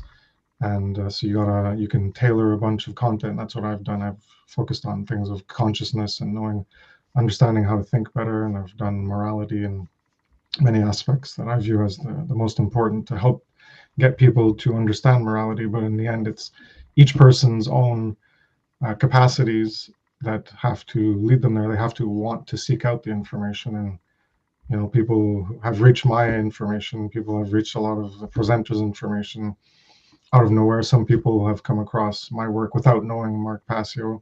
So if you put it out there, you have the opportunity for people to come across it, as opposed to a one-on-one rapport that you're trying to build and trying to get someone to understand something. Hey, it just fired me up. I'm sorry to stack my answer, because I agree with you. You're so right, and we're really up against it. Like, we're not gonna break through because our subject matter is attractive to people, because people gotta face, look themselves in the mirror and look at their shadow. So we're up against it. Like, we're always gonna be up against it. So the unfortunate answer is, we gotta do it with. We gotta compensate for it, with our technical, how we look, how we sound, and with our really that appeal, which is really hard, because that's difficult to do. I see someone commented on it, and I saw it too. Douglas Martin, you're the background, it looks awesome and everything, and how we look with the microphone and everything, and the audio, this stuff is really difficult to excel in, and it seems like the mainstream's got the upper hand in that too. So it's we're behind the 8 ball with that. But really, if we're trying to get to people, it's got to look good, it's got to sound good, and we got to make the shit appealing, which is really difficult. This is not easy. We're in the foxhole with this stuff. It's just how I feel about it. I would like to add in something on that. I think a lot of people have an issue with ego expectation of instant gratification. So what happens is that people go out and they do this work, and then people don't listen, and they continue to support the immoral, oppressive systems such as the state. And then they decide to just go back into their nihilism and apathy and self-loathing afterwards, because they don't see anybody making a change within themselves, doing the shadow work, and then manifesting that into the world. One thing we have to do is to make sure to mitigate that within ourselves, so that when that does happen, because this is a long-term battle, this is a spiritual war, and this is not going to happen in one day, that when we recognize those things, when we become aware of that within ourselves, we mitigate that so that we can continue to be motivated to do the work, because our service is to truth itself. And despite whether or not the majority understands natural law or not, which is the ultimate goal, to get people to be in alignment with natural law, to get them to understand the cosmic principles. Even if you're the only person on the planet who's speaking these things, don't ever lose the spirit of freedom. That's what the Declaration was about. And I like the old Sam Adams quote. He says, it does not take a majority to prevail, but rather an irate, tireless minority keen on setting brush fires of freedom in the minds of men. And that means humanity, men and women, children, everybody. So just keep being persistent. That's what we have to do. We just have to keep being persistent, because the ideas are what is important, and progeny will, take those on. That's why I called my conference the Seed Conference, because it's about planting seeds of truth. It's not your responsibility to nurture and give nutrients to those seeds of truth. That's their personal journey to do that. You can provide them with the knowledge of that, of how to do that, where to find the nutrition, the sources. You can even teach them these things, but it's not about you doing that work for them. So we have to get out of this ego expectation of this. And the other thing is, my work, I don't appeal to people. I think it's great to like make things stylized and stuff like that. And it is true that we should be more so on the appealing side than not. But coming from my background, I'm like, it doesn't matter. You either like it or you don't, and my work will stand for itself. And hopefully more people will take take to the words of truth. Because I see, for example, I'll give you an example of this, why style and presentations I've noticed sometimes works and sometimes doesn't. Look at the mainstream political streamers of today. They literally are sitting in a room like this, no backgrounds besides their bare walls, and they have hundreds of thousands of viewers. They're sitting there doing political debates. They're doing all kinds of stuff. They don't have mainstream, backing. They don't have anything like this. Hassan Abi, Destiny, all these crazy talking heads that the young kids are listening to. And they're literally just sitting in a room, just gamers sitting there, and they get hundreds of thousands of views constantly, millions across, a week or within a month span. So just make sure you understand that the content is the most important, and then the style. Then you add your creativity of the style and the color to that to really add the cherry on top so people will, like the cake a little bit more. But yeah, I think what you guys said is all on point, especially the teaching people how to think.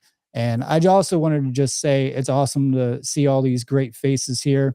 I think the conference is amazing. I said it in the comments. It inspires me to continue the Seed Conference. This has been a feedback loop between, us in this great work community. And I'm like, yes, now I'm ready to do mine, like I got to get this out for people and get you guys involved. So I just wanted to thank all of you. Some people new here, like Conrad. I really liked what you had to say about music. I grew up in the underground music, industry, specifically punk. And I just love seeing so much creativity and music and, amazing, thoughtful, heart-filled, heart-based consciousness individuals here coming together. And thank all you guys for doing what you do. Thanks, brother. I was kind of excited to find out, Conrad, you do construction too. I love tools so much. And on that question you're talking about, I often think of what we're up against as a big giant brick wall that goes as far as you can imagine, every direction, and it's hella thick. And it's like, we know it's almost like an impenetrable wall, and it can be kind of defeating. But we also know deep down that there is a such thing as freedom, and it can be broken. Every wall can be broken. So how do you break an unbreakable wall? Well, you start chipping away at it. And the sooner you start chipping away at it, the sooner you start figuring out the methods that work better than others. And so we've all been trying different things. None of us know. I pound my head against the wall often, like, man, why I'm still not getting, But look, the FUNL conference gets a lot more. I've never seen this many views on my restream button before. You know what I mean? But you bring enough people together and you try different combinations of things. You try everything you can. That's like in construction. I had this video. I'm going to share the link in the chat. But it's basically called Conceptual versus Instructional Thinkers. And I've noticed this on the job site. Some people want to follow instructions, and that is the authoritarian mindset that's been just tortured into people from childhood. Literally tortured into people's minds through repetition and coercive methods, manipulation, and subtle methods of manipulation. So this instructional, like, tell me what to do. Like, there's a lot of people that are stuck in that. And this is, in terms of how do you talk to people, I think this is one of the first things my mind does. It goes, is this person a relativist? Go to Brandon's presentation. If they're a relativist, I'm not even really going to waste my time, honestly, because there's a lot of people out there that aren't a relativist that are willing to listen or willing to have the conversation or open. If someone's a complete relativist, you're not going to get anywhere. They're nowhere near being open. But then the next thing is, are they a conceptual thinker? or are they an instructional thinker? Can they understand a concept or a metaphor, or do they just go back to instructions every time? Because if they're going to do that, you're not going to get that far. You're not having a back and forth. There's not a real communication. There's a one-way street. They're just going back to something in their head. And that's, you know, when they're ready to get around that, that has to come from within. That has to come from will. And so the only thing that I can come up with is inspiring care. And we do that by example. But we don't know the answer. Keep trying different tools. Keep trying something. Be a conceptual thinker. You know, that's what I would like to say on that. We got another 5 minutes here before the stream kind of runs out. So free for all, whoever wants to talk about whatever, it's fine with me. I just wanted to add on that same topic a bit, because, you know, in Brandon Spencer's video at the end, he talked about embodying the principles. And I think that that is very important. I think it's essential. I think energetically, and we're talking about frequency and vibration and being an inspiration to others, that our embodiment of the principles has an effect out into the world, and people are going to be impacted by that one way or another, you know. And it may be that it shakes them up, and it may be that it attracts them to want to learn more about how to have the flow. And, you know, I, as a social worker therapist, I talk to a lot of people, and I definitely see you know, in this sample of people that I talk to, how when people embody goodness, good things happen, you know. And when people do wrong things, chaos occurs. And so we can start to talk to people, as we're talking to people both on, you know, on podcasts and number, but as well individually, really bring it home to real life examples, you know, of how natural law principles operate in our day-to-day life, because those things are there. And but I think that bringing our authenticity and our honesty and being as you know, continuing to grow and value our growth is really a part. So being the model of what we're trying to promote. And, you know, as a therapist also, you know, the foundational, one of the first kind of rules of the work is you meet people where they are at, because it's impossible to get someone to learn something that they don't even understand the point of it. You know, no one wants to be coerced or forced in any way, you know, and if they're not going to come to therapy and like, let's, you know, have somebody make them do things, you know, even people who are looking for a savior of some sort, you know, tend to be really bad followers when it comes to, you know, certain things. So I think that, you know, like if a doctor tells you to exercise and eat well, you know, how many people are doing that? So I think that we need to be creative. I think we need to be consistent, persistent, and get detailed for people to relate, to increase relatability, and help feed back the consequences of their own actions, because their actions are having consequences. And sometimes they don't draw those connections, but we can help shine the light and help them see those connections. And I think that that's powerful. So I wanted to bring up an outside the box way. And this is something that Benny Wills is doing. So Benny Wills has started to do a course, right, to build entrepreneurial skills among people who are freedom-minded, so that we can ourselves break out more and more of this system, out of the cage, and develop. I mean, I'm telling you, going through this process of just starting to evolve into the mindset of being your own business person, you know, your own boss, and exiting the system is part of this growth of understanding natural law in new ways and taking personal responsibility and facing your fears and doing your shadow work. And so he's doing this great program at a very affordable price. It's another way people could go in and try to do work that is doing the great work, but also helping to be a win-win, in an agora kind of way, in a business new business sort of model. And so I'm going to be doing something. I'm a therapist, but I want to get totally out of insurance, and I want to be able to make a better living so that I can, do more of this work and go on to conferences and do different things. So I'm going to be creating a program geared towards women who have had relationship, dysfunctions in their life and are really, wanting a change. And I'm going to guide them through, learning about themselves and their relationships in such a way that I can weave in, natural law principles into their real life experiences in a way that maybe an average therapist doesn't do. But we who understand sort of how natural law operates in all our lives, I think through compassion and patience, and yes, meeting people, where they're at to some degree, can help move the dial, more so. So that's all I'll say.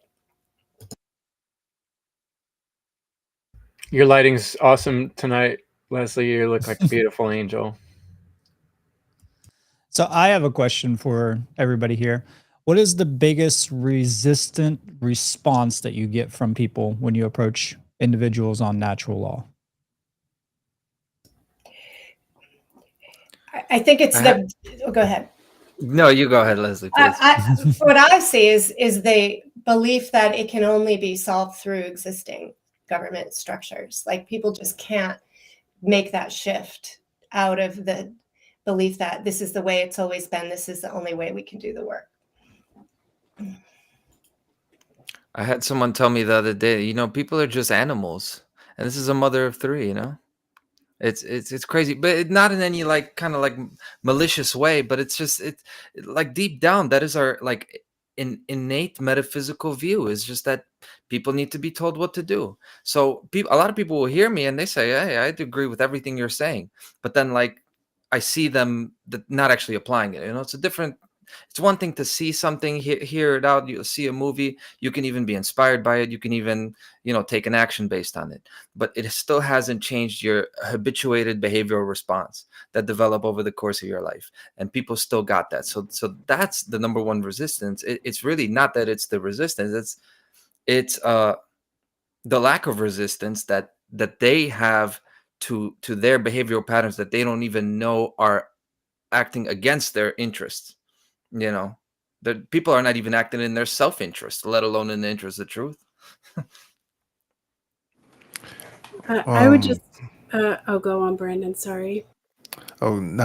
Just real quick, to answer Brandon's question, is getting them to see things from an objective standpoint, and rather, from their subjective, perception, because they've been conditioned to just interpret things from just a subjective, form of belief, constantly. That getting them to see the bigger picture and the connectedness, like the harmoniousness that we all share, has been one of the biggest barriers, because the whole satanic mindset is fueling their ego, and they are just so connected to it that they don't want to let it go. So getting them to see things and from a bigger picture, a different perspective, has been one of the hardest things, as far as trying to spread this knowledge of natural law and objective morality. Sorry about that, Sarah. No, I always like to hear what you have to say about stuff. Derek, you're a warrior. I see you hanging in there. My only answer that I could give to that, Brandon, would be it's a fear-based response. But I think that people see this from a lot of different angles, and my angles, because primarily what I see is like one-to-one person activity in the physical community with people. I mean, being online is a really great way to reach a lot of different people and allow them to take personal responsibility for the information and either take it in or not take it in. But one-on-one interaction can actually affect people in quite a different way, like just sitting there in like a circle and, you know, distracting them even with like some kind of minor activity, group activity, and doing this kind of work with them has so much power in it to really heal people. And so like I work with a lot of people. I end up, well, working around a lot of people where it's all a fear-based response. And whenever they hear information like this, it's not that they don't want to take it in or accept it as true. A lot of them, it's more about fear because they're afraid of what will happen to them and them being left behind. And that's a lot of the people I end up kind of working with and being in those circles, because most of you know my background is more in the medical circles, with, you know, chronic patients and stuff, and just dealing with those sorts of circles. But it really isn't that they don't want, like from my experience working with people like that, it's not that they don't want to know this information. They're afraid of what it means if they just accept it outright, because they're really just afraid of being left behind. And I get that a lot. And I've had people who will resist me. They're like, you're out of your freaking mind. And then like, you know, but something I said affected them. And 6 months later, they come back and they're like, and I think personally, I think that is like a really, really beautiful thing that happens with people, because it's very organic and they got to it almost on their own. And it just took one thing, you know, and a lot of the people that I know, they're not even online. They just don't go on the internet. So I really would encourage people to be out in their community as well, you know, as stifling as sometimes that might be, but it really is a beautiful process to see that in person. So that's how I would answer that. It's a fear-based response. And I feel like it's about feeling like being left behind because they're not where maybe some of the rest of us are. So that's how I hope that helps. I think that's perfect what you're saying. The reason I get frustrated sometimes when people talk about the freedom movement, I don't really think we have a freedom movement yet. We're trying to get one started. But when you see a freedom movement happen, you're going to see problems being solved in the world. And that's when people are going to start realizing that the ship they're on is sinking and there's a better one, right? But that takes these levels of trust and communication that most people aren't ready to bridge that gap. It really does take communicating with someone to build trust, and it takes trusting someone to, you know, build communication. Both things are back and forth.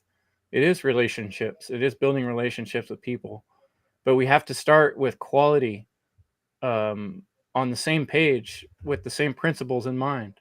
And if we don't, we're on shaky ground. It's all full of holes. We're walking across a bridge that has big giant holes in it. We're not agreeing on the path.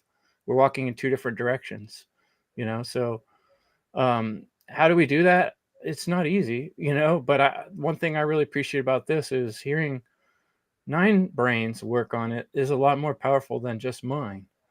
And we do have 9 brains here, you know, or more out there, you know what I mean? And all we have to do is learn to communicate with them and build trust with them until we can get the truth out, you know? So, yeah, pass it on. That's how they do it to us. You know, they got people, keep people in all aspects of life. So if you don't get the person interested in politics, they're going to get them in entertainment. They're going to get them here, or it's going to be somebody that affects you in relationships. So, you know, we got to do the stuff that's known to work, which is you got to have a lot of different voices involved. And it's the same thing in construction. You got all the subs in all their trades. All the trades got to come together. And not everybody's, there's a point at which you reach kind of a ceiling, and then somebody just needs a different voice. And then that it's all about timing, right? So that'll be the person to get through to them. And this is why there is strength in numbers. It's not just the quantity that makes a difference. It's the range of qualities that are included in that. Douglas Martin added in the chat about, a short way of describing the cause of the barriers to people understanding natural law, and that's mind control. And I think that's accurate. And so what we are all really required to do is understand the mind and do our own study of psychology, so that we can use that knowledge, as the dark occultists have done against us, but to understand psychology well enough to meet people where they are at psychologically, and use, motivational approaches to help guide them through love, compassion, and keeping ourselves aligned with truth and what's right, and not violating our own principles. I think that's really important. As frustrated as we get, or as determined as we get, we want to stay aligned with the principles and not coerce people or, cause harm to them in any way. I wanted to add to the question from earlier. I think that the Socratic method is very good for people. I've got very good results when it comes to meeting people at their own consciousness level. Rather than telling them the answers, try to get them to, invoke the answer from within, so that they're critically thinking and they're trying to engage in the mental faculties that will strengthen their problem-solving methodologies.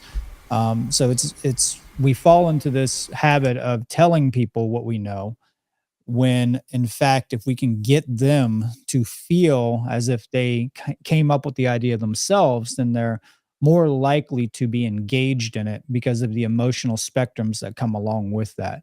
Because we feel like this energy that comes from within us when we discover something. It's this awe moment from our child spirit, really, is what we're invoking.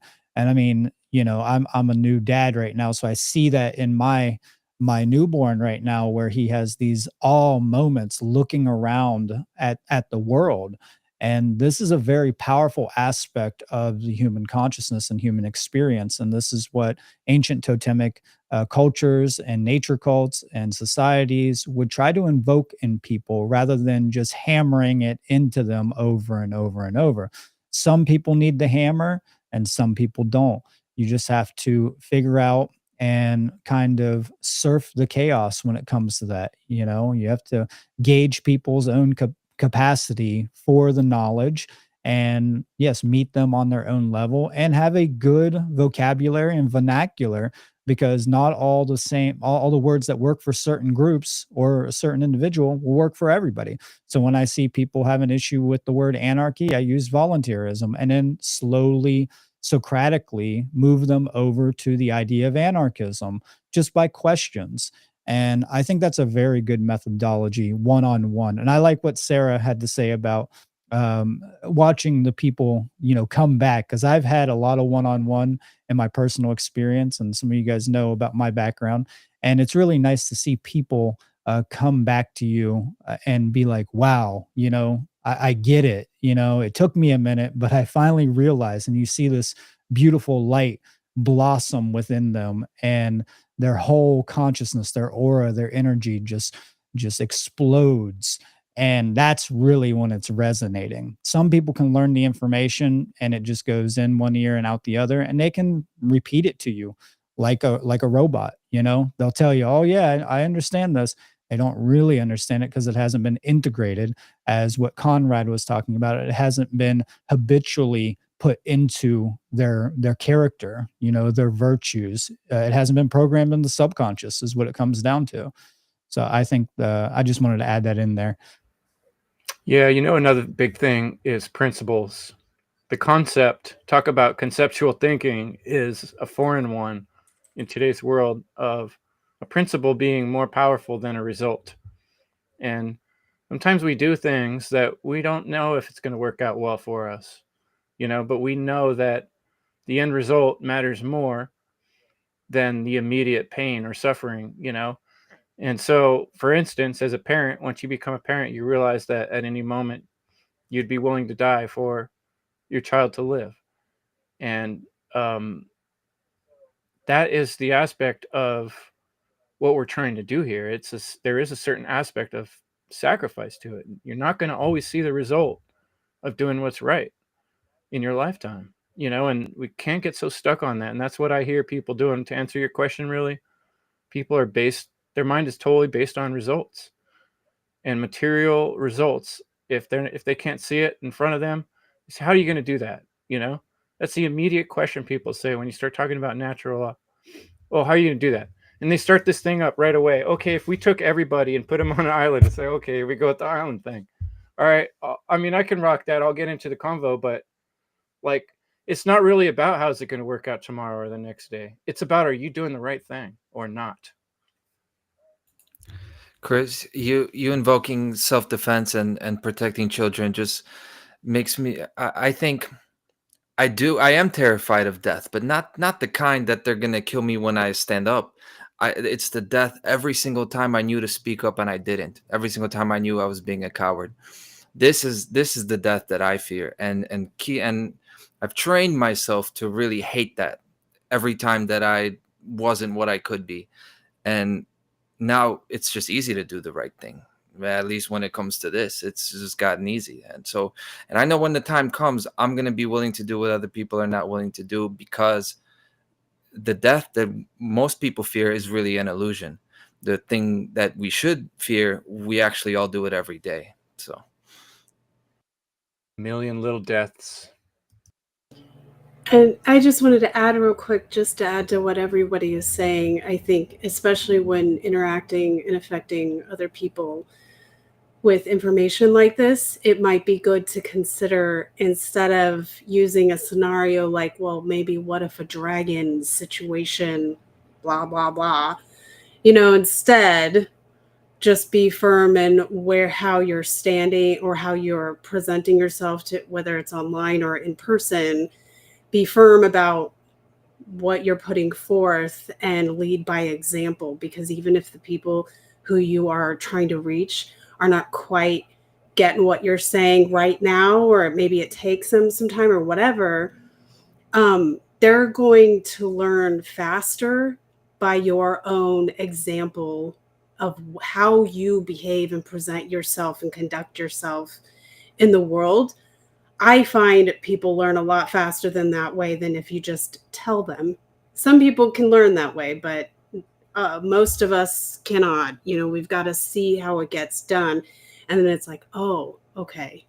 So like I call it the what if a dragon situation, because it's something, it's just like making up a situation that is not necessarily based in any kind of a fact. It's a fantasy that's, you know, exaggerated to the very extent of the exaggeration, which is often not the case in real life. So I just wanted to add that to it, because thought maybe that might be something to consider.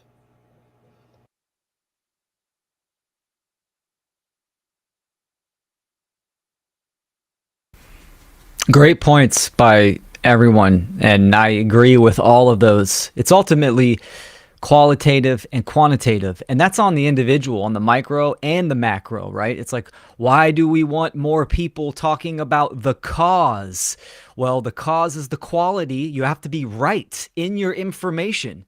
And we need numbers because we need the noise of truth, the solution, true freedom to be everywhere where the normies are. So it's undeniable. It's in their face.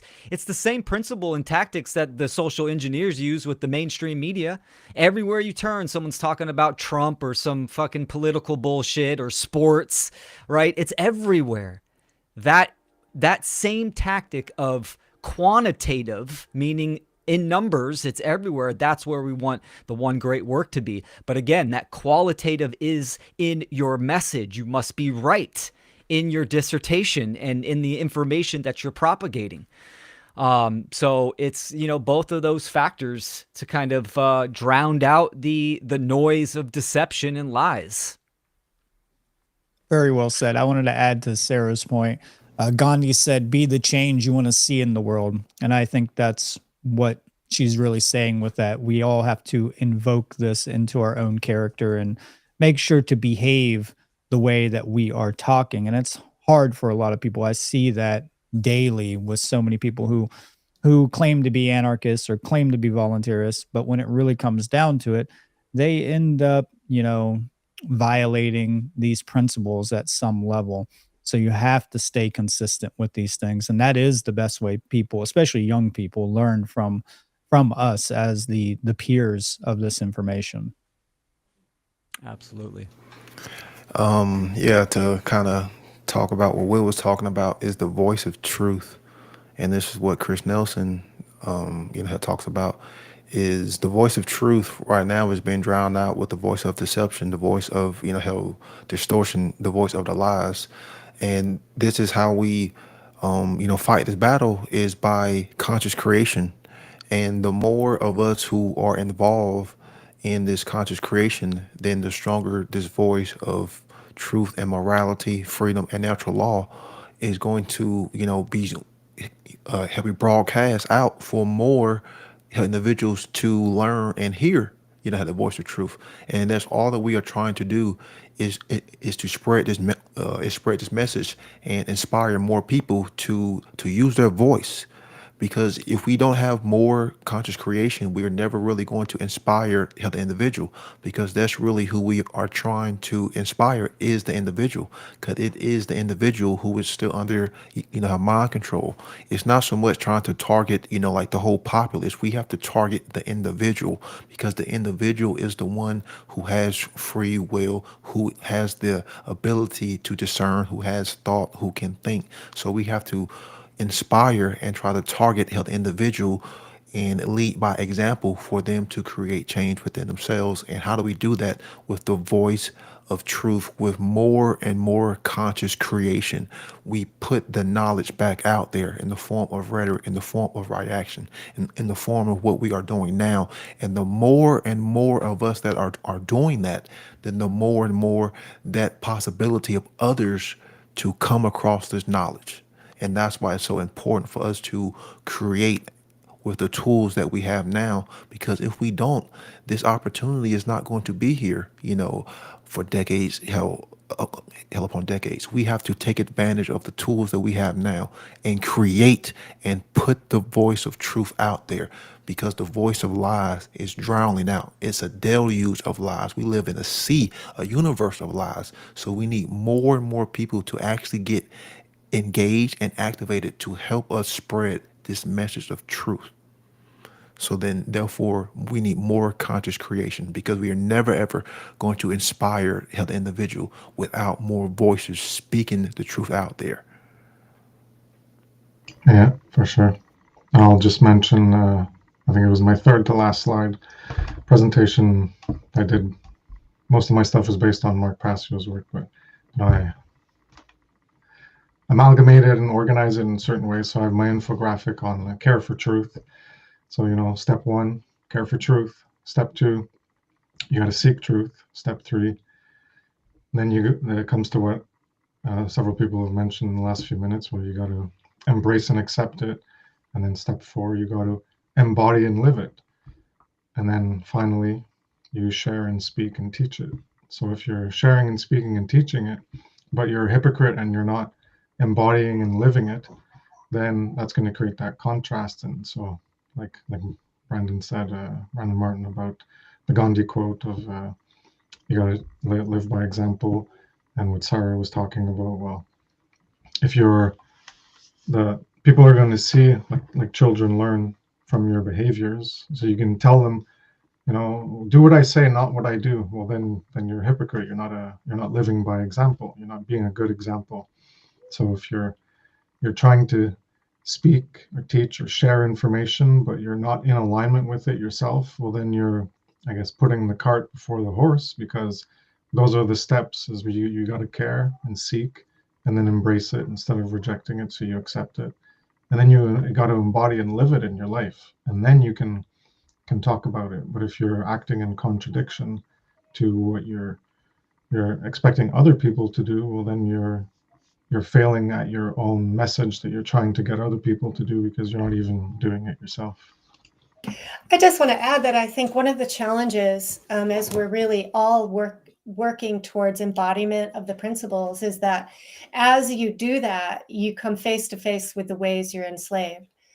And so you start to realize that to fully live in anarchy, there's a lot more to do than one person can do alone, right?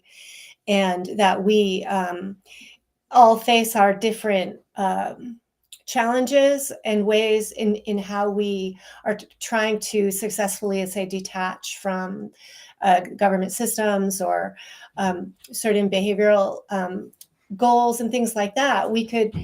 So I think there's we want to head towards the embodiment as much as possible, also with compassion and understanding and patience, and being, I think, for us, pretty honest about the struggles and the ways that we sometimes, we are imperfect beings, but that doesn't mean we can't be teaching, should never get out here and do the work. But I think if we can be honest about the challenges of being an enslaved species and help support people, because then people will relate to us, I think, more, honestly, than if we somehow act like we have it all together.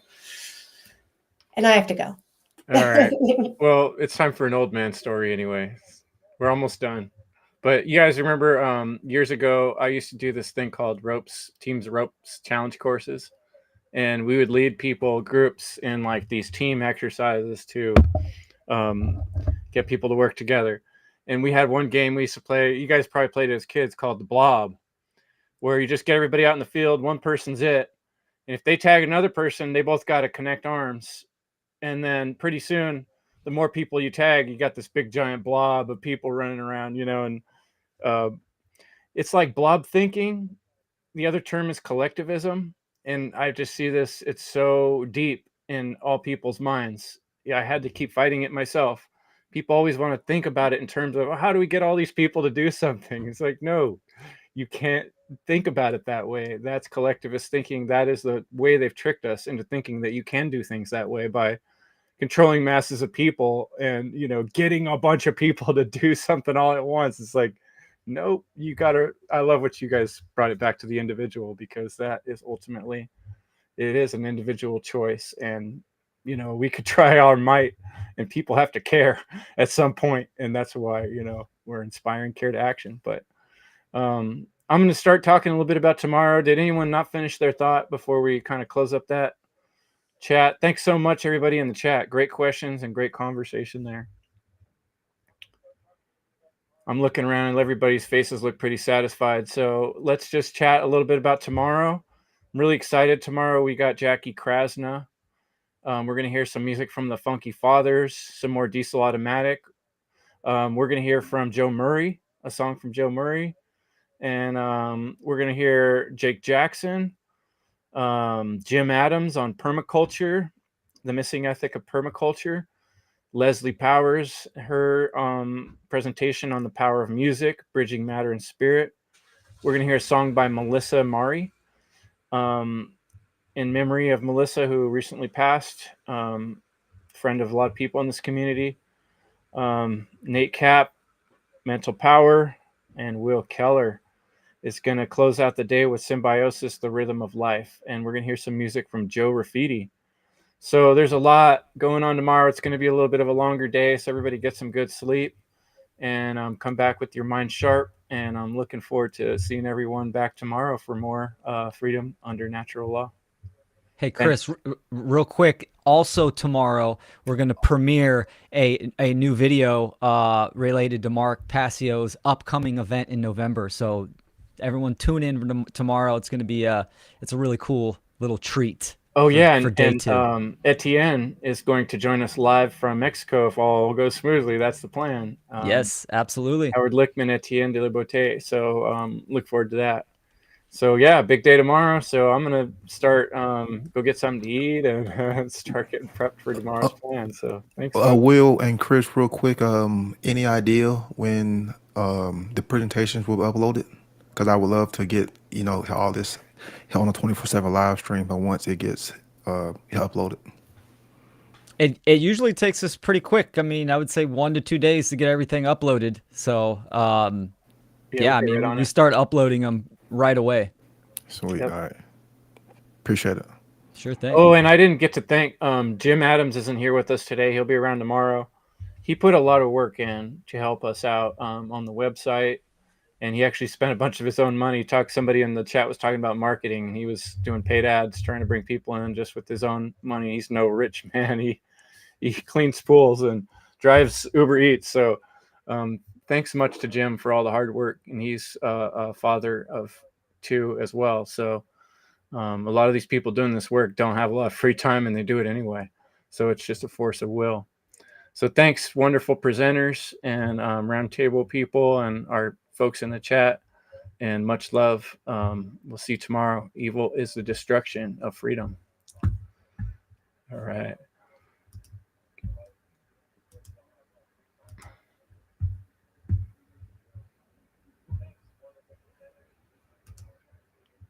I'm going to try to bring in some music, but having a little trouble finding it.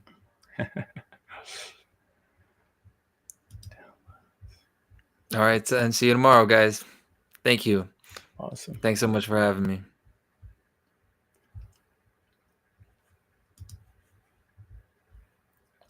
There it is.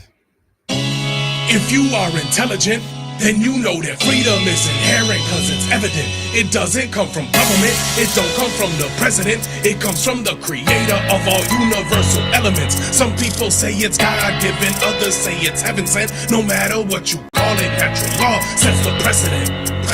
Subjective morality's a fallacy. There's laws that we cannot see, like gravity, that people accept happily, but tragically they believe that freedom has to be granted to them magically by royalty or majesty. It's sad to see people willingly give up their liberty, cause they don't really see the enemy that's on a killing spree. The state, it hates sovereign individuals, cause those who follow natural law and abide by all its principles are mentally invincible, immune to the brainwash. We liberate ourselves and then help others break the chains off. We ain't soft, we go hard, like when the thunder hits. Guns and clips ready in self-defense from the government and the elitists running it.